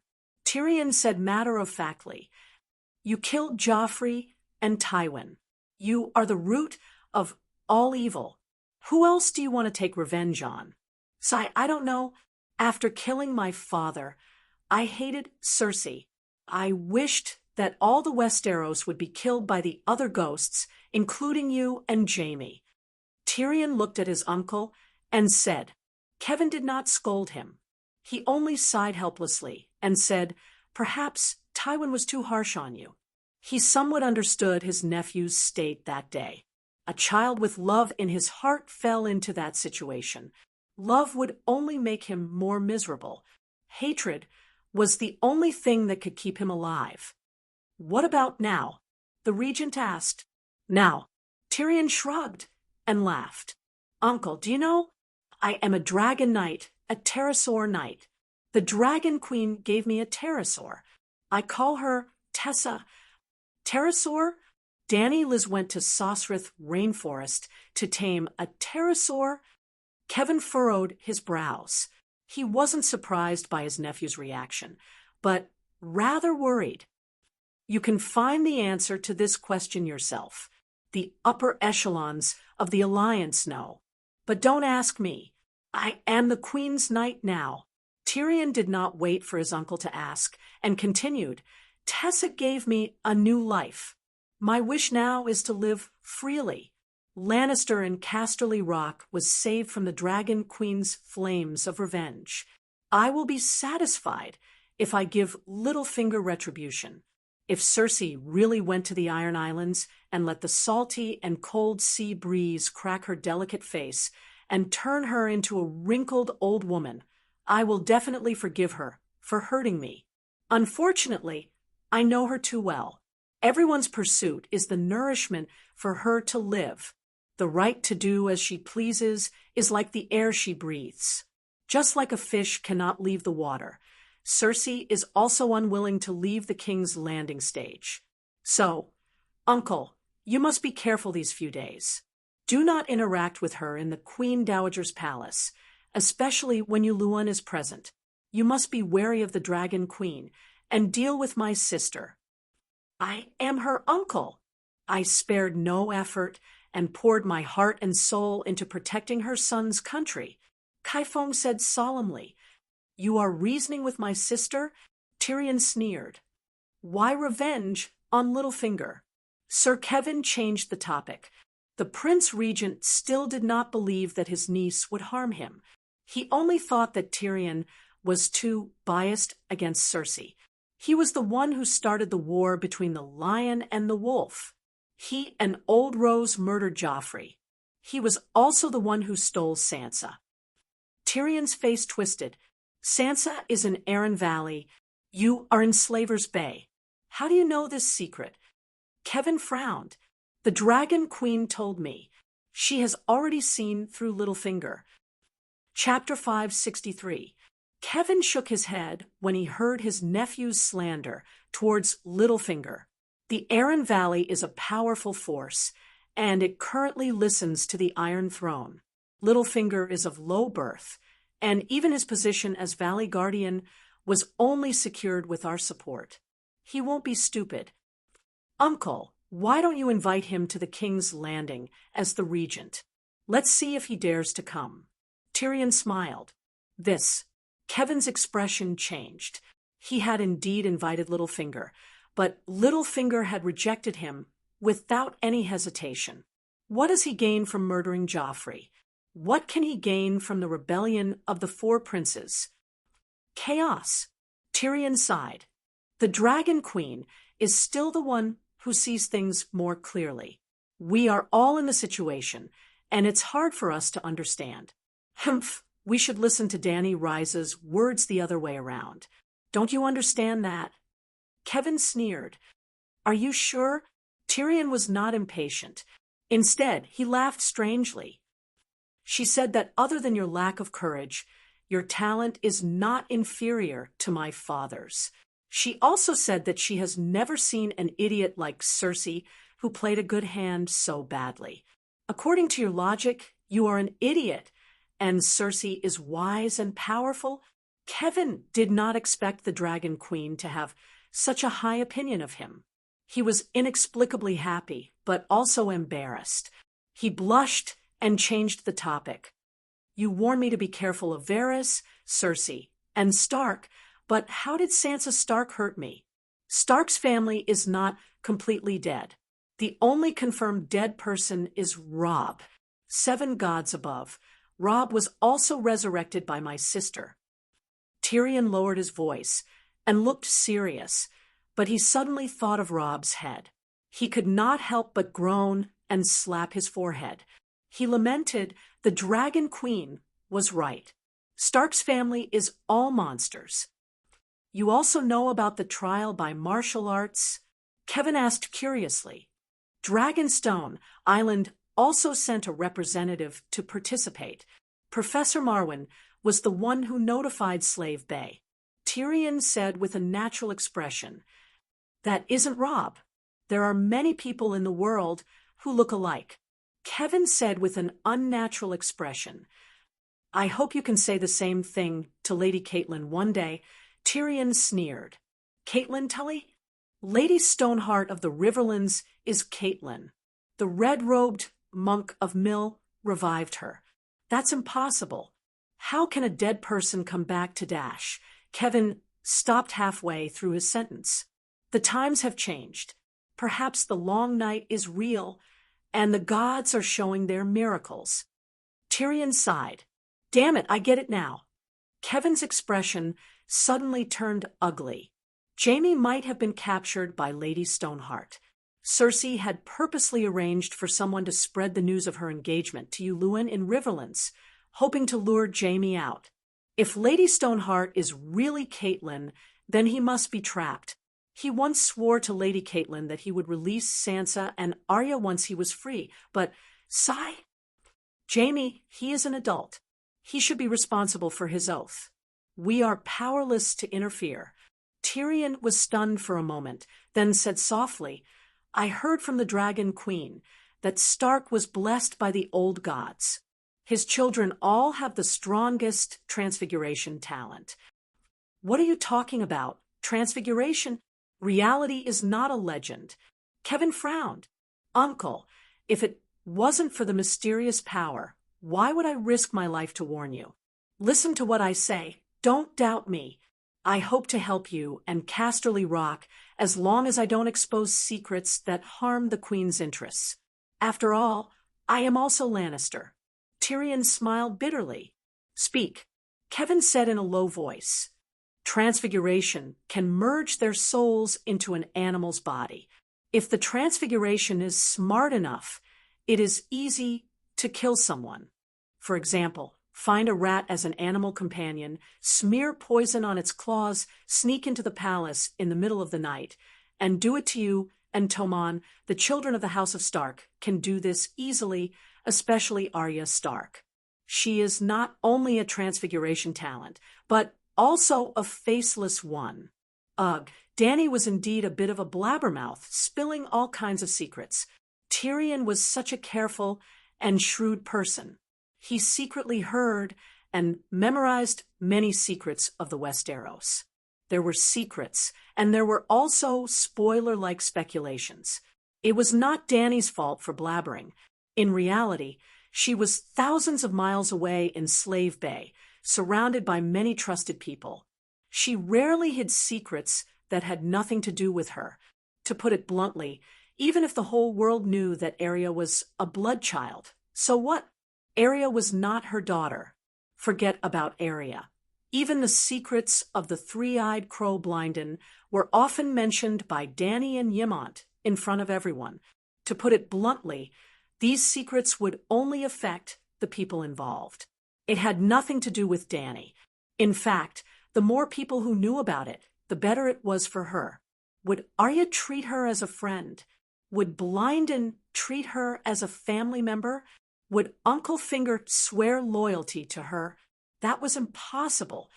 7 gods above, are you telling the truth? Kevin said in fear.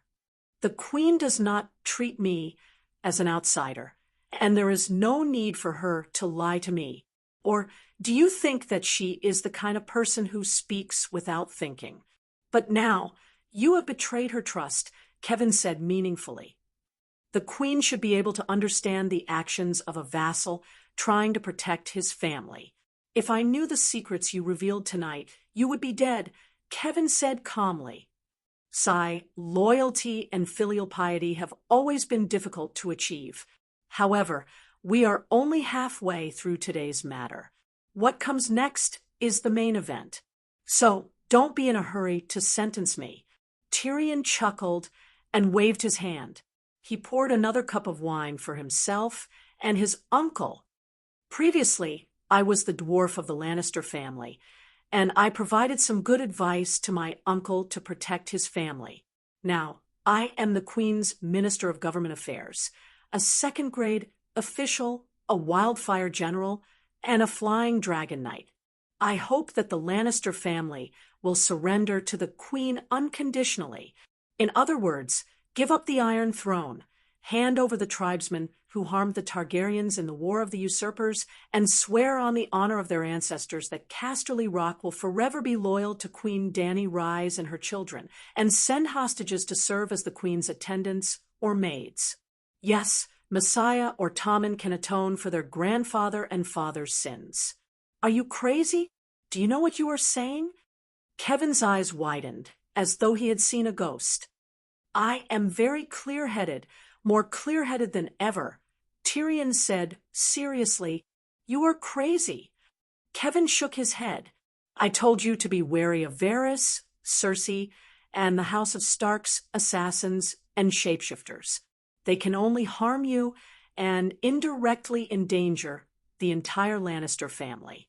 The only thing I did not warn you about was the Dragon Queen. Why? Because you do not need to worry, and there is no use in worrying. If she wants to kill you, it will be easier than killing a dog. If she wants to destroy Casterly Rock and Lannister, it will not be harder than taking down New Guys. New Guys, the Pearl of the Summer Sea, the courtyard where the Western world sailed to the Eastern Jade Sea. Such a great city, but it is only a small part of the Queen's grand strategy. Tyrion pinched the pad of his little finger and gestured in front of his uncle. Queers, the hub that connects the Eastern world to the Western world. Because the Queen was unhappy, more than half of the royal family and wealthy merchants died, and hundreds of merchant ships were lost at the docks. Compared to Queers and New Guys, Casterly Rock and King's Landing are country bumpkins. If you do not go out, you will not know how big the world is. If you do not follow the Dragon Queen, you will not know how strong a person can be. No matter how strong she is still only one person, Kevin said. Now, she has almost single-handedly overturned the world. Uncle, believe me, this is the best choice for Lannister. Tyrion looked straight into the Prince Regent's eyes and said each word solemnly. Kevin said angrily, I have just quelled the chaos of the Seven Kingdoms, and Tommen's rule has just been stabilized, and you want me to give up the Iron Throne. Because of this, Lannister's act of giving up the Iron Throne is considered sincere. The Queen is not interested in the chaotic Seven Kingdoms. Tyrion said, if you were not the Prince Regent, if Cersei was still in power, I would not have come tonight.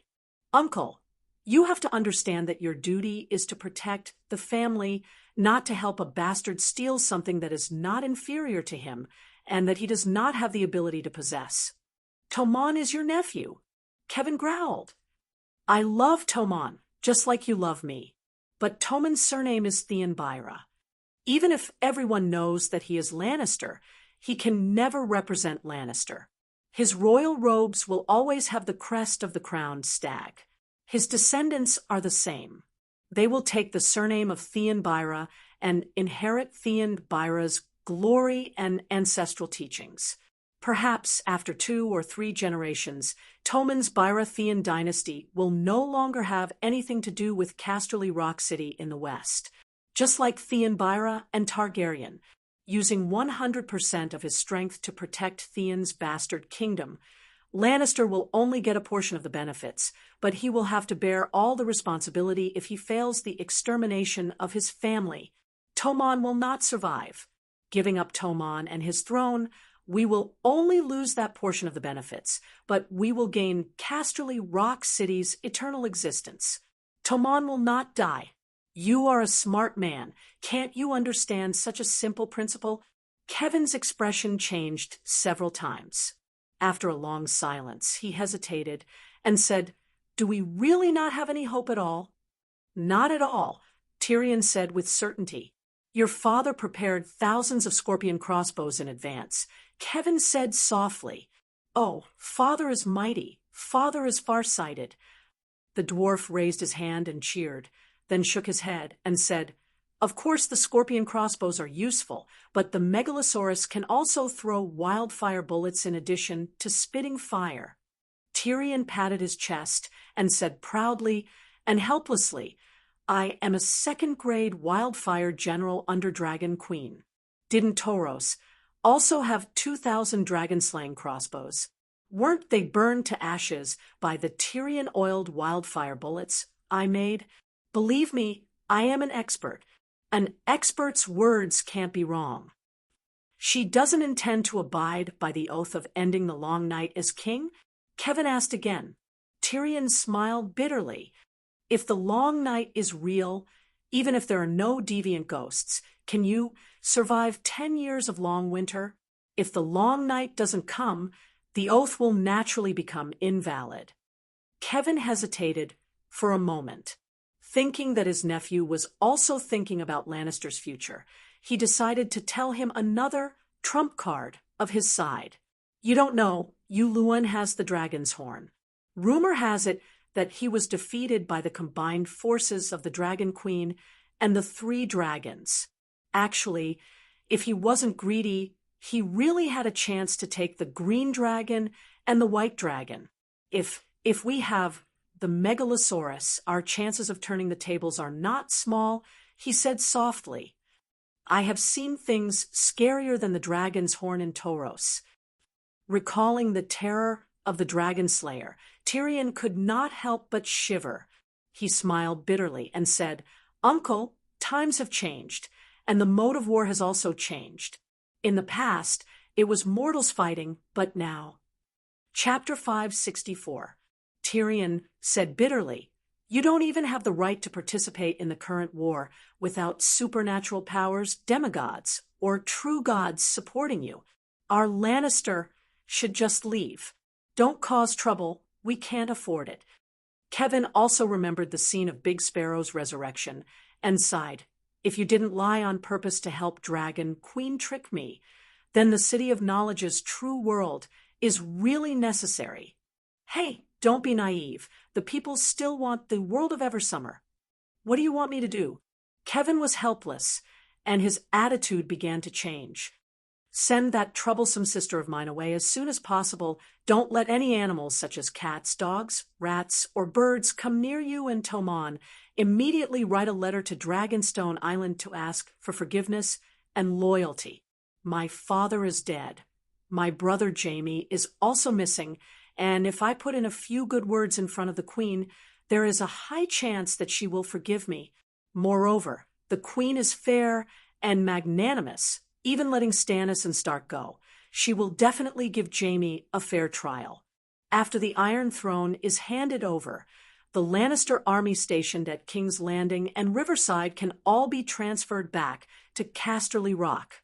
At the same time, our family's gold can be used to buy food. As long as Casterly Rock has soldiers and food, we won't be afraid, even if Chanya comes. Kevin's expression was conflicted. His fists unconsciously clenched, large beads of sweat seeped out of his forehead, and countless conflicting thoughts emerged in his mind. Rationally, he felt that the imp's words made sense. He was not his brother Tywin. He did not have the ambition to fight for the Iron Throne, nor did he have the ability to deal with the increasingly complicated situation. Not to mention the Dragon Queen. Just the pressure from the Holy Sun, Big Sparrow, was enough to make him breathless. If the deviant ghosts and Chanya were really... Recently, there was news that many nobles had gone to Dragonstone Island to see the deviant ghosts.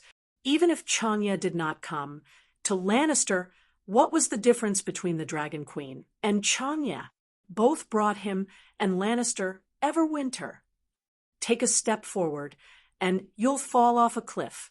Take a step back, and you'll be able to see the vast sea and sky. But his nephew wanted him to give up the Iron Throne. How could the Iron Throne be abandoned so easily? After a while, he wiped away the sweat on his head and stared straight at the dwarf, asking, Are you really not here to help the Dragon Queen earn money from me? Tyrion picked up the crossbow by his feet and shook it a few times. If I kill you, Tommen's rule will immediately collapse. Kevin's eyes darkened as he forced a smile. What do you want? Tyrion said bitterly, I just want to be loyal and filial. It's that simple, that simple.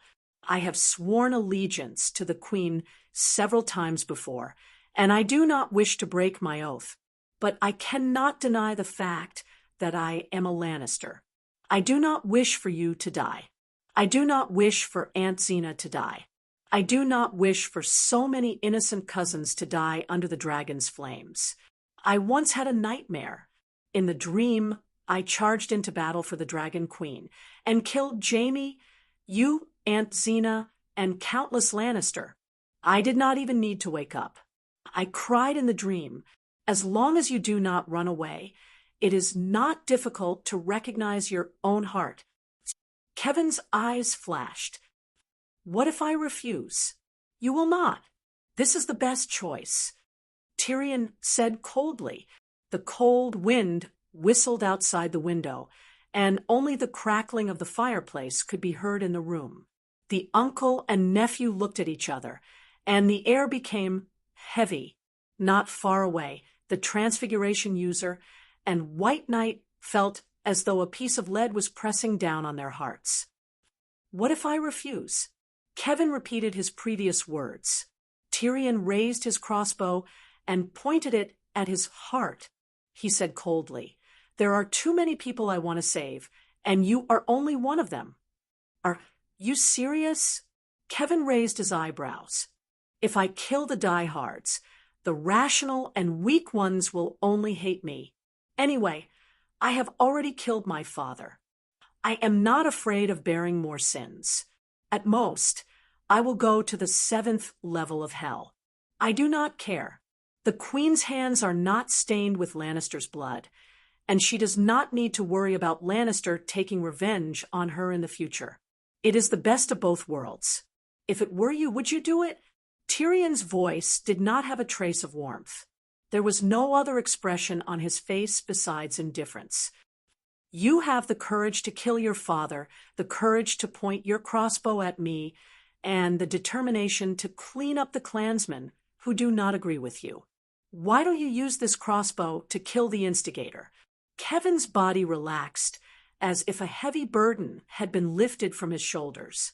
He leaned back in his chair and said slowly, "I don't dare to think about it." Tyrion said.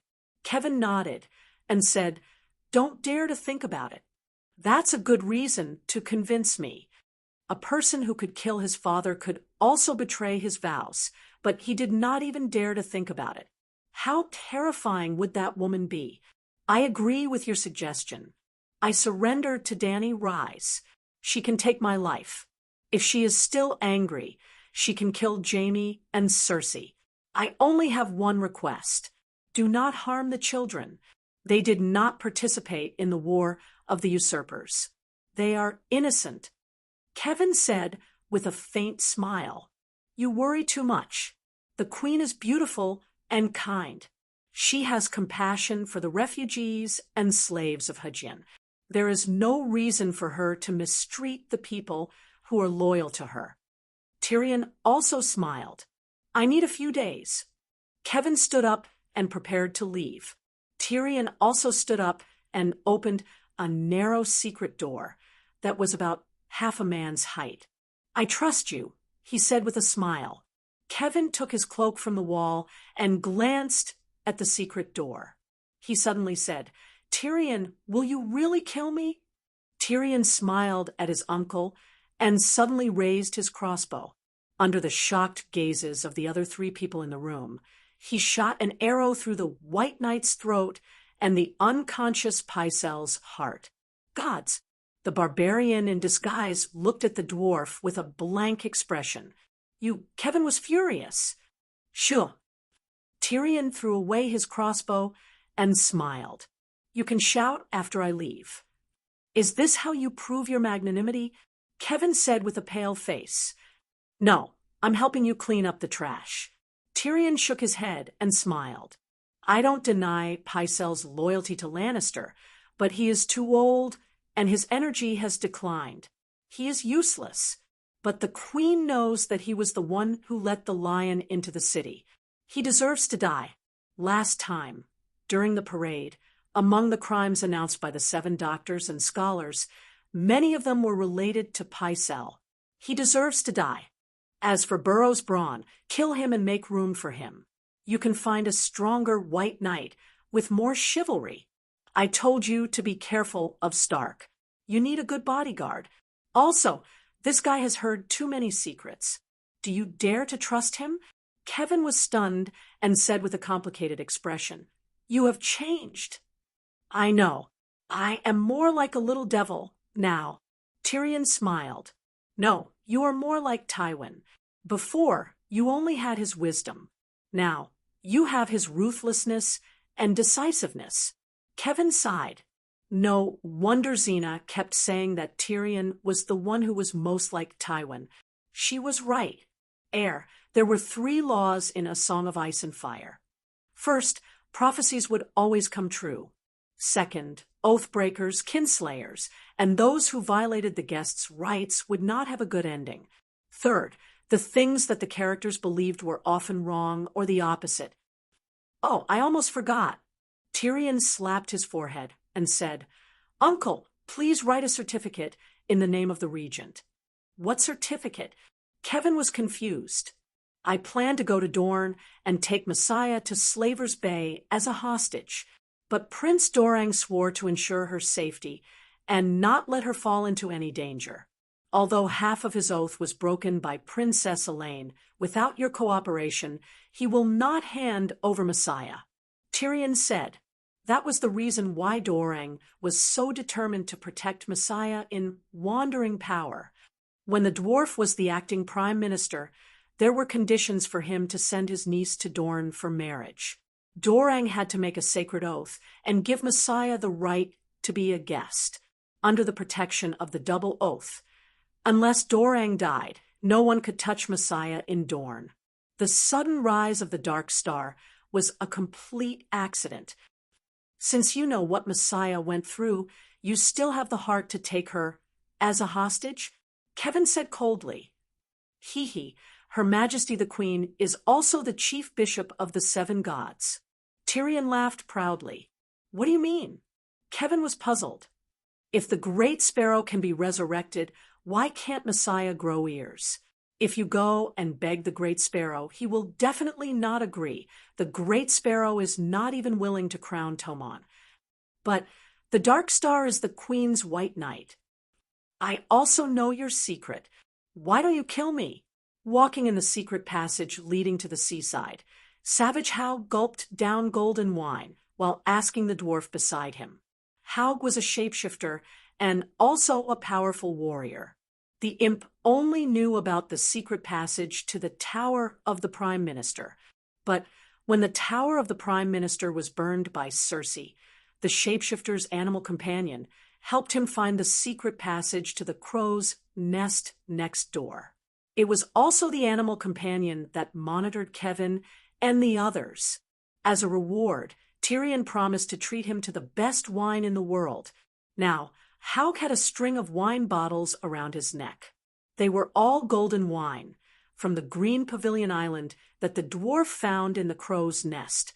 They were part of Grand Preceptor Pycelle's collection. If I kill you, who will prove my innocence to the queen? Tyrion laughed. Just like the day when he tamed the Alpine clan in the Bright Moon Mountains, the dwarf had established a relationship with Savage Haug that was more than friendship after just 10 hours of interaction. The Alpine clan were also savages. They were the ancestors that fled to the Bright Moon Mountains. Their customs and personality were not much different from the savages beyond the Great Wall. Tyrion was very good at and liked to deal with such simple-minded people. You are too cunning. I don't know if you will betray the queen. I can't prove your innocence. I will only tell everything you said to the Dragon Queen. That is exactly what I need you to do. Tyrion laughed.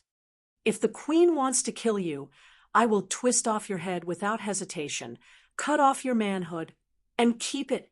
Savage Haug mumbled. What do you want my penis for? The dwarf's smile froze. He had a bad feeling in his heart. Sure enough, Shapeshifter Haug said without hesitation, a dwarf's penis is magical. I have long wanted one to make a protective talisman. Taimai and Shaga are still friendlier. The Muggle savages did not know witchcraft, so they would not covet his penis. If they traveled by sea, it would be at least 2,000 kilometers from the Queen's Corner to the King's Landing. If they rode a dragon, it would be less than 1,400 kilometers. When they met Elaine again, it was already 3:00 in the afternoon. Tyrion now had the ability to sleep while riding a dragon. Without stopping, he called the Princess of Dorne and flew 500 kilometers to the flowing water garden in Dorne. Chapter 565. Sigh, I didn't expect the legendary #1 of the young generation in the Western continent to be you. Tam sighed. The big smile on the Dragon Queen's face when she met an old friend froze. Number one of the young generation in the Western continent. She began to imitate Erlu, puffing up her cheeks and grinding her teeth. General Wildfire was back. After more than a week, he finally brought back a 12-year-old ugly lowly, 2 mages, and 4 shapeshifters. Tam was an old acquaintance of Danny's and could be considered half of her teacher. While the others were brought to the bedroom by the maids to wash up, Dragon Queen affectionately called the Shadowbinder to the study. The two of them closed the door and reminisced about old times. Yes, Tam did not notice the change in his little sister's mood at all. He said with a complicated tone, "Other than those demigods who have existed since ancient times, you are almost unrivaled among the young generation. You know the king crab of Gettelho? I killed him." Danny said, "Without the dragon, would you be a match for the king crab? My dragon is part of my strength. 8,000 unsullied and 40,000 Mother of Dragons guards are also part of your strength. According to your calculation, doesn't that mean you are invincible beyond the realm of true gods? To a transcendent mage, only their own strength was real. For example, one day in the future, your Megalosaurus will become a dragon god, but you will still be immortal. 100 years later, the Megalosaurus will still be the Megalosaurus, but you will only be a pile of dirt." Even though he knew that the person in front of him was the Dragon Queen, and not his little sister, Layla, the Shadowbinder could not help but treat her like a new apprentice and teach her earnestly. "I'm not being arrogant," Danny sighed and said, awkwardly, "It's just that the number one of the young generation has been tormented by Lisbon. Now, don't call me that in the future." That's what everyone in the transcendent world says. The Shadowbinder dealt a heavy blow to the Dragon Queen. Danny's beautiful face was a little twisted, and she said hatefully, "Say, if I destroy the evil gods in the city-states of the Western continent, such as the Black Goat of Koar, will my title change?" The shadow-binding warrior was stunned. "So that's how it is." "What? Have you already wanted to kill the Black Mountain Goat?" the shadow-binding warrior asked. "What happened?" The shadow-binding knight said slowly, "Demigods can predict their own safety. The Black Goat has existed for thousands of years and lived through the Valeglia era. Its believers are spread all over Kal and the northern forest tribes. It is undoubtedly a powerful god. Some time ago, he suddenly appeared without the sacrifice of believers and summoned all the priests to participate in the encirclement and suppression of the Slave Bay. Almost every Khalasar in the Dothraki Sea had received gifts from the core merchants, and there were also Black Goat priests who acted as lobbyists for the Khal. It's very likely that he predicted your malice toward him. So mysterious? From now on, if you want to deal with transcendence, never say it out loud. Don't let a second person know about it. There are too many existences in this world who know about prophecies," Tam said seriously. Danny remembered Tam's words and asked with a smile, "Then, when you were in Volantis, did you predict my identity?" "After the fire burned the Black Tower, I had some doubts. However, I came from Yasha only to hatch dragons," the shadow-binding warrior said strangely.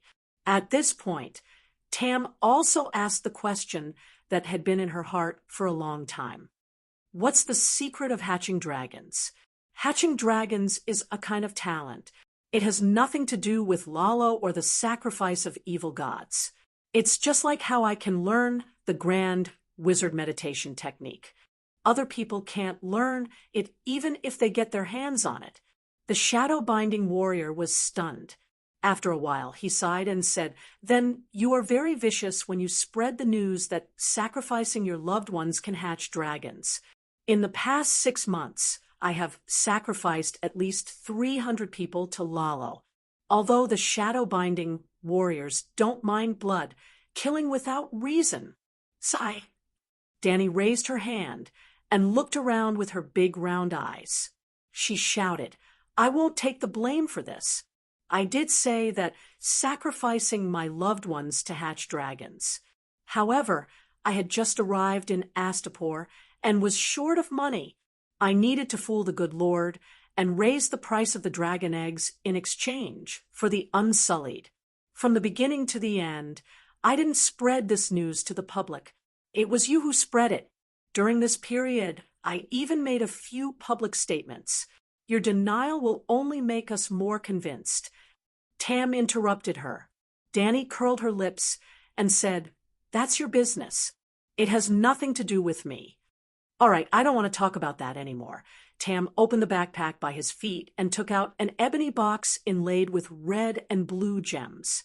It was as big as a rice cooker and looked very exquisite. 7 gods above. Danny's pupils contracted as she said in disbelief, "You even stole the dragon eggs of Atlantis. You sensed it?" Tam was also shocked. He looked at the dragon queen and opened the lid. As expected, there was a black and red dragon egg placed on the green silk of the barbarian land. "You have already established the 7 gods dragon church in the barbarian land under Bucheng's name. He has no choice but to leave. If he suddenly leaves, I won't be able to give the Volantis a reasonable explanation and will definitely be implicated. Also, everyone knows that I was the one who brought Layla to Consul Mirajo's house last time. No matter what, my reputation in the Western continent is completely ruined. I don't mind being accused of stealing dragon eggs." The shadow-binding knight said with a complicated tone. Hearing that she was not calm, Danny hurriedly comforted her. "Don't worry, your reputation won't be ruined. In the future history books, you will be a brave, kind, honest, and trustworthy legendary wizard with powerful magic power." "How do you know?" Tam asked curiously. "Because I am the one who wrote the history books." Such shameless words were said by the Dragon Queen in such a righteous manner. The shadow-binding knight's expression could not be seen with the red lacquered wooden mask, but her hands on her knees were clearly trembling, showing the intense emotions in her heart. "When will this egg hatch?" She dryly changed the topic. "It's useless." Danny glanced at the dragon egg and said regretfully, "Although Lalo was greedy, he was honest enough. He accepted the sacrifice and would definitely give a response. This egg belonged to Targaryen. It was not completely petrified and still had a trace of vitality. Now, it is filled with incomplete undead from the world of death." When Tam carried the backpack into the study, Danny immediately sensed the evil aura of dead souls inside. However, Tam was a shadow-binding knight who often sacrificed evil gods. The Dragon Queen thought that the evil aura came from the magic materials or magic tools carried by the wizard. "Is the dragon egg really useless?" Tam asked with a trembling voice.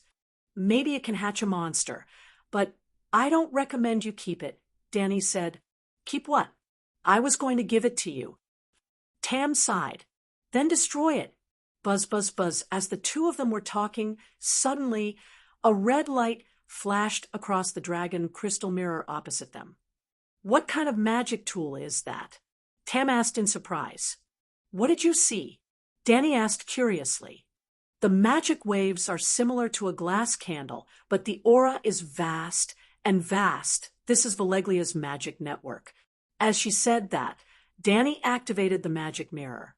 With a whoosh, there was no image or sound. Only a ray of blue light shot towards her forehead. This was the normal way to use the magic network. The previous live stream was equivalent to watching a 4K movie on a mobile phone in the 2G era. After a while, the Dragon Queen opened her eyes and said with a strange expression, "He's really looking for trouble." Under the lead of the centaur, maid Kiki, Tam carried the backpack and left the Queen's study. He went to the VIP bedroom on the top 2nd floor. Then Tyrion brought his niece to meet the Queen. "Your Majesty, this is Myrcella, my niece." "Greetings, Your Majesty the Queen." Without needing her uncle to teach her, The big lowly bowed to the Dragon Queen with great familiarity. "Come and sit down." Danny looked at the little girl while pointing at the soft couch opposite her. Marcella was 12 years old this year, 5 meters tall. She was much taller than her uncle. Her face was small and delicate. She had milk-white skin and a head of fluffy golden hair. Delicate, beautiful, and polite, especially her pair of sky-blue eyes. They were big and spirited. There was only curiosity and a hint of confusion. There was no fear or cowardice. She was a very courageous little girl. The only thing was that Marcella was missing half of her left ear. There was also a hideous centipede-like scar on her fair and tender cheek. It was almost comparable to the scar on her Uncle Tyrion's face. Being stared at by the Dragon Queen for a while, the little girl noticed it and shrunk her neck in self-abasement. Danny retracted her gaze and turned to the dwarf. She asked curiously, "What did you do in the Westeros for Prince Dowling to be willing to let you go?" "Before I went to Dorne, Prince Dowling was prepared to send Marcella back to the King's Landing. Also, Tyrion looked at his niece. His cheek muscles twitched. He found it hard to speak. Let's put it this way. My sister was very dissatisfied with the marriage between Marcella and the little Prince of Dorne. When she was still the Queen Regent, she arranged for Sir Balon Sven to go to Dorne to bring Marcella back to the King's Landing. That's fine, but my sister is crazy. Time and time again, Tyrion was about to say something bad about Cersei. However, he stopped when he saw his niece beside him. Sigh. My sister invited the Dornishmen to escort Marcella to the King's Landing. However, she secretly arranged for people to disguise themselves as bandits.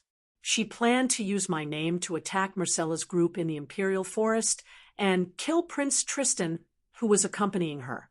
Quinton and Arrayn's younger brother, Marcella's fiancé.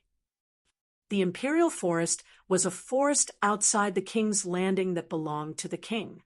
Tyrion had taken in a few subordinates from the clans in the Mingyue Mountains. One of them was a barbarian called Shaga. After his employer lost power, the imp was stripped of his position as the acting prime minister. He led his Stone Crow tribe to settle down in the Imperial Forest.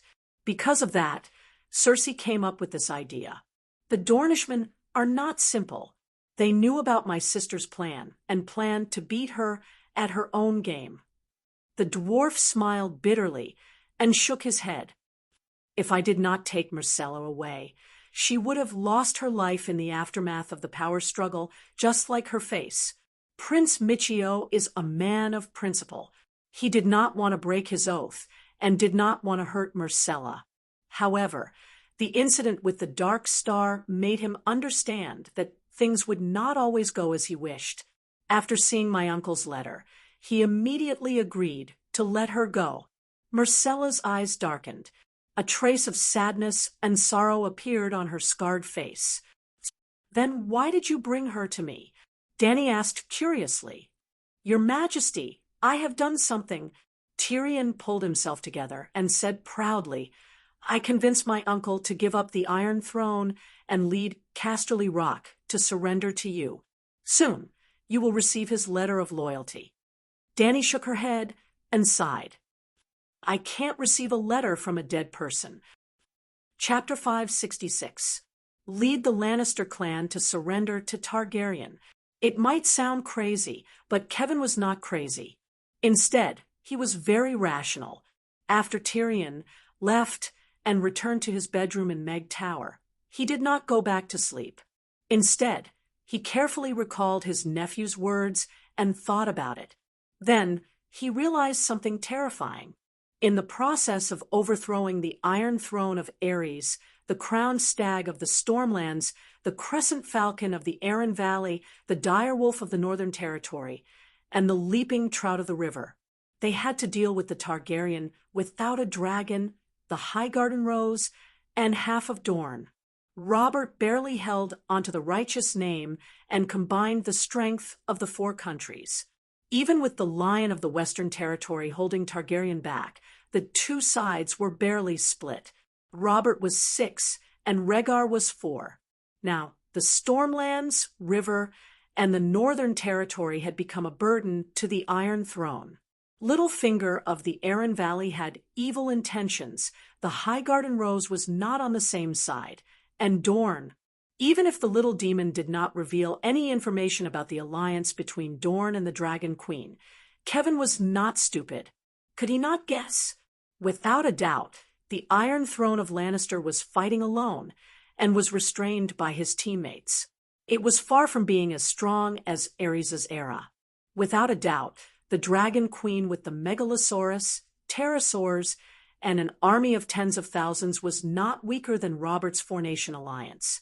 Dragon Queen Robert and Kevin.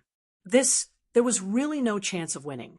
As the sky gradually brightened, the sound of the crowd and the clashing of armors and weapons could be heard in the silent Red Keep. The Lion family's old dog sighed and decided to do the small things by himself like in the past. He would listen to his brother for the big things. The Tyrion from last night was the old lion Tywin. With a decision in his heart, he began to make arrangements. First, he secretly arranged for his trusted subordinates to dig holes in the secret tunnels under the Red Keep, bury poisonous stingers, and set traps for ferocious beasts. He even hid wildfire flasks in a few of the pits.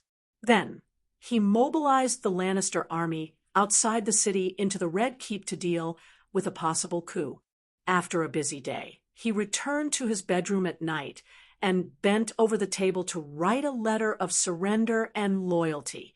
At midnight, the regent finally completed a sincere declaration of surrender that was neither servile nor overbearing. Just as he was folding the letter and stamping it with the regent's letter wax, his niece's voice sounded outside the door. "Are you crazy? Are you stupid? Don't you recognize me? Remember, you are the Lions of Casterly Rock, not the retainers of Sir Kevin. And I, Cersei Lannister, am the heir to Duke Tywin. I am the one you should be loyal to." As usual, Cersei was stopped at the door by the guards before she received permission from the Prince Regent. Unlike in the past, she did not wait for the guards to pass on the message. Instead, she loudly scolded the guards of the Lion family and even proclaimed her own rights, just like in the period of the Regent Empress Dowager. However, Kevin could understand. The little devil had appeared in the Red Castle again, so it was normal for his niece to go crazy. With a sigh, he announced at the door, "Let the Empress Dowager in." Cersei rushed to the desk like a tornado and roared at her uncle, "Did the little devil come to find you?" Kevin raised his eyebrows. Cersei was not alone. Her husband, Uluan, followed in with a smile on his face. He sneaked into the crow's nest, forced Pycelle to lure me over, and finally shot the Grand Master and Sir Bronn. Holy Mother! Cersei hugged her head and walked around the desk aimlessly like a small train that had lost control. "I knew it. I knew it. That monster has always been under our feet. I knew it. I told you to burn the secret passage with wildfire. You didn't listen. I told you." Sir Kevin interrupted his niece, who had fallen into a state of madness, and said, "He left King's Landing a long time ago, and now he is the right-hand man of the Dragon Queen." "Eolo!" Cersei raised her head and howled. Her beautiful blue eyes were bloodshot and bulging out of her eye sockets. "Dany Rise! I should have known Dorne and Highgarden's power is limited. They can't overthrow my rule. He can only find stronger, more vicious foreign aid. The mystic dragon witch and the mutated monster, colluding with each other, they are a match made in heaven. You were locked up by the Big Sparrow. It has nothing to do with Dany Rise. Have you forgotten?" Kevin said helplessly. "Yes, and the Big Sparrow." Cersei suddenly shouted as if she had been enlightened. "The Big Sparrow and the Mystic Dragon, which are also in cahoots. Those 3 evil people conspired together to kill me. I have no shame in losing. Kevin was completely speechless. He could only stare at Yuluen and say, "Wake up your wife." Yuluen shrugged and smiled helplessly. After a while, Cersei suddenly looked up and stared at her uncle with a pair of green eyes. "Why didn't the little devil kill you?" "I am his uncle. Why would he kill me for no reason?" Kevin frowned. "Do demons need a reason to do evil? Joffrey, my father, which one of them is not his family? Or are you in cahoots?" Cersei looked at her uncle suspiciously. Kevin almost exploded with anger. He wanted to scold his niece, but on second thought, he did seem to have reached a tacit understanding with Tyrion to protect the Lannister family. Sigh. Kevin sighed and said tiredly, "Cersei, you have too much prejudice against Tyrion." Cersei heard this and was really angry. She said with a twisted face, "I guessed it, you are in cahoots. I was wrong about you. You killed my father, dethroned me from the position of the Queen Regent, just to sit on the Iron Throne. Now you contacted the dwarves. Are you planning to get rid of Tomon and me?" Veins popped out on Kevin's hand that was pressed against the edge of the table.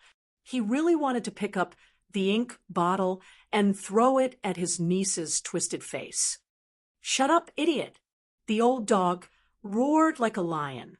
Cersei was so scared that her face turned pale. She shrunk her neck and looked at her uncle with 3 parts fear and 7 parts hatred. "Remember your identity, Mrs. Greyjoy." Kevin looked at his niece coldly and said word by word, "It is late now. Tomorrow morning, I will give you half a day to pack. Afternoon tomorrow, if I see you in the Red Keep, in the King's Landing, I will put you in a cage and send you to the Iron Islands in a carriage. I swear, I will do what I say. You have to at least let me know what you are planning. If you dare to hurt Tomon, I'd rather die here." Cersei cried in despair and anger as tears streamed down her face. Seeing her like this, the anger in Kevin's heart quickly dissipated like a flood that broke through a dam. Tyrion thinks that the current Lannister is unable to maintain the rule of the Iron Throne, so it is better to surrender to Dany and rise. Cersei and Yuluen were family, so Kevin did not hide his plan from Tyrion. After all, when his letter of surrender was sent to Dragonstone Island, the world would soon know about it. What? Cersei stopped crying. Her face was full of tears, but she was stunned. Not only her, even Yuluen was dumbfounded. "When Lannister returns to Casterly Rock, I will publicly acknowledge your relationship with Jaime. Then let Tomon change his surname to Lannister and inherit the position of Duke of Casterly Rock. You will continue to be the Duchess of the Iron Islands." Kevin continued. Yuluen frowned. "Then what is the point of the Iron Islands submitting to the Iron Throne? You can surrender with Lannister, and I will fight for a better deal for you. You can also continue to occupy Carlin Bay, the Shield Islands, and continue to plot against the Dragon Queen." Kevin said. The Iron Throne had already been given away, so who cared about the chaos in the Westeros? Moreover, Yuluen was only Lannister's son-in-law. "I don't even care about my own life, so why would I care about your life?" At this moment, Kevin's thoughts were much simpler and more relaxed. He even felt a little like he had lost his desire. "You are the Mad King III. Cersei pointed at her uncle. "Ha! The Mad King will voluntarily give up the Iron Throne." Kevin sneered. "If my father is still alive, he will definitely kill you," Cersei said. "In fact, it was Tywin who told me to do this." Kevin sighed. "You are crazy," Cersei said in horror. "Could it be that father has been resurrected like the Great Sparrow? Where is Myrcella?" Suddenly, Cersei's expression changed as she sensed something strange. According to the plan, Myrcella would soon return to the King's Landing, but Kevin did not make any arrangements for her. After a moment of silence, Kevin said softly, "You have seen how the Great Sparrow was resurrected with your own eyes. Danny Rise is also an archbishop and knows holy healing 7 hells. You imp, you want to send my daughter to Slaver's Bay to be ravaged by the mother of dragons? Cersei cried out in despair. I don't agree. I would rather let her live as an ugly girl than let her die under the dragon flames. It doesn't matter whether you agree or not. She has already been taken away by Tyrion, Kevin said calmly. So fast? Was he sent here by the dark dragon? Yuluen was shocked. Kevin smiled bitterly and shook his head. It was a pterosaur. Think about it. Even Tyrion was given a pterosaur. How powerful would Danny Rise be? Roar. Suddenly, Cersei's eyes turned red. Her face twisted as she howled. She picked up a paper knife and pounced at Kevin. Old dog, give me back my daughter's life. Kevin sighed. He opened his right hand and grabbed Cersei's wrist like an eagle catching a chick. He pressed his left hand on her forehead and pushed her hard, causing her to fall heavily on her. But, sob, sob, sob, you killed my daughter. I will not let you go even if I become a deviant. Old dog, old dog. Cersei spread her legs and sat on the mere blanket. She wiped her tears sadly and cursed viciously. Don't cry, my dear. Your chance has come. Back in the Queen Dowager's chambers, Yuluen hugged the sobbing Cersei with a strange smile. What chance? My daughter is dying. Sob, sob. Cersei's eyes were filled with tears. It was as if she had returned to the day when Joffrey died. In Cersei's eyes, there was no queen more gentle and magnanimous than her. Even so, Sansa lived in fear every day. She suffered verbal insults and physical beatings. Joffrey often let the White Knight beat Sansa. The Dragon Queen was far more vicious and cruel than her. She did not know how to torture her poor Myrcella.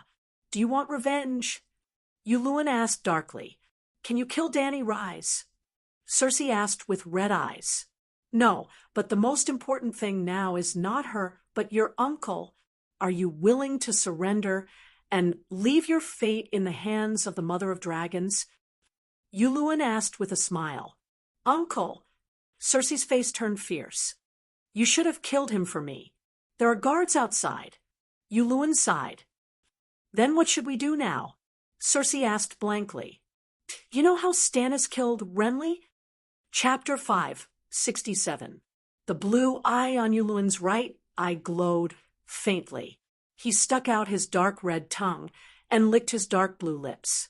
Then he lovingly licked the tears off Cersei's soft cheeks. He leaned close to her ear and said hoarsely, Do you know how Renly died? Cersei trembled and said in disbelief, You know blood witchcraft too? My magical lips, can't you feel it? Yuluen pouted. It feels comfortable but ugly. Cersei spoke her truest feelings.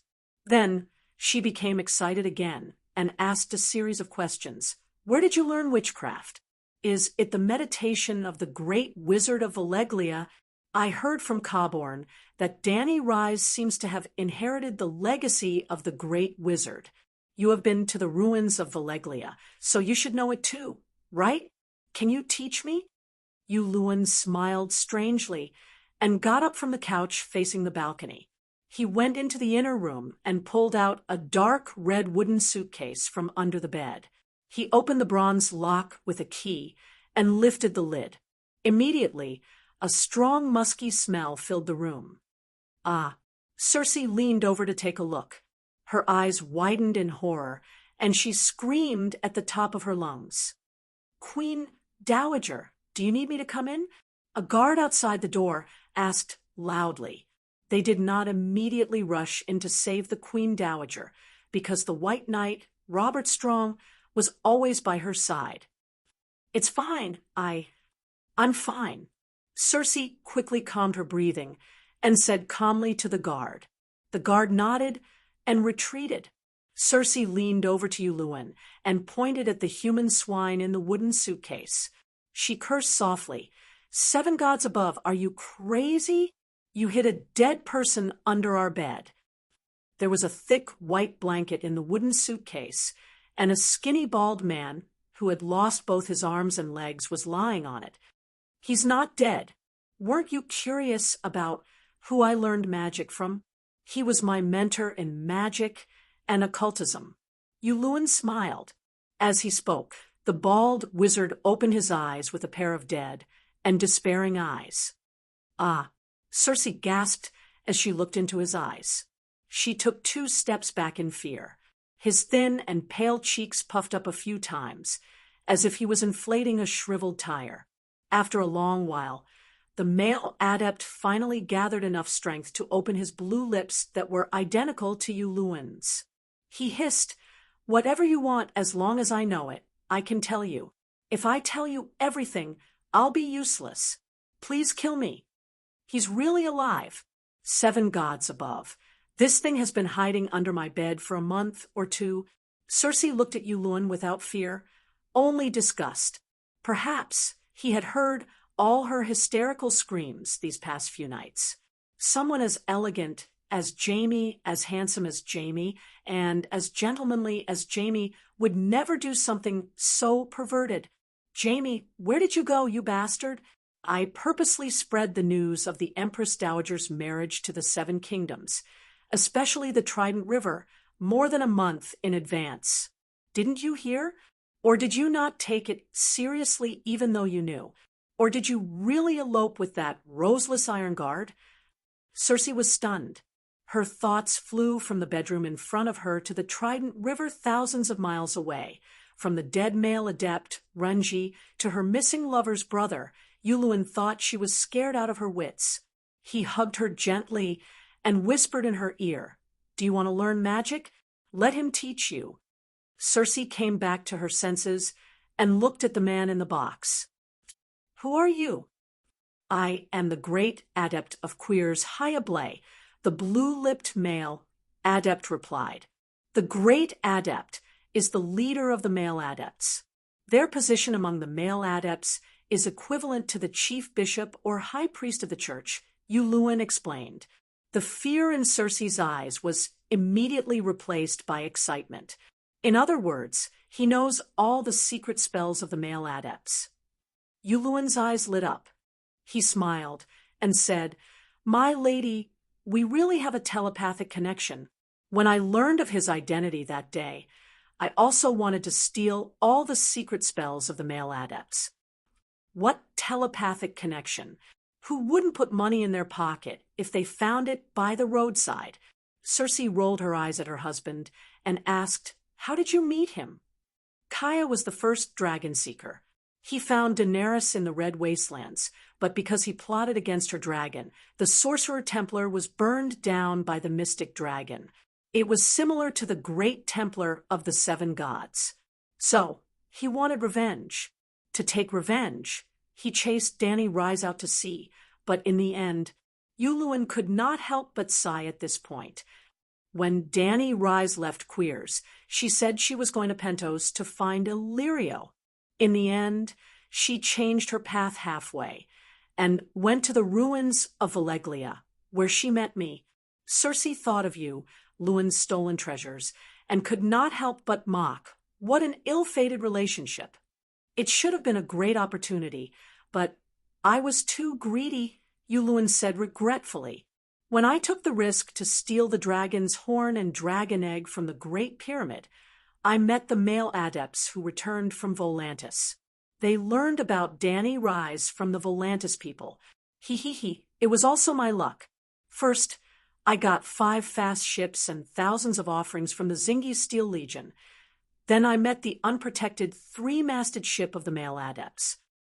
If not for his setback with Dany Rise, Yulun's journey in the east would have been the standard adventure template for a certain male protagonist. Sigh, Master Haya is so pitiful. After knowing that the male adepts were Dragon Queen's sworn enemies, Circe suddenly had an 80% favorable impression of him. In fact, although the male adepts were pitiful, he was not innocent. That day, in the Red Wasteland, in the White Cloud City, the 3 dragon seekers swore a sacred oath to the Dragon Queen. During Queer's journey, They would do their best to ensure the safety of her and her subordinates, and would never do anything to harm her, other than being mysterious and pretentious, because she had always provided Danny with correct and effective advice on magic. For example, she reminded her to bring a dragon along when she went to the Immortal Hall. Even Zero, the stingy guy who desperately wanted the Megalosaurus, never thought of robbing or killing Danny to take the baby dragon for himself. He always kept to his oath and ensured that her rights as a guest would not be violated. Because of that, when Zero went to Astapor to negotiate for the ransom of the prisoners, Danny treated him with good wine and food, and did not have any intention of harming him.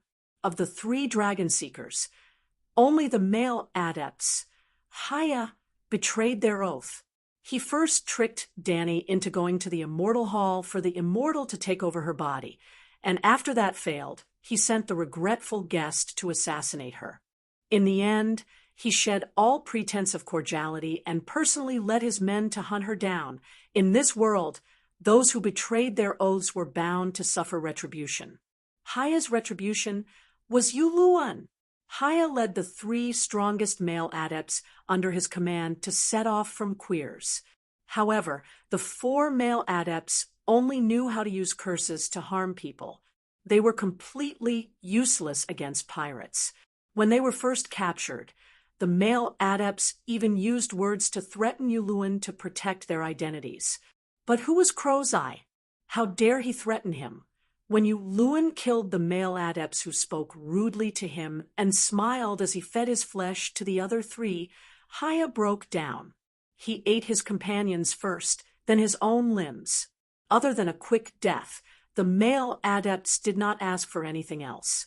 He would answer almost anything Yuluan asked him. He did not care about the male adepts' secrets, and the Immortal Hall's secrets at all. I heard that the witch by Stannis' side is a red-robed monk. Will the male adepts use the blood, witchcraft of the Red God priests? Cersei asked doubtfully. Don't worry. The male adepts' curses are no weaker than those of the Shadowbinders. Yuluan smiled. He was not bragging. The male adepts were best at using curses to punish those who had offended them. They had their own strengths. What should I do? Cersei asked nervously. You just need to provide me with some blood. Leave the rest to me, Yuluan said. Blood? What do you want my blood for? The blood of hatred from a loved one, the blood of royalty, is the best medium for curses. Just like how Stannis killed Renly, the red-robed woman must have used his blood as well. Loved one. Cersei kept muttering this word.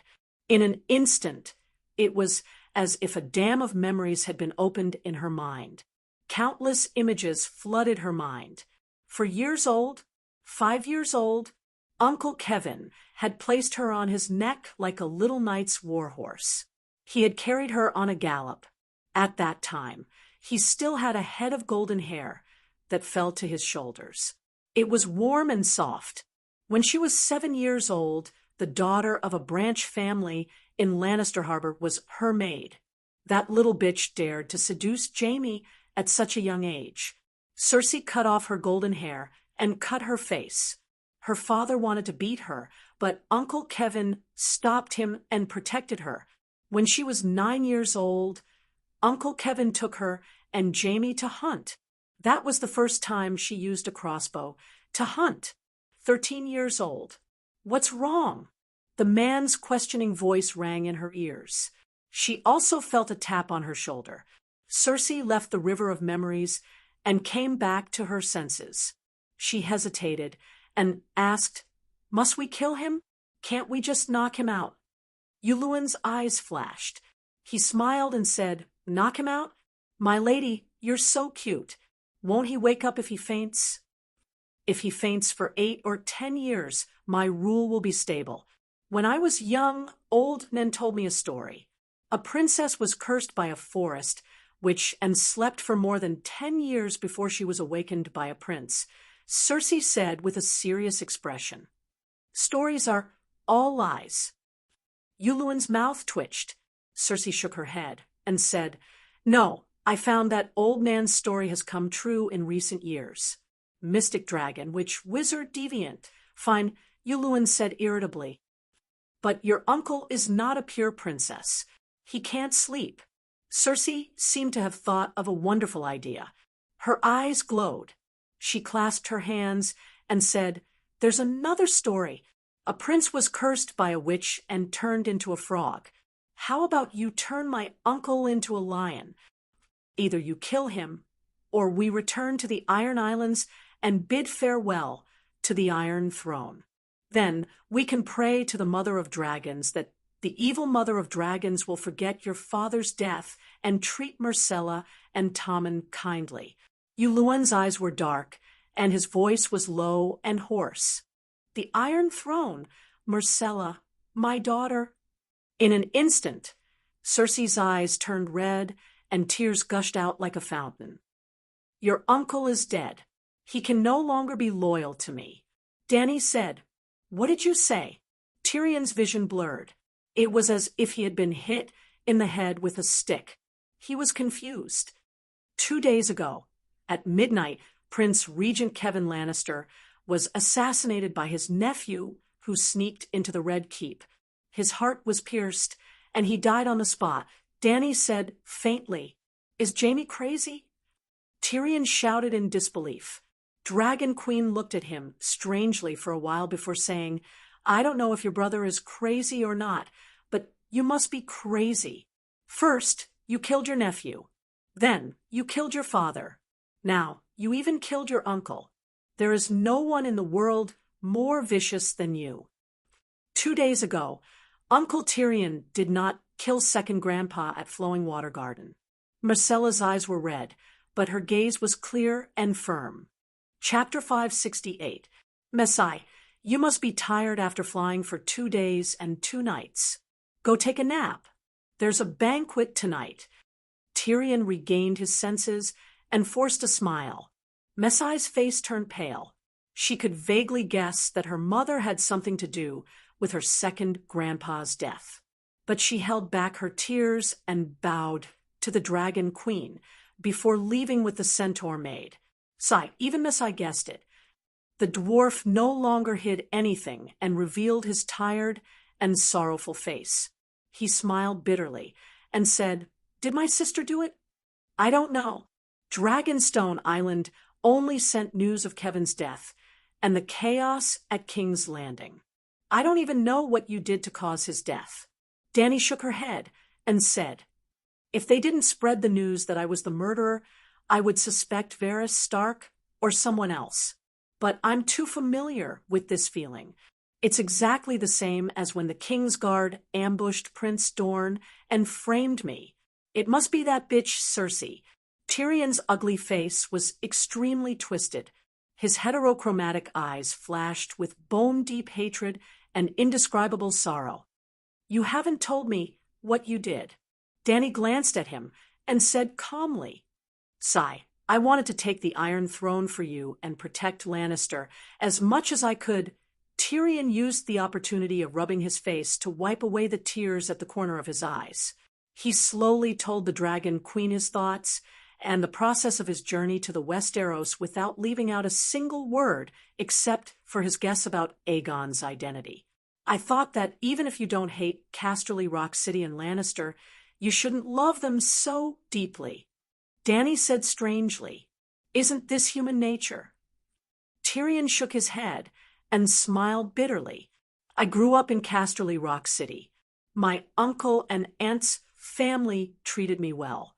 Except for my father, who was too harsh, Casterly Rock City meant nothing to me." He looked at the Dragon Queen in front of him and changed his analogy. "It's no different from Winterfell and Stark. That makes sense. Casterly Rock is your home, and Lannister is your family." Dany nodded and asked, "But how can you be sure that I will accept Lannister's surrender? Your Majesty, you are the Queen. Perhaps you don't understand what it means to be a subject." "What logic?" Tyrion sighed. "The most important skill for a good subject is to understand the intentions of his superiors." He must be able to study the way the monarch acts and thinks. Then do you know that trying to figure out the will of your superior is also a crime? Dany sneered. Tyrion said, not only does he want his subjects to do things according to their wishes, but he also doesn't allow his subjects to study themselves. That kind of stupid king can only live in the dreams that his ministers weave for him. Obviously, your majesty is wise and mighty. In front of you, all lies and schemes are meaningless. It seems that you are still too ignorant. You don't know that there is a Yang Xiao in the east, Scholar Yang. That Scholar Yang is the same as you.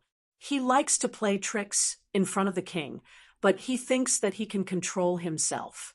He thinks that if he doesn't make a big mistake, the king can't do anything to him. Guess what? His head fell off.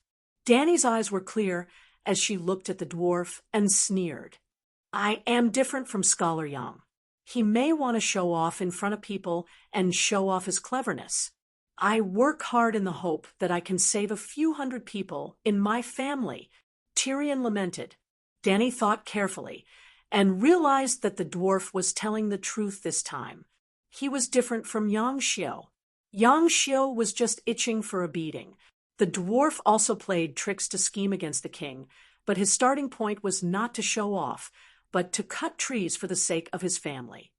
No matter what foreigners did, as long as it was for the sake of cutting trees, they could be forgiven and whitewashed. It was like this in movies. Tyrion was also a foreigner, other than herself. Everyone in this world was a foreigner. What he did seemed to conform to the mainstream values of society. The man who broke off the engagement with the third king did two things in front of people and behind the scenes. He chopped off the head of the vassal Cos Stark, broke his own oath, and forgave Catelyn, who had cheated the entire northern territory for her own personal gain. He could be forgiven for the sake of cutting trees, but Waldfrey and Bolton could not be forgiven for the sake of power. In fact, apart from their own goals, Robb and Catelyn's actions were no different from Waldfrey and Bolton's. Thinking of this, Dany reluctantly forgave Tyrion for acting on his own. She never expected absolute loyalty from him. If she did not expect it, she would not be disappointed. Of course, not mentioning some things now did not mean that she would forget. She would remember it in her little notebook and dig a few more holes for him in the future. It's a pity that your plan did not exchange for loyalty and filial piety. Instead, you ended up in an awkward situation. You tricked your uncle and yourself. Dany mocked. Tyrion, who was good at reading people's expressions and guessing their intentions, immediately heaved a sigh of relief. He guessed right again. The Dragon Queen was indeed a reasonable person. She had the magnanimity to put herself in other people's shoes and think from their point of view. Then he felt sad. The most difficult Dragon Queen in the world had been persuaded by him. The second most difficult obstacle, Uncle Kevin, had also been conquered. But just when he was about to reach the end of victory, he fell because of Cersei, that stumbling block. No, she was not a stone. She was just a pile of sticky, stinky dog poop. Stumbling poop. In his life, Tyrion had fought the Wolf Mother, the time when Catelyn kidnapped Tyrion. Overturned Stannis, stabilized the King's Landing for the Iron Throne, and ended the rebellion of the Four Kings. He could be a general fighting on the battlefield. He could be a minister, strategizing and strategizing. Even under the Dragon Queen's command, he was unparalleled in wisdom and bravery. He fought until the upper echelons of the Alliance clenched their teeth and could only send assassins to eliminate future troubles. And Cersei? Along the way, other than defeating the honest Ned Stark, what other achievements did she have? Toyed with by Littlefinger, frightened by Stannis to the point of drinking poison to commit suicide, deceived by ministers, toyed with her body by mercenaries, locked up and trained by the Great Sparrow, seized power by Pycelle, deceived by, yet such a good-for-nothing who lost every battle was able to gain the upper hand every time she met a genius imp like him who won every battle. Could it be that there was always someone who had a weakness, and he was naturally countered by her? Or did she have a talent called being a tyrant in one's nest? The dwarf subconsciously looked around, trying to find a crossbow. He had the thought of killing his kinsman again. "What's the situation in the King's Landing?" he asked. "Tommen is still young. It is imperative to choose a new regent. Your sister wants to enter the palace again, and the hand of the king, Mace Tyrell, is willing to share the burden of his son-in-law. Queen Marjorie feels that since her mother-in-law is already married and has become a Greyjoy, she has no right to interfere in the family matters of Theon Bella. As the only mistress of the Red Castle, she has already come of age. She has the right and ability to manage the country for her current husband and future children. Your Majesty, it's time for you to set things right," Tyrion said excitedly. "You want me to break my oath?" Dany said calmly. "No, you don't have to do anything. You only need to send Prince Aegon and me, 2 pterosaurs, and the Golden Regiment. That's enough." Tyrion's eyes lit up as he looked at the Dragon Queen expectantly. "Everyone knows that Wade Fry violated the rights of the guests, but he was not the one who killed them. Can you say that he is innocent? Aegon is my nephew. What's the difference between what he did and what I did?" Dany said coldly. "Sigh, what a pity. The King's Landing of hundreds of thousands of citizens is going to be destroyed." Tyrion sighed. "Don't try to instigate me here. The King's Landing is at most a court battle now. If Aegon really fights for the Iron Throne, it will be a disaster. Or do you only see your own family and the nobles of the 7 kingdoms, and ignore the real citizens?" Dany said with a hint of anger on her face. Tyrion wanted to argue, but he swallowed his words when he saw those purple eyes as cold as a lake of ice. He turned his head and begged, "Then can you heal the scar on Myrcella's face?" Dany only hesitated for a moment before nodding. "Let her enter the great cathedral and become the White Saintess. If she is not a devout follower of the 7 gods, the Holy Mother will not bless her." The White Saintess was completely different from the Red Saintess. The training process of the White Saintess was similar to entering a boarding school, other than the Church's classics. She also learned needlework, music, chess, calligraphy, painting, writing, archery, sword self-defense, history, literature, and other knowledge. This was not something that Dany had created. It was an elite aristocratic education unique to this world. The good lords, wise lords, and great lords of Slave Bay were fallen, but they were also the most knowledgeable group of people. That night, Dany held a welcoming party for Tam and Bo Chung. Other than those close to her, who lived in the Great Pyramid, most of the people who came were the Royal Mage Corps' wildfire mages. Other than the first batch of 50 fire mages, another 30 to 40 people came one after another. Even after the wildfire bombs bombarded Tolos, the Allied army understood the importance of wild mages. However, they could not stop them from joining Slave Bay. Tam and Bo Chung were extraordinaires when they were in Volantis. Naturally, they were like fish in water now. Soon, they established their positions in Dany's Mage Corps. However, after Bo Chung mastered the magic net frequency, he returned to Barren Land. He would officially take up the position of Chief Bishop of Barren Land's 7 Gods Dragon Sect. Well, it was awkward. Chief Bishop Bo was not even as good as Saint Dany. Saint Dany did not have much devotion to the 7 gods, but she was familiar with the 7 Stars Bible and had a unique understanding of the Church's scriptures. However, Bo Chung still thought that the 7 gods were 7 pieces of wood. They had no devotion, no faith, and did not understand the scriptures. She was unwilling to be Dragon Queen's little sister.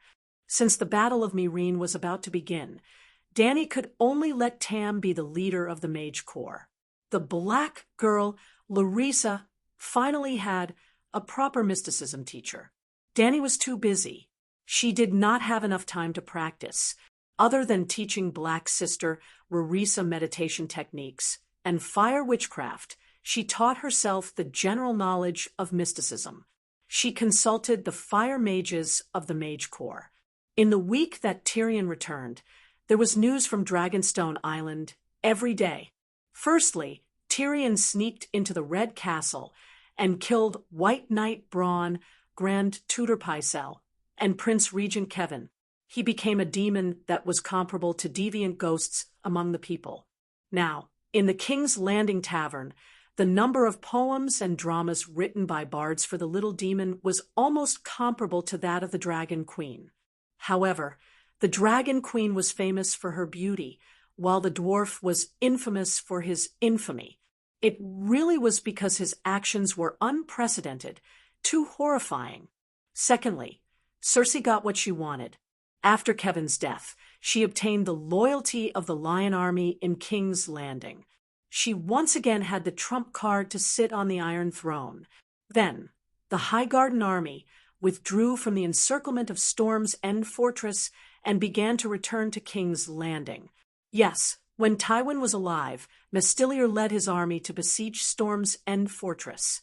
Marjorie was captured by the Great Sparrow, and the inflatable fish withdrew the army back to King's Landing. When Kevin became the regent and became the king's hand, he arranged for the Highgarden Army to besiege Storm's End Fortress for the third time. During the War of the Usurpers, the inflatable fish sided with the dragon family and besieged Erlu's Storm's End Fortress once. In the end, Iuluen seemed to have kept his promise. He ordered Tywin to withdraw from Carlin Bay and completely give the Northern Territory to the King of the Northern Territory, Lothbolton. At the same time, he crossed the Mander River and prepared to complete the final negotiations with the Highgarden to return the Shield Islands. Then, Dany received an urgent message from the Dark Star. Jon was dead. Chapter 569. Dany could find Jarrow through the soul mark she left on his arm. But unlike Dany, Jarrow could not send a caller ID to the Dragon Queen through the soul fragment in his arm, just like what Dany did to Kashy. In other words, Jarrow Dane, the reserve White Knight, did not have the ability to contact the Dragon Queen. But this time, he was the one who contacted Dany. The red-robed woman, Melisandre, interfered. That woman actually managed to connect to Dragonstone Island's magic network, even though she hadn't obtained the communication frequency. She did not even use a glass candle. Don't be surprised. Your magic network almost caused a new magic tide in the Sea of Magic. It's hard for me not to know. In the large dragon crystal magic mirror, the red-robed woman was surrounded by a circle of flames. Jarrow Dane stood behind her. The flames swayed, and the image rippled like water. The red-robed woman was talking to the Dragon Queen, who was thousands of miles away by the furnace of the King's Tower. I know that the magic network has a weak effect on the magic tide, but connecting to the crystal ball of Dragonstone Island requires a special spell. It's useless even if you know how to construct the magic network. I set the magic frequency of the communication channel. Dany frowned. The red-robed woman's white cheeks reflected the red light in front of the bonfire. Her plump red lips curled into a smug smile. Your door is locked. I can't get in, but that doesn't mean I can't knock on the door. I'm not a thief, so I don't need to sneak in. The moon singer you left behind on Dragonstone Island heard my call and opened the door. Dany was speechless. If a rogue wizard had a strong magic power, he could find the connection of the magic network, just like how a hacker on the internet could find the American military server. The problem was which hacker would dare to use his real name to harass it. The great wizards in Valeglia's era were far more terrifying than the American army. Their counterattacks were more direct and brutal. If the person controlling the magic crystal of Dragonstone Island was not Marvin, but Dany As long as she was willing, she could burn Melisandre's beautiful face into a skeleton with just a thought. Through the magical connection, she could transmit a fire spell. Well, the internet could only transmit information, but the magic network here could transmit real magic power. Magic power could be converted into information and could also be converted into fire spells. However, Marvin could not be blamed for neglecting his duty. He only opened the door after confirming that Melisandre had a white knight by her side. How did Jon die? Dany withdrew her distracting thoughts and asked with interest. Melisandre looked at her deeply and said, "He broke his oath and was beheaded by the Night Watchers." Wow, this is even more tragic than the stabbing death in the original plot. Even his head had fallen off. TSK, TSK. However, why did it sound so funny? Ha ha ha. Dany's heart was filled with an inexplicable sense of joy. She laughed unkindly and said, "Hee hee hee. It's useless to look for me for this kind of thing. Just rest in peace." Oh, you can't bury them. The deviant ghosts are just beyond the Great Wall. The corpses must be burned on the spot. Did you burn them? You didn't even ask what oath he broke. Melisandre asked. Yes, how did he break his oath? Dany immediately asked. Sigh, even in the north there are schemes and deceits brought about by power. The red-robed woman sighed, and then recounted in detail what happened in the north after Dany left. After searching for the control hub of the Great Wall, or the Black Gate, in vain, Stannis immediately sent ravens to the vassals of the north. In his capacity as king, he called upon the heroes of the north to join him in the name of justice for Stark. It was very awkward. Other than a spy, no one responded. Well, Roose Bolton sent Alfka from Carhold City to Stark as a spy. He went to the Urlu camp at the Great Wall to trick the Urlu into attacking the Bolton family's Dreadfort. The Dreadfort's walls were high, and the city was deep. The Bolton family had existed for tens of thousands of years and was deeply rooted in the area. They were supported by all the people. Urlu would not suffer even if more than 1,000 cavalry soldiers fell into the Dreadfort. However, Winterfell was the opposite. The people and knights were all loyal to Stark and hated him to the core. Well, Old Stark-Ka was the uncle of Earl Stark-Ka, who was killed by Robb. Although Little Ka had 2 sons killed by Jaime in Babel Forest, he still had a daughter in his hometown. His last son was captured by Lannister. Roose Bolton eliminated dissidents and arranged for the nobles of the north to venture deep into the king's territory. Little Ka was captured and probably would not survive. After all, his father killed 2 Lannister captives. However, Robb was quick and ruthless. He immediately chopped off Little Ka's head.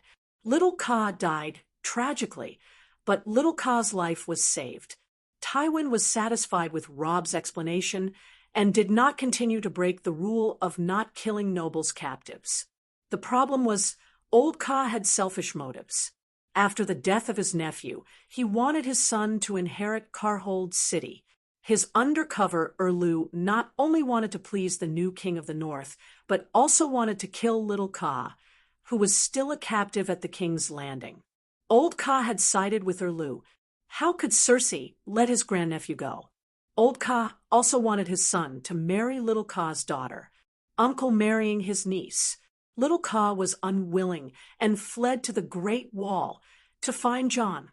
Well, there was a problem of timing. Old Ka first went to the Great Wall to find Urlu and persuaded Urlu to attack the Terror Castle. Jon stopped him in time, allowing Urlu to escape. After that, Jon gave the House of Stark's second-to-last trump card to Urlu, the High Mountain clan. The High Mountain clan could be seen as the barbarians of the north, a tribe of barbarians loyal to Stark. Urlu received 3,000 strong men from the High Mountain clan who could adapt to the bitter cold of the north, barely enough to participate in the struggle for supremacy again. Then, Urlu led the newly formed army to liberate Deepwood Castle. The High Mountain clan and Deepwood Castle were both northwest of Winterfell. Erlu planned to attack Winterfell from this direction, and Deepwood Castle was considered passing by. In Deepwood Castle, he captured Asha Greyjoy and gained the loyalty of dumbass Mormont. The Big Bear's Bear Island was next to Deepwood Castle, and the Big Bear's first wife came from Deepwood Castle. At this time, Little Ka escaped to the Great Wall's dark castle. Little Ka knew that Old Ka was a spy and told Chan Chan was anxious. Erlu was in the middle of the march and could not send a messenger crow to inform him. Then he sent his animal companion, Old Raven Bear. Jon participated in the Erlu Rebellion War as a raven for the first time. Soon, there was a second time, a third time. He even sent the dire wolf thousands of miles away to the wolf forest near Erlu's barracks. Such a high degree of participation not only gave him a deeper understanding of the situation on the battlefield, but also changed Jon's mentality.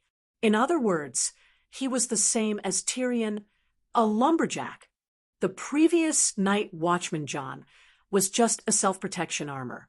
Stark, who had running wolf's blood, was the true face under the armor. He saw the hope of revenge.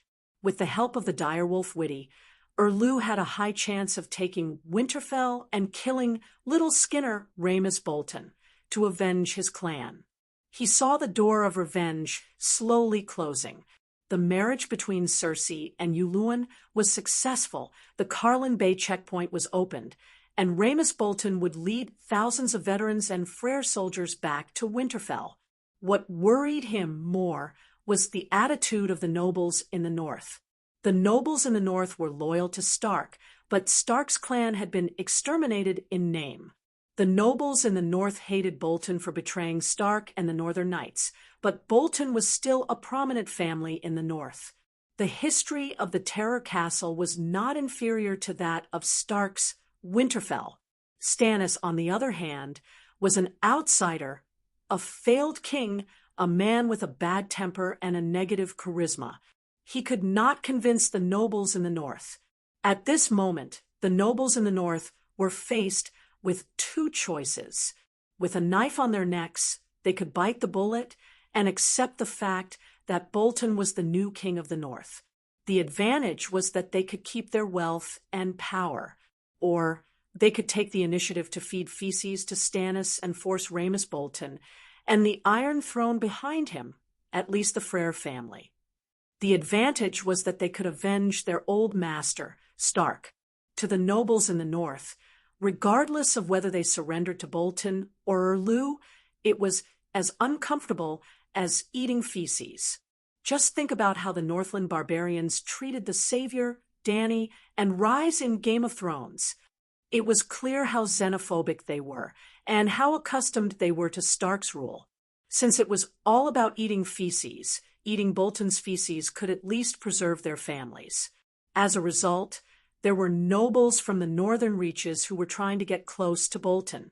For example, Dustin of Lonely Tomb, Ryswyr of Creeklands, Mandalay of White Harbor, actually a spy, Amber of Hoothfire, Jon's family forced.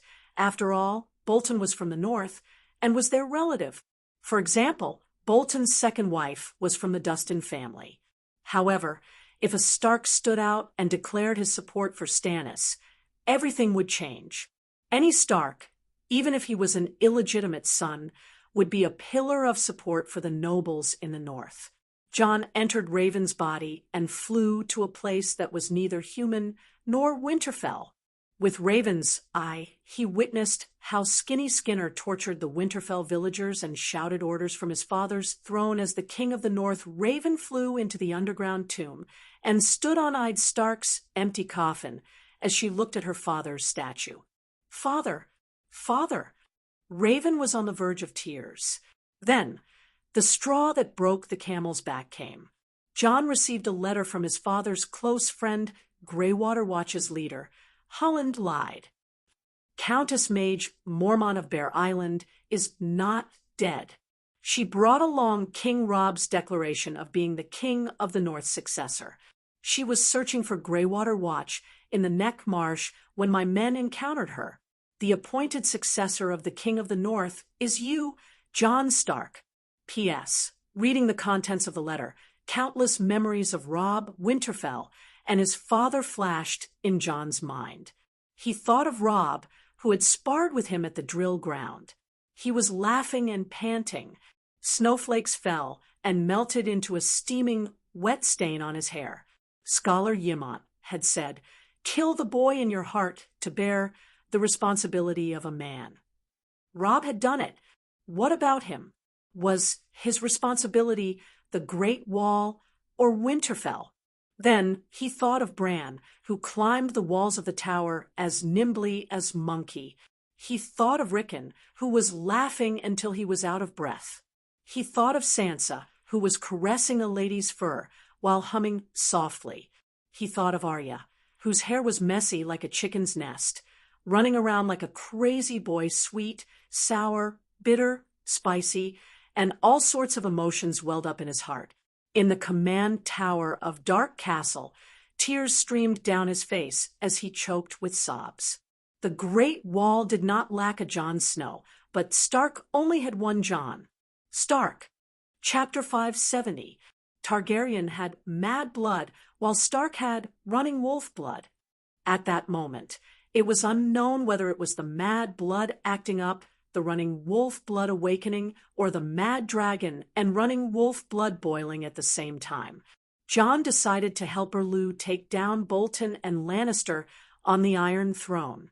The Night Watchers will not participate in the conflict of the Seven Kingdoms. I will not ask my brothers to break their oath. I will go to Winterfell alone. When the Night Watchers gathered in the dining hall for dinner, he announced his decision to everyone. Jon did not hide his whereabouts and left Dark Castle quietly.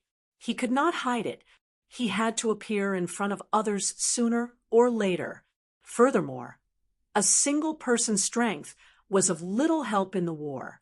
There was no point in leaving alone. Hence, he only said the nice words first.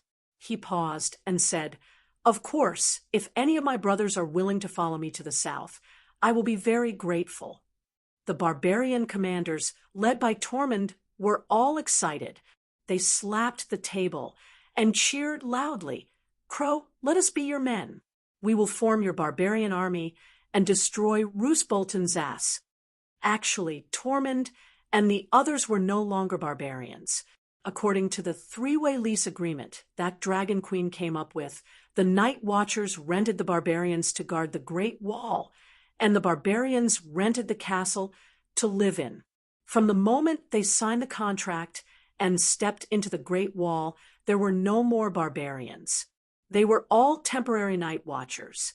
Maxie, Blacksmith Tanner, the red-nosed old doctor, and the other Night Watchers' expressions changed. They all understood the commander-in-chief's thoughts and were afraid of his decision. The Night Watchers did not marry, did not have land, did not have children, did not wear crowns, and did not fight for glory. Jon Snow had broken his holy oath. In this world, no one who broke an oath would have a good ending. This was the law. It was useless even if you were the main character. That night, Jon's head was cut off. The main character, dead. Who murdered Jon? Dany asked while holding back her laughter. Head of Staff Bowen Maxey led more than 50 Night Watchers into the command tower. The other Night Watchers were also watching outside the tower. The red-robed woman said, "How tragic." Dany's mouth twitched. The child of prophecy, the first male lead of swimming power, actually ended up like this. It was Dany's fault for digging such a big hole for him. A long time ago, when she went to the Great Wall, she had always emphasized responsibility, oath, and honor. The oath of the Night Watchman, her own oath. The most important reason why the Dragon Queen was willing to selflessly help the Great Wall was that the Night Watchers were loyal to their duties and would not participate in the power struggle of the Seven Kingdoms. They would dedicate the rest of their lives to the Seven Kingdoms. The Night Watchers were the sharp swords in the darkness, the guards of the Great Wall. They resisted the cold flames, the light of dawn, the horn that awakened the sleepers, and the shield that protected the kingdom. This was the oath of the Night Watchers, the mission of the Night Watchers, and also the honor of the Night Watchers. It was the medal that the Night Watchers received the hospitality and help from any noble family in the Seven Kingdoms. Since the Night Watchers did not participate in any faction struggles, after the Dragon Queen promoted the vow of the one who ends the long night shall be the king, the nobles of the Seven Kingdoms more or less sent supplies and knights to the Great Wall. Even Casterly Rock City kept their promise. After Tywin lifted the blockade of Lannister Harbor, they arranged for ships to send large amounts of food, furs, and prisoners to the Shadow Tower. If the Night Watchers allowed Jon to recruit the barbarians and Night Watchers to the south to participate in the battle for Winterfell, and even to participate in the crusade against Lannister's Iron Throne, the Night Watchers would lose their honor. They would no longer be pure, and they would no longer receive any help from the nobles. Jon Snow was not an ordinary Night Watcher. He was the leader of the Great Wall, the commander-in-chief of the Night Watchers. Jaelo Dane represented the Dragon Queen in sending tens of thousands of tons of supplies to the Great Wall. The food, drinks, and clothing of the Night Watchers and barbarians all came from the Dragon Queen. Now, if Jon wanted to lead his men to the south, he could only use the Dragon Queen's supplies as supplies. This was because the thousands of kilometers of journey from the Great Wall to Winterfell was a world of ice and snow. It was almost deserted. Other than the food on the Great Wall, Jon and his barbarians had nowhere to find food. But if the Dragon Queen knew about this, would she be happy? Dany could say with certainty, "I'm very, very angry." The barbarians were deeply grateful to her for using food to help the barbarians. When they heard that the Slaves' Bay needed shapeshifters, they did not even need to mobilize. A large group of people, young and old, men and women, came to look for her. Even if she used food to help the people of the North, the people who ate the Dragon Queen's food would more or less remember her good deeds. Even if the people of the North were ingrates and did not remember her good deeds, she had done a good deed. But if she provided food and military equipment to Stark so that he could fight for the throne of the King of the North, other than disgust and killing, what could it bring her? For the past half a year, other than the Dragon Queen, most of the people who provided aid to the Great Wall were the nobles outside the North. The North had been at war for the past few years, and the wheat was rotting in the fields. Until now, even the Lord's family did not have much food left. They sent supplies thousands of miles to the Great Wall, only to find out that the Night Watchmen had gone to participate in the war between the Seven Kingdoms. How could they not be angry? Don't forget, there were still deviant ghosts gathering beyond the Great Wall. At such a critical time, the discipline and honor of the Night Watchmen could not be lost. Therefore, Jon, who had betrayed the oath, had to die. There was no injustice. The Night Watchmen who murdered him, such as Bowen and Marcy, did not betray the oath either. Murdering the brothers of the Night Watchmen was also a betrayal of the oath. They were not sinners, but great heroes who cleaned up the vermin of the organization. On this point, in order to protect the image of the protagonist, the TV series Game of Thrones reversed the cause and effect to a certain extent. After being assassinated by the Sworn brothers, Jon was disheartened after being resurrected. He gave up his identity as a Night Watchman and officially became Jon Stark to participate in the Battle of Winterfell.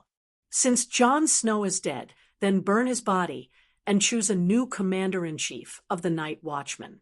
Why do you want me? Dany asked, puzzled. Jon is not completely dead. His soul did not return to the kingdom of the dead. Instead, it resides in the body of the dire wolf, Melisandre said. Dany was shocked at first, then her expression became strange. Wasn't it? Jon was a shapeshifter, and shapeshifters would not die so easily. Even the weakest shapeshifters could start a second life in the body of an animal companion. John's talent was top-notch among shapeshifters, and he could definitely maintain his human consciousness at this moment. Could it be that without her, the destined female lead, the male lead would become a real single dog, Wolf? Oh, no, Yegaret the Fiery Kiss was not dead. John was not a single dog, and he did not need her, the destined female lead. You plan to resurrect him? Danny asked. The red-robed woman frowned and said, Jon Snow died 3 days ago. That night, I stitched his body up, but when I tried to pray to Lalo to give him the kiss of life, Jon rejected me. I'm a little confused. How many Jon are there? Since he hasn't been resurrected, how could he reject you? Danny asked strangely. Didn't I tell you before? Other than the dire wolf, he also has a raven companion.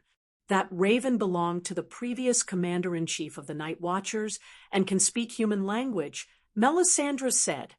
But you also said that he started a second life in the body of the dire wolf. Why is he in the raven's body? The red-robed woman said, Jon Snow is very talented, and the Great Wall is the gateway to the world. Dark Castle is filled with active magic factors. Even if he doesn't know how to cultivate, he can quickly increase his magic power and magic talent. Not to mention, he has been practicing the shadow binding meditation technique you taught him.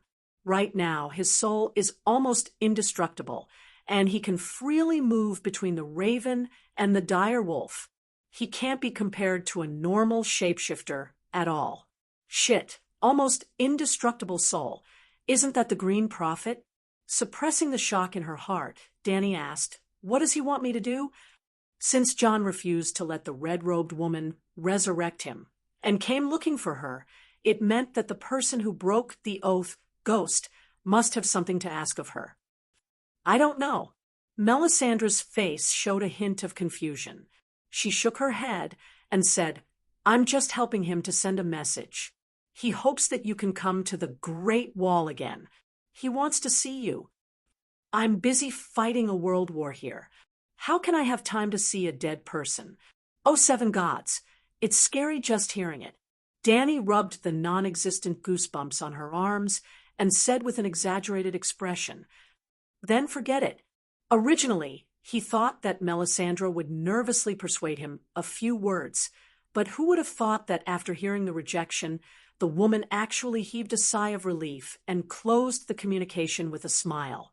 Danny was a little confused. Although Melisandre came looking for her on behalf of Jon Snow, she didn't want to complicate things. Or rather, it was exactly what she wanted.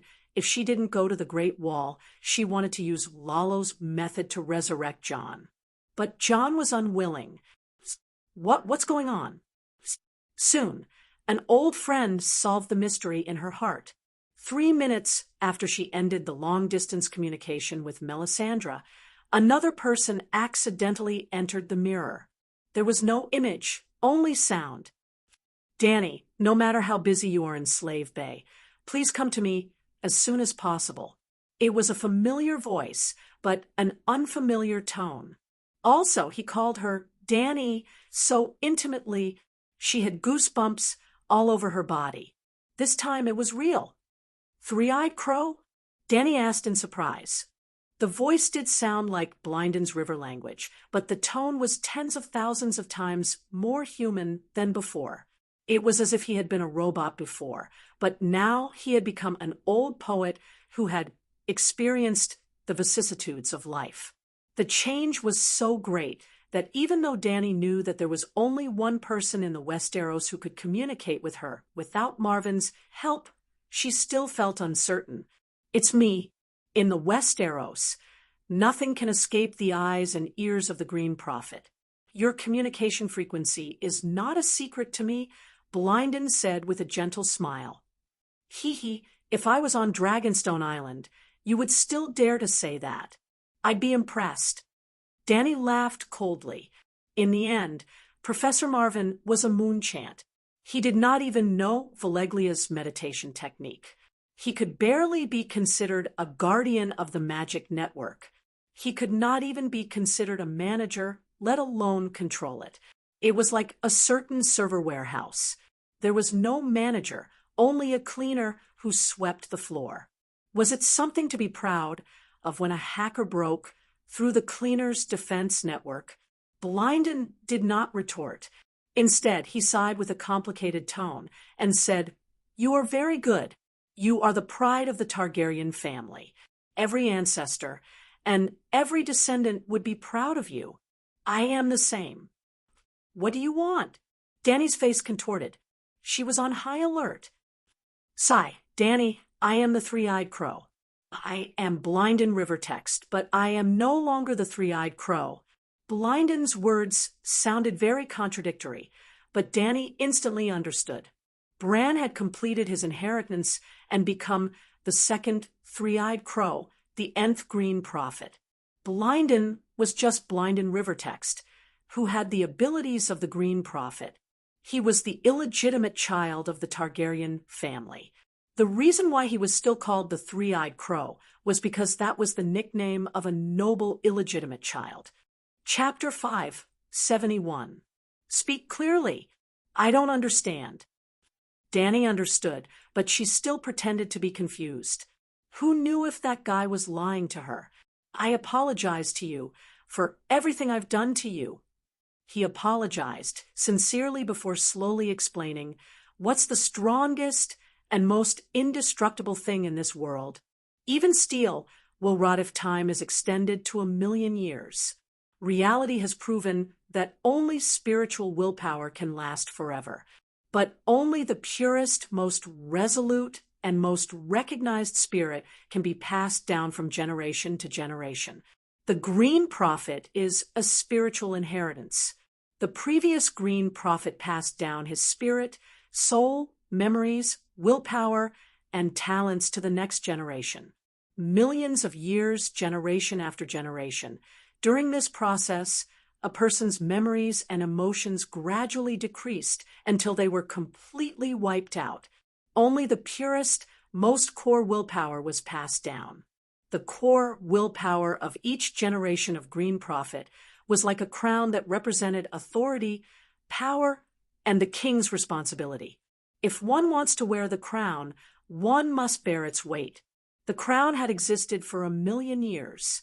A person's willpower and emotions were so insignificant before it, so much so that every Green Prophet who was crowned with the crown would be sanctified, just like a god, just like the world of Westeros itself. Sanctity had its duty, and the world was selfless. The Green Prophet's responsibility did not lie with a person, a family, a tribe, or a country. It lay with the entire world and all the living beings in this world, to protect all living beings and the world. The Green Prophet, who received the inheritance of his ancestors, was too terrifying. His power was close to that of a god. Only by abandoning his personal desires and emotions could he ensure that this power would not be abused. When I wear the crown, I'm no longer Blynden Riverone. When I hand over the crown, I'll regain my original identity and emotions. Memories never disappear. What disappears are Blynden Riverone's emotions and willpower. Dany was silent for a moment. She thought carefully about the information in Blynden's words. It seemed like the Green Prophet's inheritance was not a simple possession. If it was a complete possession, Blynden would not have regained his willpower after handing over the crown. Of course, she couldn't rule out the possibility that he was lying to earn her money. However, Blynden's logic did not have any obvious loopholes. If the inheritance of the Green Prophet was a crown, then this crown was created by the combined efforts of countless Green Prophets. Everyone had different emotions and preferences. Once they merged into a collective will, the individual will would inevitably be annihilated. For example, some Green Prophet liked sweet tofu pudding, while others liked salty tofu pudding. After the two of them fused, they could only kill their love for tofu pudding. Otherwise, The conflict between the consciousness of the salty party and the sweet party would cause the collective will to collapse. After countless generations of inheritance, all personal hobbies and emotions had been obliterated. The only thing left was the fake but lofty spiritual will of protecting the world, which was acknowledged by all the Green Prophet. It was preserved and continuously strengthened. Are you retired now, regaining his humanity, looking for me to catch up? Danny asked curiously. At the last moment, I want to find Yimad to catch up with him. As for you, you're still very wary of me, aren't you? You're too cautious and not sincere enough. You're a good seedling to be a queen, but I can't open my heart to you. Blinden said with a smile, as if he had seen through everything. Danny was a little embarrassed and annoyed. Only a fool would let his guard down in front of you. You're not wrong. Blinden sighed and directly stated his purpose. Danny, I hope you can come to the frontier. Other than asking for a favor, I also plan to give you a gift. Go on, try to make me believe your words, or give me enough temptation to make me lose my mind. Danny sneered. Blinden was not angry. He said calmly, your talent has not been developed to the limit. If you give up this opportunity, you will take hundreds or even thousands of years of detours. Talent or whatever, it's too illusory. Besides, I'm very satisfied with my current training speed. Danny was unmoved. If it were another time, 1,000 years of delay would be a waste. But this time is different. If you delay, you will miss the opportunity to become the protagonist of the next era. Speaking of which, this is also my own selfishness. After all, I am a Targaryen. I will be proud and happy to see your empire prosper. Blinden said. Danny sneered. You were the one who led the destruction of the Targaryens. Led? No, I just watched it decay, degenerate, and be destroyed. Danny, the Green Prophet's timeline and way of existence are different from ordinary people. If I have a personal interest, my seniors can have a personal interest too. I am a Targaryen prince. My seniors are also the sons of the previous king. I can see the past, present, and future. So can they. If I help the Targaryens will not even have 300 years of national fortune, and will not have the chance to rise again. The world is selfless. That is the best choice. Blinden said despondently. Danny frowned and thought for a while. She said, You said that you have something to ask of me. What do you want me to do? Actually, she did not need to ask. She already guessed that the request was related to John. After all, the timing was too much of a coincidence. This is within the world. It is not convenient to say, Blinden said meaningfully. Within the world, Danny sneered and said, You can't explain what benefits you are going to give me. It is also not convenient for you to say what you want me to do. Tell me, should I believe you or not? Blinden was silent for a while. He said, The three-eyed crow can control thousands of crows. You can only have a dragon spirit with one dragon at a time. Now, my gift to you can change this. It will allow you to have a dragon spirit with 5 dragons at the same time. This was a great benefit for Danny, but even the barbarians beyond the Great Wall knew that there would not be benefits for no reason in the world. They felt that the Dragon Queen's 3-party agreement was too beneficial for the barbarians, so they did not dare to sign it. But if it was for the Child of Prophecy, this price did not seem too high. The problem was, could she revive Chan Nual? She could not. Chan Nual was different from the Big Sparrow. The Big Sparrow was a devout believer, and there was a divine mark in his spiritual sea between his eyebrows. After his soul entered the space of faith, it had always been under the control of the Holy Mother. Moreover, he did not have the slightest intention to resist. He allowed the Holy Mother to do whatever she wanted. Chan Nual's soul was independent and independent. She could not control it, She could not even bestow a spirit to it. Let me think about it, Danny said hesitantly. There is no time. My life is about to come to an end. The next person you will communicate with will be the real three-eyed crow. It will be the same three-eyed crow as before. Blinden said, helplessly. Danny said, who is your successor? He is not my successor. He is the successor of the crown. He is the second son of the House of Stark, Brandon Stark. Brandon did not hesitate, nor did he lie. Where can I find you? Danny asked again. The next moment, a map of the Westeros appeared on the mirror. In the north of the Great Wall, in the north of the Ghost Shadow Forest, there was a flickering red dot. Then, the red dot suddenly enlarged, showing a snowy scene in the north. On a snow-covered land, there was a hill crowded with weirwood tree trunks.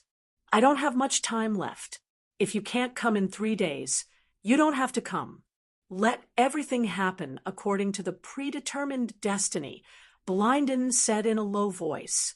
Old Master Ymont is next door.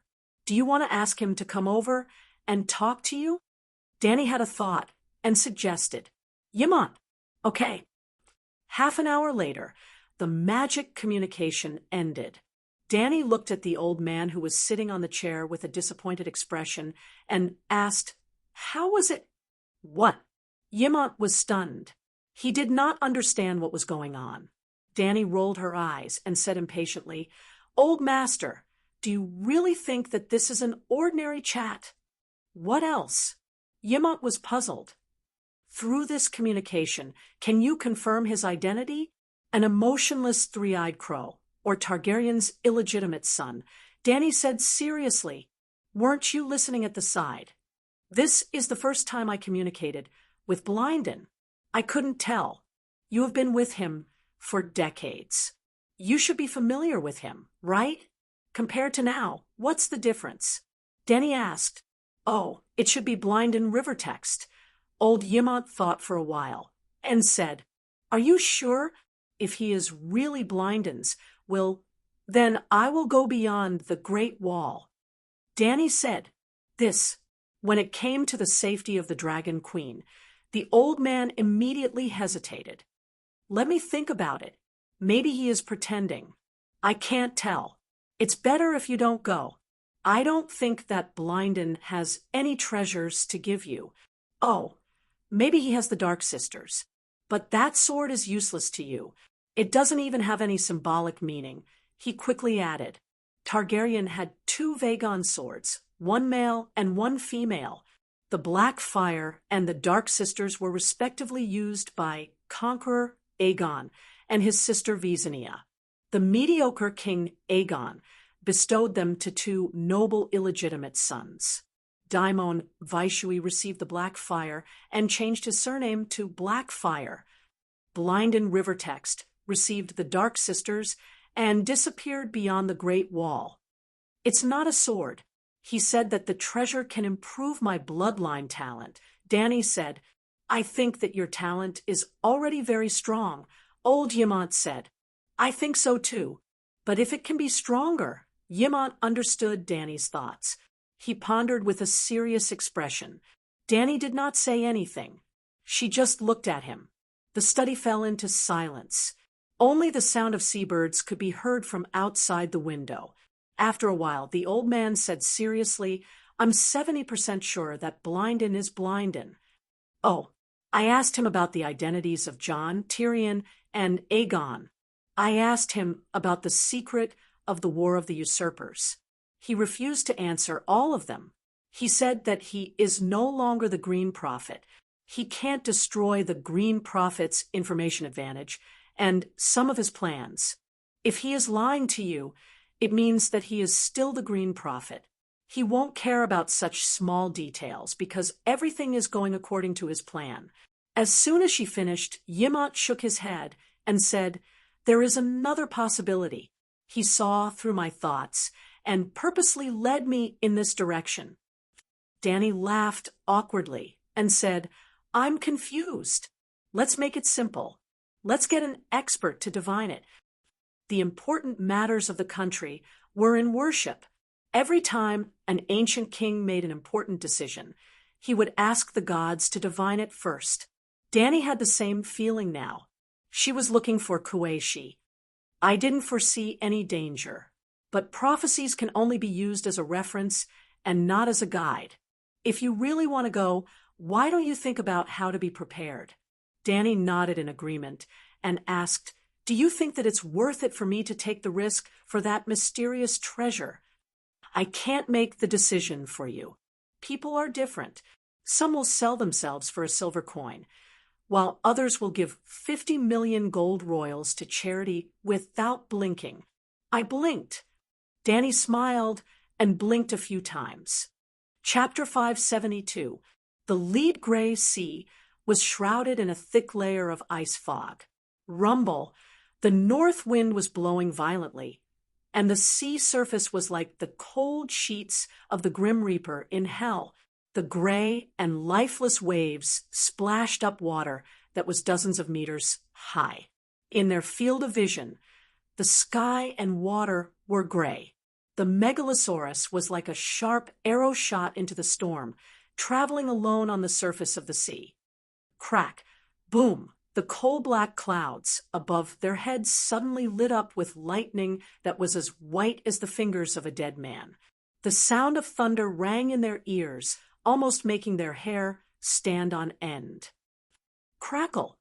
The fist-sized hailstones were like the gods in the sky that flipped over a chessboard. The hailstones hit Blackie's wings and the armor of Dani, and the four knights made clanking sounds as if they were forged iron. The sky was low, and the sea was high. They were flying between the sea and the sky, but the space in front of them was narrow and claustrophobic, like a big cat that had jumped into an oven. It was suffocating and oppressive. This was the Trembling Sea, one of the four great seas. The Jade Sea in the east had an end. The Summer Sea in the south, the Sunset Sea in the west, and the Trembling Sea in the north were all boundless. At least, no one had ever walked to the end of the sea. The northernmost city in the Ursos continent was probably Bravos. Flying 2,000 kilometers north from Bravos was the Great Wall. Flying 2,000 kilometers north from the Great Wall was close to the tomb of the Green Prophet. That day, after ending the communication with Kuei, Yimont was wiping tears for John's tragic death. However, Dani found Tam and asked her a question. "How much are you willing to pay for the improvement of your magic power?" Tam asked back, "Didn't you read my notebook?" Thinking of the Tam's notebook that was 10 times scarier than a ghost story, Dani was silent. Then she immediately decided to take a risk. The worst result was that she would be like the red dragon in the sheep egg. She would be lodged in the body of Blackie and Little White in the form of a soul, forever in the form of a dragon spirit. However, she did not think that it would be a happy ending. According to Kueishi's advice, it would be better to strengthen one's own defenses rather than asking for divine advice. Dani started to calculate her own assets. There was no hope for 5,000 Vajra brawlers, but in Astapor alone, she had Big Bear, the Fat Eunuch, and Garth, the 3 White Knights, and Ricarlo, the Blood Alliance Guard. Then she called the 4 of them, plus a Megalosaurus guard, Quero, who was used to wearing Westeros knight attire and had a set of steel armor. The 5 most loyal guards each wielded a tile steel sword. Ricaro had a dragonbone bow strapped to his back, and he was even equipped with 20 demon-piercing arrows with tile steel arrowheads. Big Bear and Garth also had tile steel armor, but the Fat Eunuch and Ricarlo thought that the armor was too cumbersome, so they only had a set of tile steel chain vest, only about 5 kilograms. Even his underlings had their own Vajra steel armor. Naturally, Dragon Queen's Night King equipment set had been forged long ago. Dani had to admit that the image of the blue saber was a classic. In the beginning, she also had the idea of cosplaying as the Ahog King. But after her rationality returned, she used the experience of a veteran of the battlefield to carefully draw out the design of the saber.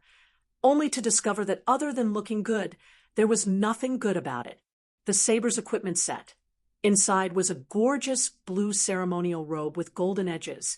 On the outside was a pair of elbow-length iron gloves, a sleeveless plate armor, 2 pieces of skirt armor, and iron boots. That was it. If anyone dared to wear such an armor to battle with her on the battlefield, she swore that she would be able to cut off the opponent's arms in less than 3 rounds.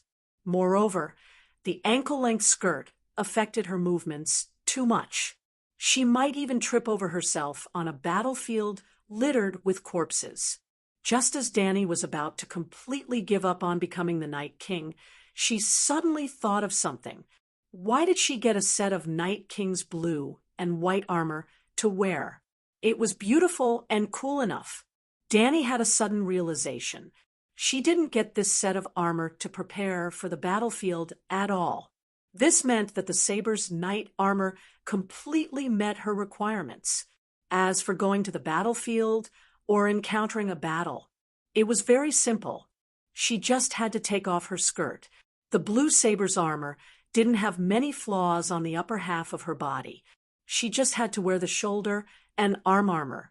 In order not to affect the appearance, she could sew a layer of silk cloth of the same style as the ceremonial robe on the shoulder and arm armor. The complicated and gorgeous skirt armor was changed from a one-piece to a separate assembly type. Usually, her clothes fluttered in the wind. During battle, the skirt would come off with a button, and she would immediately transform into a valiant and heroic armored female knight. However, Dany didn't completely imitate Saber. Their situations were different. First of all, Dany's newly forged king's sword was on her back, not in her hand. Secondly, in terms of details, Saber's armor was more gothic, while Dany's details were more practical on the battlefield. The joints of the different parts of the armor didn't have any decorative patterns, metal, or silk mesh. They were all smooth steel plates that wouldn't easily allow the blade to get stuck in the gaps. Even so, her armor was much more exquisite and gorgeous than the men's armor from before. It wasn't entirely because Saber's armor looked good. As long as it could show off a woman's soft and beautiful figure, the style didn't matter.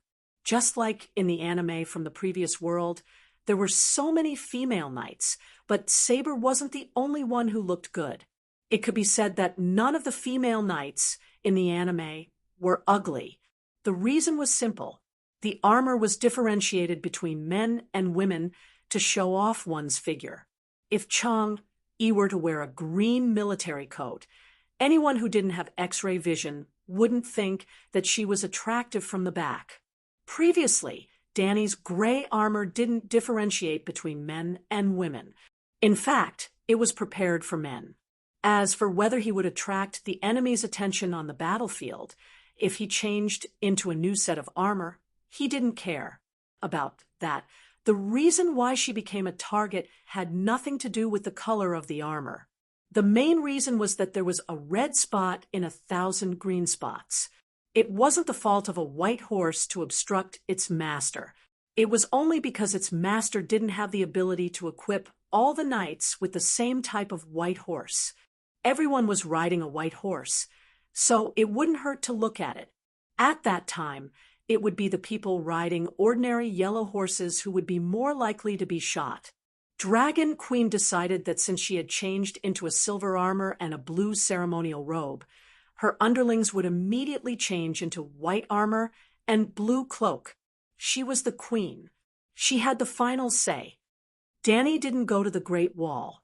Instead, she flew north above the trembling sea. She flew to the same latitude as the tomb of the Green Prophet. If this world was really a planet, then she followed the latitude line and entered the frozen land of eternal winter in the west. Although the trembling sea was a harsh environment, with turbid waves below and endless ice and snow in the sky, the frozen land outside the Great Wall wasn't any safer than the sea. It was only colder and more dangerous. At the very least, there were no deviant ghosts in the trembling sea. After flying west for another 3 hours, They arrived at a hill that looked like a burial mound. It was more than 500 meters tall and had a radius of 7 to 8 kilometers. Halfway up the hill was the dividing line. Below was a dense mass of pine trees, iron trees, and sentinel trees. Above was a weirwood with white-boned trunks and bloody leaves. Other than the weirwood, all the trees were bent by the thick snow. Most of them couldn't even be seen as trees. They were wrapped in the frozen snow from their roots to their crowns. They grew messily on the mountain, like a group of giants huddled together in the cold wind. The sun in the sky was like a lonely lamp hanging in the corner of a sports field at midnight. A black shadow flew out from the wick of the lamp, growing larger and larger. It was a black dragon. The fierce wind was like a ghost's howl, bringing up fine powder from the snow-covered ground. It sparkled like glass under the afternoon light. "Calixi, there's a fire there!" The megalosaurus circled 300 meters above the top of the mountain. Ricardo suddenly pointed at a rock wall halfway up the hill and shouted. With his reminder, Danny, who was in her dragon spirit state, also saw the person holding the torch through Blackie's eyes. On the rock wall halfway up the hill, there was a crevice hidden in the surrounding weirwood trees. A ranger with a tall stature, close to 2 meters tall, stood in front of the crevice, shaking a pine oil torch that burned with orange flames. Yes, that was a ranger. He wore a hood and a scarf around his neck. His face couldn't be seen clearly, but his black woolen sweater, black leather armor, and black ringed armor were the standard attire of a ranger of the night watch. Caw-caw-caw. Suddenly, a flock of crows flew out from the weirwood trees on the mountain peak that were as lush as the roof of a football field. They looked like dark clouds covering the sky. Thousands of them. Black feathers, red eyes. Come, come. They weren't afraid of the dragon's might. They surrounded Blackie and cawed. "If you do this, I won't dare to go down," Danny complained. Her voice wasn't loud. Even the blood brotherhood behind her didn't hear her clearly, but in an instant the crows stopped cawing. One of the big crows threw down a cloth bag the size of a pencil box from its claw. When Danny reached out to catch it, all the crows flew back into the weirwood forest. They blinked their scarlet eyes together, staring at the megalosaurus in the sky. Inside the cloth bag was a warm brown baked bread and a small bag of coarse salt. Danny frowned and tore off a piece of bread. She stuck the salt on it and ate it. Then she passed the bread and salt to the knight behind her. When everyone had eaten a mouthful of the salty bread, and Beavos, who was the last to swallow the rest of the bread, Blackie flapped its wings and landed in the pine forest below the crack in the rock wall. Boom, crack, his whole body sank into the snow pit. He broke several frozen tree trunks before he could stabilize himself. "Queen, Beavos will go down first to help you scout the way." The fat eunuch, who was wrapped in a thick fur coat, tilted his body, leaving a human-shaped hole in the snow, and disappeared without a trace. The snow was too deep, taller than him. 7 layers of hell. Beavos has never seen such deep snow and such cold weather in his life. At the bottom of the snow pit, the eunuch howled. "Calixi, is this considered a long night? We can barely see the sun in the sky. The ground is covered in snow." Chue Luo shivered. Danny looked at the lonely yellow halo of the sun in the sky and said uncertainly, "Even the deviant ghosts haven't come out. It should be close." As soon as her voice fell, Beavos immediately howled, "Ow. No, there's a dead person pulling my foot." Ka, ka, ka. It was like the scene of a zombie movie. The director shouted, "Action," and then all the actors playing zombies rushed into the camera. 1, 2, 3, 4. It was impossible to count. The corpses were like weightless carrots, jumping out of the snow one by one. There were night watchers in black robes, savages in animal skins, incomplete corpses, and even corpses that had been dead for a long time and whose muscles had rotted and frozen corpses in tombs. They all had pale skin, pitch-black hands, and eyes that shone like pale blue stars. The corpses floated on the snow. It was as if Newton opened the coffin lid and joined the group of corpses. Newton's laws and whatnot were also turned into corpses. The corpses might not be as good as deviant ghosts, but they did not fall into the snow pit because of their own gravity. The ice and snow environment was too advantageous for deviant ghosts and corpses. Clang, clang, clang. The white knights and the blood guards quickly left the dragon's back, found a place to rest on the tree trunk and protruding rocks, and then pulled out their steel swords. Buzz, like the sound of a cicada's wings rapidly flapping, two huge milky white wings of light suddenly popped out from the Dragon Queen's back. The feathers were visible, and the texture was almost real. The shape was like the wings of a white dove magnified 100 times. Oh, the wings of an angel. The armored female knight, who spread her wings, like deviant ghosts, also left no trace on the snow. Chapter 573. Danny wore a silver armor and a blue robe. A pair of angelic wings flapped gently behind her back. Just like the zombie ghosts, she walked slowly on the snow without sinking into the snow pit. The wind howled angrily, bringing with it tiny bits of ice and snow. It blew past her armor and hair, a bunch of trash unworthy of my sword. Her voice was a little muffled by the howling northern wind. But the next scene was clear for everyone to see. The black dragon stepped on the trunk of a pine tree and leaped into the sky. At the same time, a golden red fireball the size of a pineapple shot out from his mouth and floated in front of Dragon Queen. Blood-colored fire snakes, as thick as chopsticks, shot out from the fireball. It was as if the fireball was made of fire snakes. TSK, TSK, TSK, boom, boom, boom. One fire snake after another landed on the ghouls' faces and chests. It was as if the ghouls had been set ablaze with oil. The running ghouls burned like torches, and white steam rose from the snowy ground. However, the place where the black dragon landed was like the epicenter of an earthquake. Rings of tremors spread outwards, awakening the zombie ghosts sleeping in the snow. They were like razor clams that had been sprinkled with a layer of salt on the beach at low tide. They popped their heads out. The razor clams had only popped their heads out, but the appearance of the zombie ghosts was just the beginning. They were like dogs that had smelled fresh dung. They swarmed over.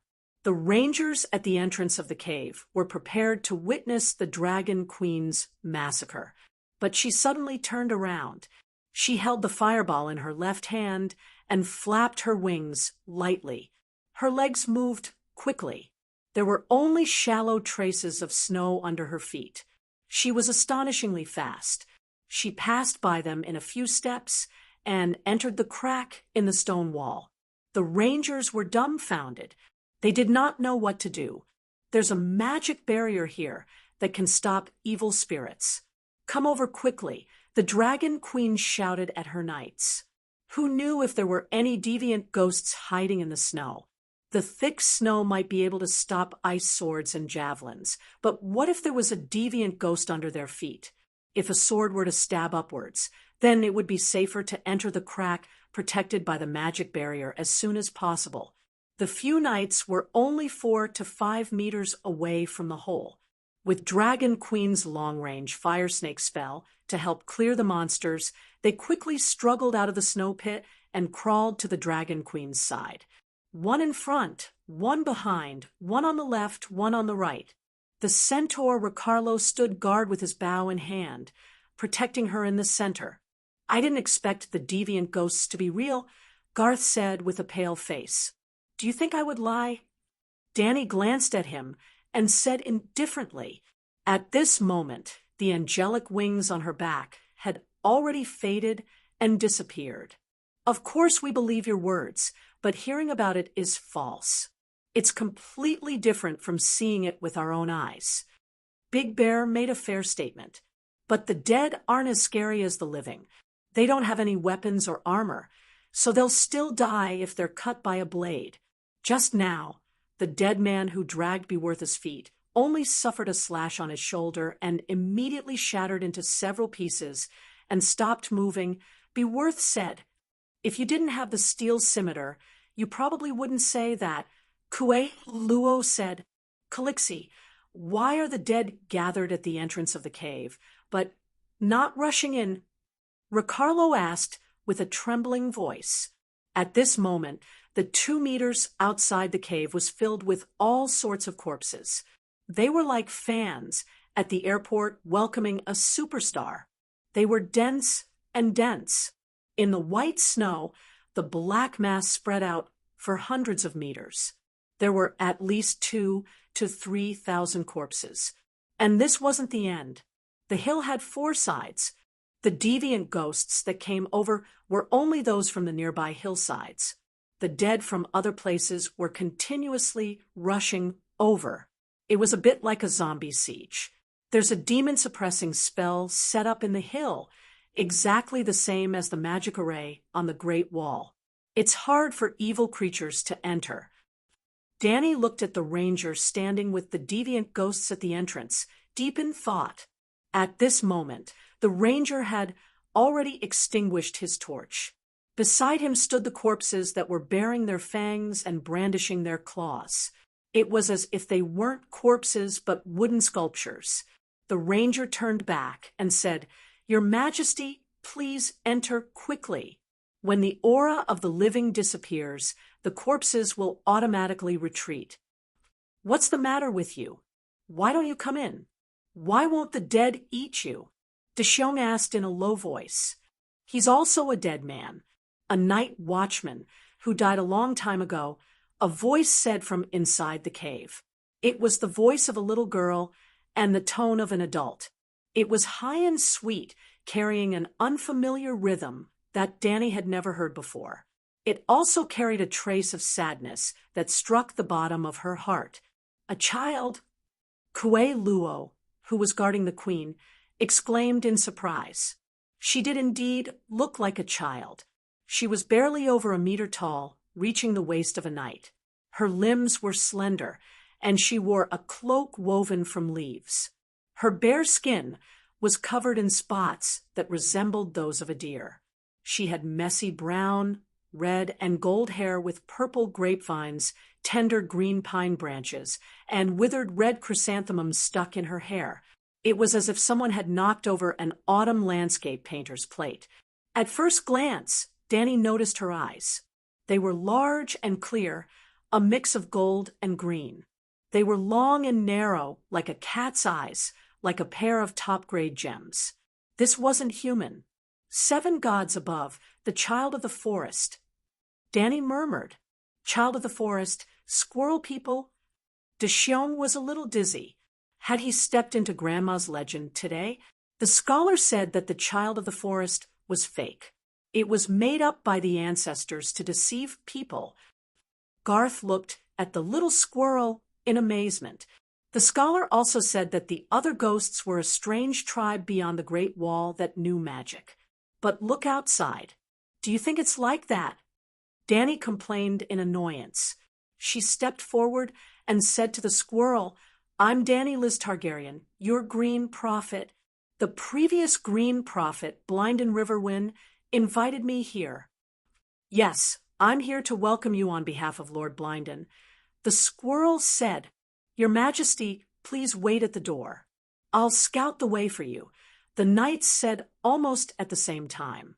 This was expected. Danny brought the 5 of them here. Wasn't it for the safety of the guards? But at this moment, Danny changed her mind. "No need. Let's go in together." She stared into the squirrel people's eyes that were as clear as spring water. She didn't trust Blinden, but she suddenly had a lot of confidence in the squirrel people in front of her. She believed that the squirrel people wouldn't lead her into a trap. She couldn't tell why, but after seeing the squirrel people, she felt completely relaxed. The squirrel people seemed to see the doubts in Danny's heart and said, "You have Mother's aura on you." Suddenly, Danny thought of the door god. The green prophet was only the priest of the child of the forest. The old weirwood was the mother goddess they believed in. But now she was singing her own song of wind. This Danny nodded in understanding and looked at the squirrel people more affectionately. There were often ministers who betrayed their lords, but there had never been a devout, true believer who betrayed the mother goddess. The path inside the stone wall was narrow and curved. There were black mountain rocks on both sides, and white weirwood roots hung down from above. Under the light of the dragon-flamed fireball, they looked like ice-cold white snakes that were circling around the top of the cave. Danny felt that they were going down. The cave was gloomy and terrifying, but the deeper they went, the warmer it became. In the quiet cave, there were only the rustling sounds of cloaks rubbing against the stone wall, armor, and iron boots hitting each other. Danny couldn't help but be curious and started talking to the squirrel people. "What's your name?" she asked. The squirrel people hesitated and said, "My real name is too long. You can call me Leaf. I've traveled the continent for hundreds of years and have many names. Leaf is the name given to me by the new three-eyed crow." "Hundreds of years?" Garth exclaimed. "I've seen the Black Death god Balerion, and seen the Targaryen dynasty change generation after generation. Now, I've seen the Dragon Queen's Big Black, and the new Targaryen queen." Leaf said, "7 gods above. You're practically the living history of the Westeros," the big bear muttered. The centaur and fat eunuch were also shocked. Danny cast a glance at her disgraceful subordinates and said calmly, "Sir Mormont, have you forgotten about the Crab King? That guy has lived for tens of thousands of years." The big bear's cheek muscles twitched, and he was speechless. "Your Majesty has seen the Crab King?" This time, it was Leaf's turn to be shocked. "That bastard dared to steal my steel, so I steamed him." Danny waved her hand carelessly and said calmly, but the squirrel people's big eyes, which were as deep as a lake due to the vicissitudes of life, flickered with shock and disbelief. "But the Crab King controls the Rhone River," he said. "That's old history from tens of thousands of years ago. Also, my Big Black is also a demigod. Didn't you notice?" Danny said. Leaf was silent. "What's up with that ranger?" Danny asked again. The new three-eyed crow called him Cold Hands. "You've seen it on your way here. This place is very far from the Great Wall, and the journey is long and dangerous. When Lord Blinden came to this shelter, he had a guard with him. Do you know the Blood Crow Duke's Raven-Tooth Guard?" Leaf asked. "In the Romance of the Three Kingdoms, Liu Bei had the White Ears Army, Yuan Shao had the Xiandeng Death Soldiers, Cao Cao had the Ferocious Cavalry, Lu Bu had the Formation Breaker. Gong Sunzan had the White Horse Cavalry. They were special forces that dominated the world for a time. Their loyalty and strength were among the best in the world. In the world of the Song of Ice and Fire, there was a similar force. The Duke of Blood Crow formed 300 longbowmen. The Raven-Tooth Guard, without mentioning anything else, the Raven-Tooth Guard's lowest effective shooting range was more than 400 meters. Don't say that I'm bragging. It's Martin's fault. Snipers were not much better than that. During the first Blackfire Rebellion, Blinden brought his 300 Raven-Tooth Guards to fight against Daimon Blackfire. He managed to kill Daimon and his 2 sons, who were fully equipped with steel armor, from 300 meters away. Even now, Danny still did not understand how the Raven-Tooth Guards managed to do it. Could it be that a soul imprint shot passed through the gaps in the armor and hit the door? She could not do it. None of the centaurs under her command could do it either. She even felt that a sniper would not be able to do it. This was because aside from their steel armor, most knights were also used to carrying iron shields. If one person was shot, the others would definitely raise their shields to protect their heads. Forget 300 meters. Even knights would be immune to arrows from 50 meters away as long as their armor was of good quality. Leif continued. When the Duke of Bloodcrow was exiled to the Great Wall, all the Raventooth guards who survived hundreds of battles took the initiative to put on black clothes. When Blinden traveled thousands of miles to the last shelter, the last guard captain also followed him. Unfortunately, the shelter was feared by the other ghosts, and countless ghouls kept watch over it. The last guard captain of the Raventooth guards also died in the hands of the other ghosts. How did he recover his humanity? Denny asked curiously. This question is not easy to answer. You can ask the three-eyed crow. Leif said, Then, is the last shelter referring to this cave? Who is it protecting? Danny looked around. She did not realize that they had spent a long time talking. Unknowingly, they had already passed through several forks in the road and arrived at a wide cave. It was as spacious as a basketball court. The ground was densely covered with weirwood roots of different thicknesses. They were soft, pale, sticky, and slippery, like a group of snakes entrenched at the bottom of a pit. Chapter 574. Weirwood was a precious wood with powerful functions. The weirwood god was also a good person, but the image of weirwood was too horrifying. The leaves were like blood-stained palms, the trunk was like the bones of a dead person, and the roots were like entwined, sticky snake balls. It was very demonic. At this time, the cave under the weirwood hill did not even need special effects to film a Chinese ghost story. If the squirrel Leif was taller, his eyes would not be so clear, and his expression would be more ferocious. It was a living example of Granny Tree Spirit's cave. But this was not a fairy's cave, but a sacred sanctuary, the last home of the children of the forest. Not only our home, but the giants also live in the cave.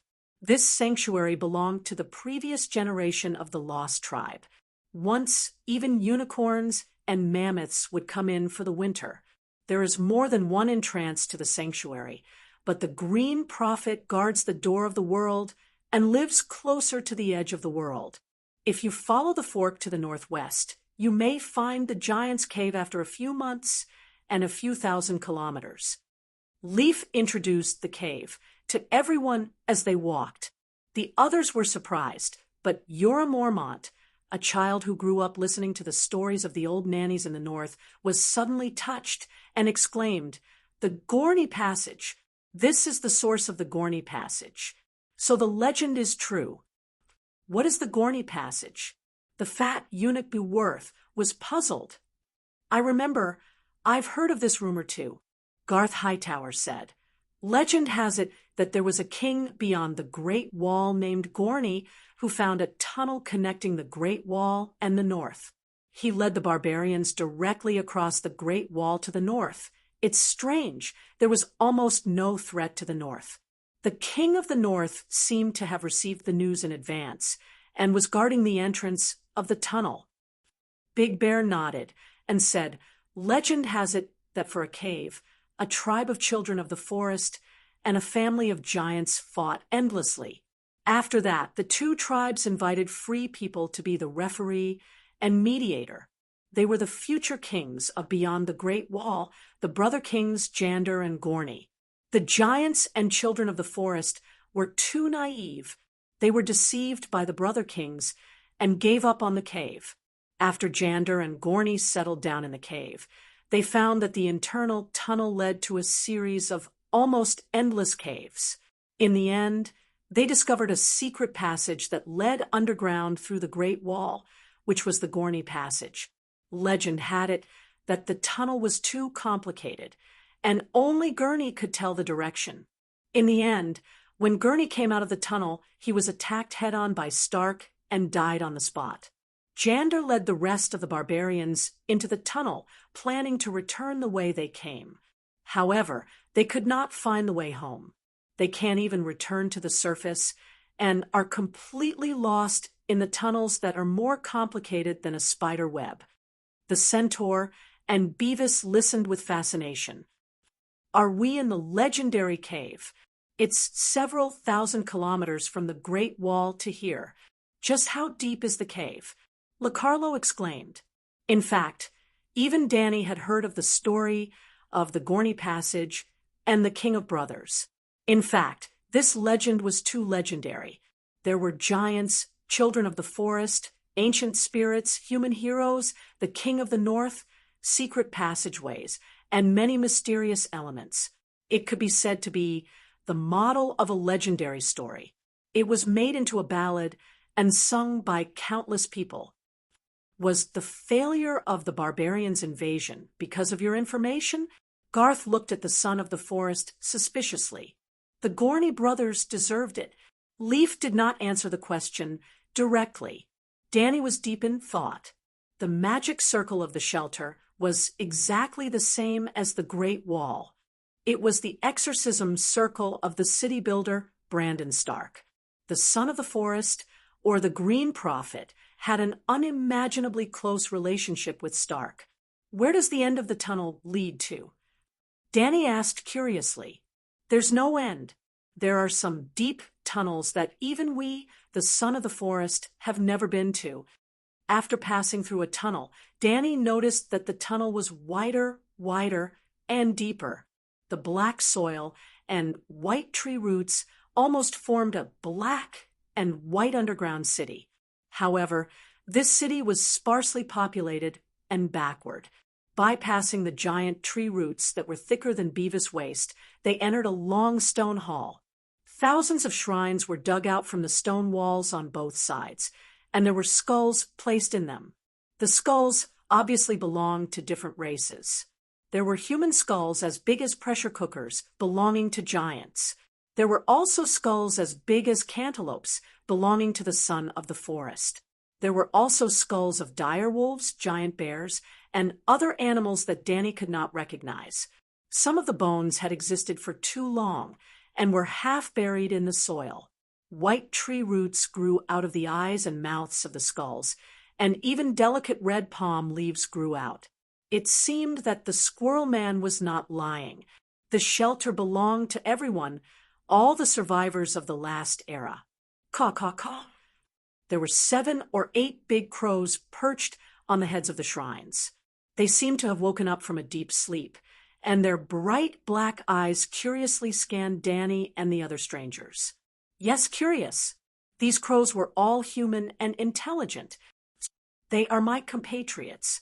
There was a strange sadness in the voice of the Squirrel Man, Leaf. Danny heard the emotion in her words, but did not understand the secret that she vaguely revealed. After that, they met other squirrel men. There was a cave larger than a football field, and stone pillars hung down from the top of the cave.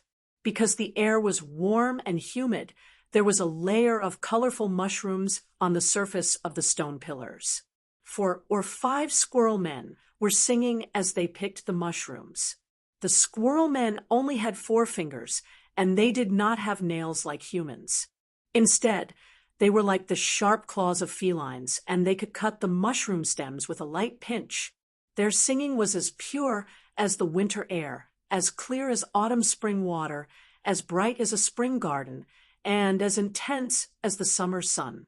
Danny and the knights all stopped in their tracks, intoxicated by the squirrel men's singing, unable to extricate themselves.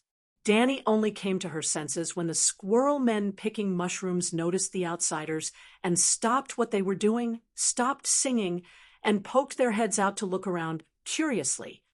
Another legend has been confirmed. The son of the forest has the most beautiful singing voice in the world, Danny exclaimed.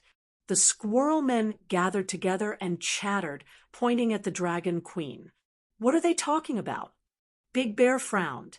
They're saying that the queen is really beautiful, and that human clothes can also be so beautiful.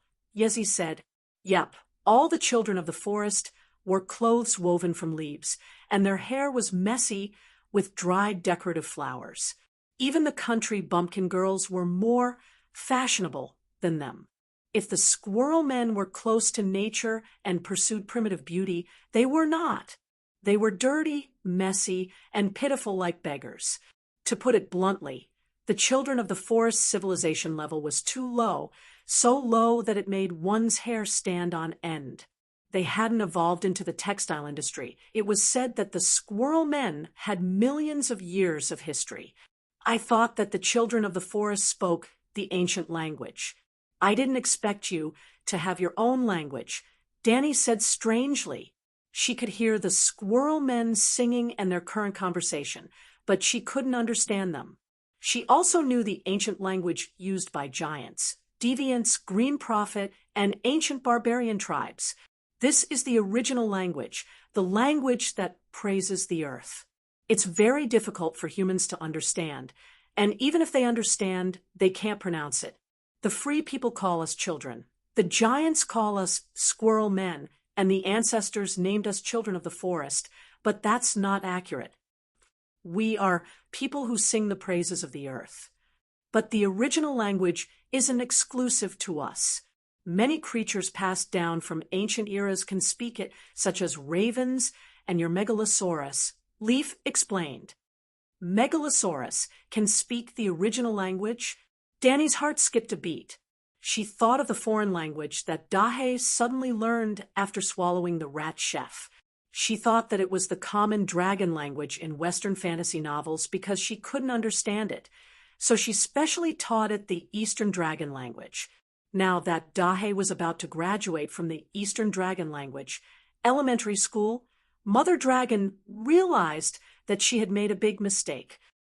I've traveled in the southern continent for hundreds of years and am proficient in many languages, but my people don't have the same experience.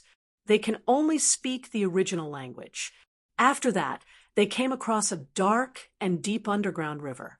Two children of the forest were happily fishing by the river. It was almost like they were playing. They threw a net the size of a bedsheet woven from rattan into the river and waited for white blind fish the length of an arm to crash into it. They walked across the narrow stone bridge above the underground river and came face to face with 4 or 5 shepherds who were dozing off on the backs of sheep. Hundreds of sheep were scattered in the cave, nibbling on the fungus on the ground and the tender branches, and red leaves growing from the roots of the weirwood. The squirrel man crawled in the fluffy wool and snored. This simple life was too comfortable, too leisurely. One had to know that there were thousands of ghouls outside the cave. Not to mention that the long night was coming. It seemed that the long night had no effect on the shelter's cave. It was already dark outside the cave. The snow was like a cotton blanket covering the forest. The temperature was 40 to 50 degrees below zero. It was as warm as spring here. There were abundant resources, and life was boundless. Perhaps humans had gone extinct in this era.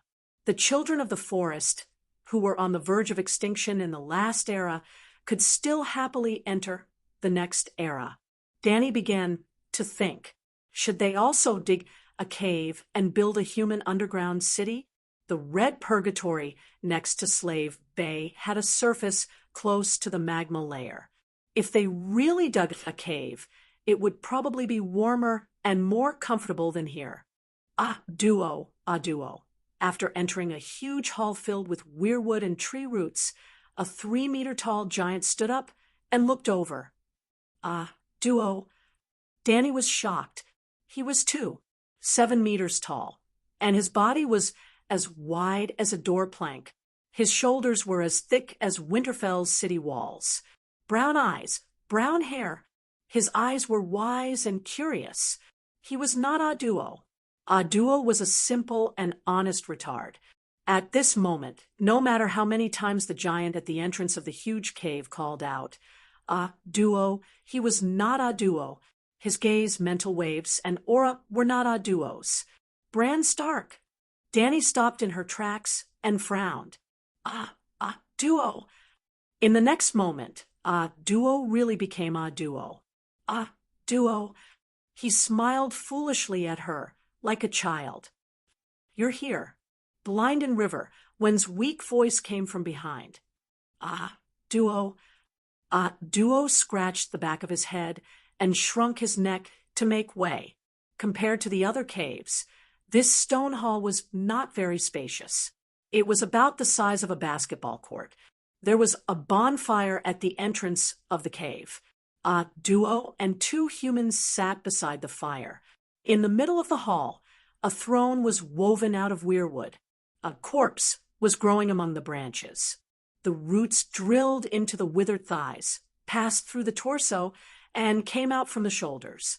Dark red leaves grew on his skull, and countless gray mushrooms covered his forehead. What little skin remained stretched across his face, tight and hard like white leather. Here and there, brown or yellow bones protruded from the muscles. This was definitely not a living person. You're also a deviant ghost. Danny was shocked.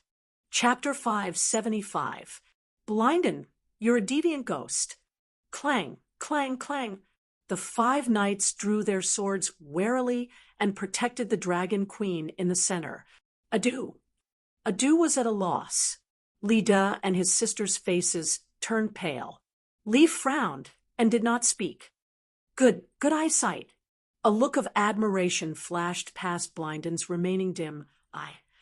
But I'm not a deviant ghost. You should be able to understand this. Danny waved her hand and had her underling sheath his sword. She took a few steps forward and stopped in front of Blinden. She frowned at him and said, "Why can I understand this?" Hee, I saw everything you did in the City of Knowledge's bookseller. I have to say that the Targaryens of dozens of generations are not as clever as you, Blinden said meaningfully. The Blood Crow actually wanted to say treacherous. City of Knowledge's bookseller, Jia Kuan, Death God's Scripture, teaching you the method of mutated ghosts. Danny's expression changed. When she taught Death God's Scripture to Jia Kuan, she was not in the Westeros. The three-eyed crow could only make a guess based on some clues. He could not be certain. If that was the case, what are you talking about? Why can't I understand? Danny was at a loss. Of course, she had to play dumb. Even if Brandon did not know about what Blinden knew now, he would definitely know about it in the future. Oh, all right. The Skeleton King looked deeply at her and said, "Deviant ghosts are servants created by the cold god with magic. Magic is just a kind of knowledge. If I can grasp that kind of knowledge, I can naturally use it. It's just like the countless supernatural factions in the world. They all started by imitating the gods. I'm curious, how did you see through my foundation with a single glance? If I didn't have some confidence, would I have come to see you?" The 9-colored vortex in Danny's mind spun quickly. The fire wizard power in her body surged. Anyone who had supernatural powers could sense it. The expressions of Jiujin lied, the squirrel man Leaf, and Adu, who had turned into Bran at some point in time, changed drastically. "You're dozens of times stronger than the last time we met." Blinden was also shocked. "How did you do it?" Danny retracted the demonic energy in her body and returned to her normal state. She said indifferently, "Work hard in your cultivation, and you will encounter many fortuitous encounters." The display of strength was not only a show of power, but also a message to Blinden. My talent is already very strong, and your talent-enhancing treasure may be useful to me, but it is not necessary. This Targaryen ancestor said that he was giving her a gift, but it was more like a transaction. The other party must have something very important to ask her to do. Since they were talking about business, of course, they had to lower the price. First, the buyer wanted the seller to think that she wasn't that eager to buy. Who is Frost God? What does it have to do with the Green Prophet? Danny asked a question that had been bothering her for a long time. Let's change the way we communicate. To the current me, my physical body is no longer the armor of my soul. Instead, it has become a burden. Blinden's eyes dimmed as he spoke in a voice as soft as a mosquito. After saying this, he closed his single eye in front of everyone and fell into a deep sleep. Leaf explained, Lord Blinden's physical body is on the verge of destruction. Over the years, he has only been awake for less than half a day. Enter the weirwood. Danny frowned. You can do it. The squirrel man looked at the dragon queen with a burning gaze and said affirmatively. Of course. Danny nodded hesitantly. Whitey in Slave Bay instantly crossed tens of thousands of miles and entered the state of the dragon spirit. It brought along the second soul and merged with the dragon's soul. It suddenly left the space of consciousness and rushed into the roots of the weirwood beside it. It was like a car driving into the highway, like a spaceship entering hyperspace, just like when Danny chased after the sixth-form man, Valamir. She shuttled through the blood-red world and came to a huge human face. A tall man with shoulder-length hair knelt on one knee in front of the huge face and prayed devoutly. His bone-white hair covered most of his face. But this was the spiritual space. Danny could still see his pale skin, blood-red eyes, and a wine-red birthmark on his cheek and chin like a red crow. This was the younger version of the Duke of Blood Crow, Blinden River text. Why don't you worship God when you meet him? Blinden said, without raising his head. Danny in the blue and white knight armor stood on the back of the white dragon and said lightly, If I worship him, what will happen to the thousands of believers of the 7 gods in the 7 countries? Blinden stood up and gently shook his elegant long hair, revealing his intact right eye and the red birthmark on his right cheek. He carefully looked at Danny and lowered his head again. His white hair fell down and covered the blood crow birthmark again. His bangs also covered his right eye. He seemed to have forgotten that this was the spiritual space. He could see the person opposite him without shaking his head. Or perhaps the habits from when he was alive were too deeply ingrained in his soul. Sigh, I never dreamed that such a daring person like you would appear in Targaryen. You even dared to usurp the position of the 7 gods, and succeeded, he said with a complicated expression. Don't say that. I'm very timid. I wouldn't dare to kill my own family even if you beat me to death. I wouldn't dare to do the dance of the Blood Dragon or the Blackfire Rebellion. I wouldn't dare to be as muddle-headed as your father or as crazy as my father.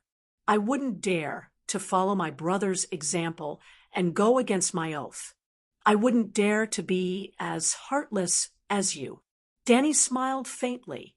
Blinden shook his head again, revealing a distorted face and widened eyes. He said, You're really arrogant. Danny lifted her chin slightly and said matter-of-factly, That's because you haven't seen my humility towards truth, justice, and light. My arrogance is only towards the unrighteous and depraved inhumans. You forget it. I can't win against you. Only people like you can achieve great things. Blinden lowered his head, his long hair covering his birthmark, as he surrendered helplessly. Danny waved her hand and said loudly, All right, I don't want to talk nonsense with you. Let's get down to business. Tell me the secret of the Frost God and the other ghosts first. Tell me about the relationship between the Frost God and the Green Prophet.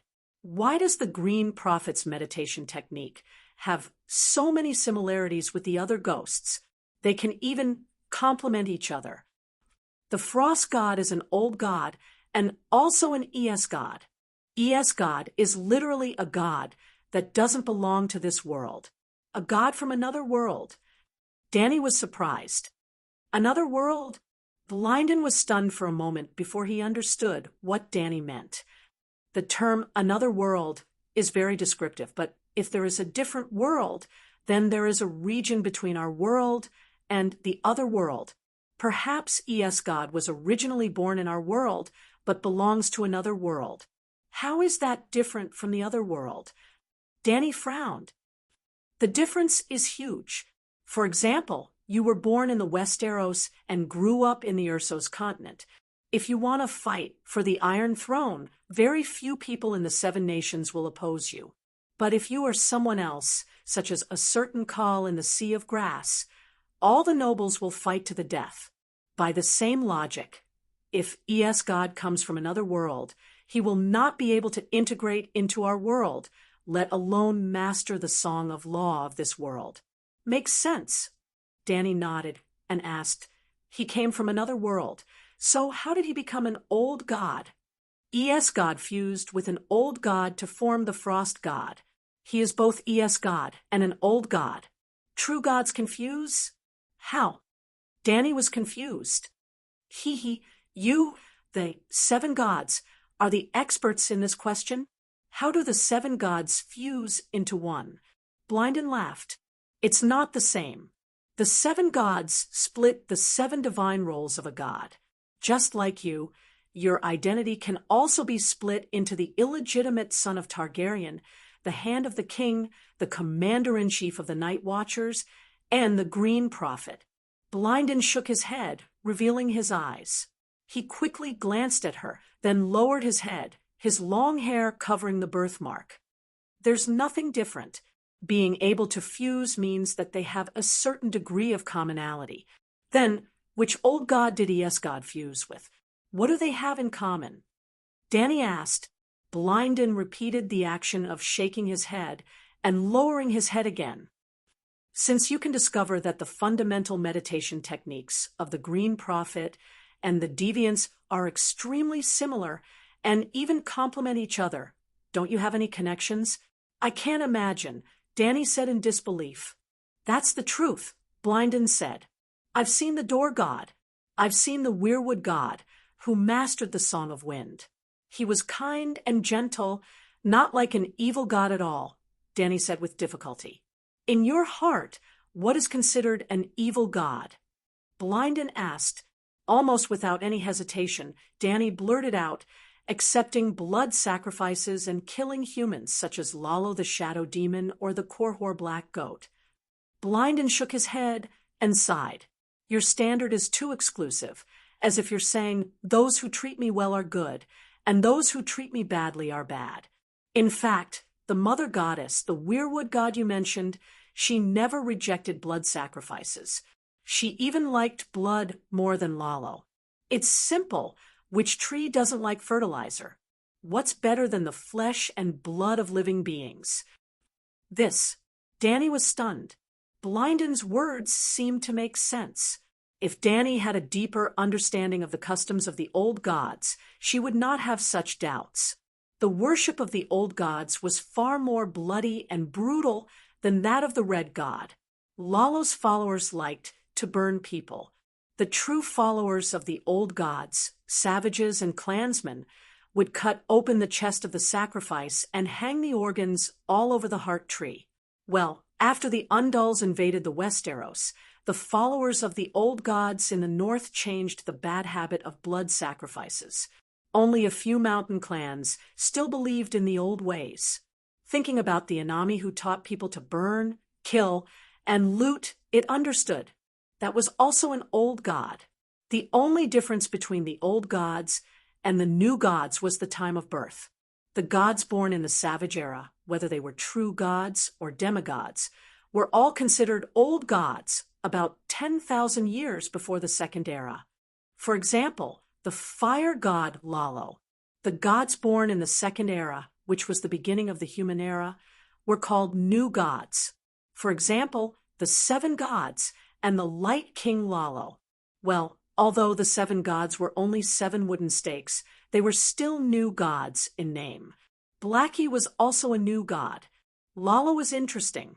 He existed in the ancient era, so he should be an old god.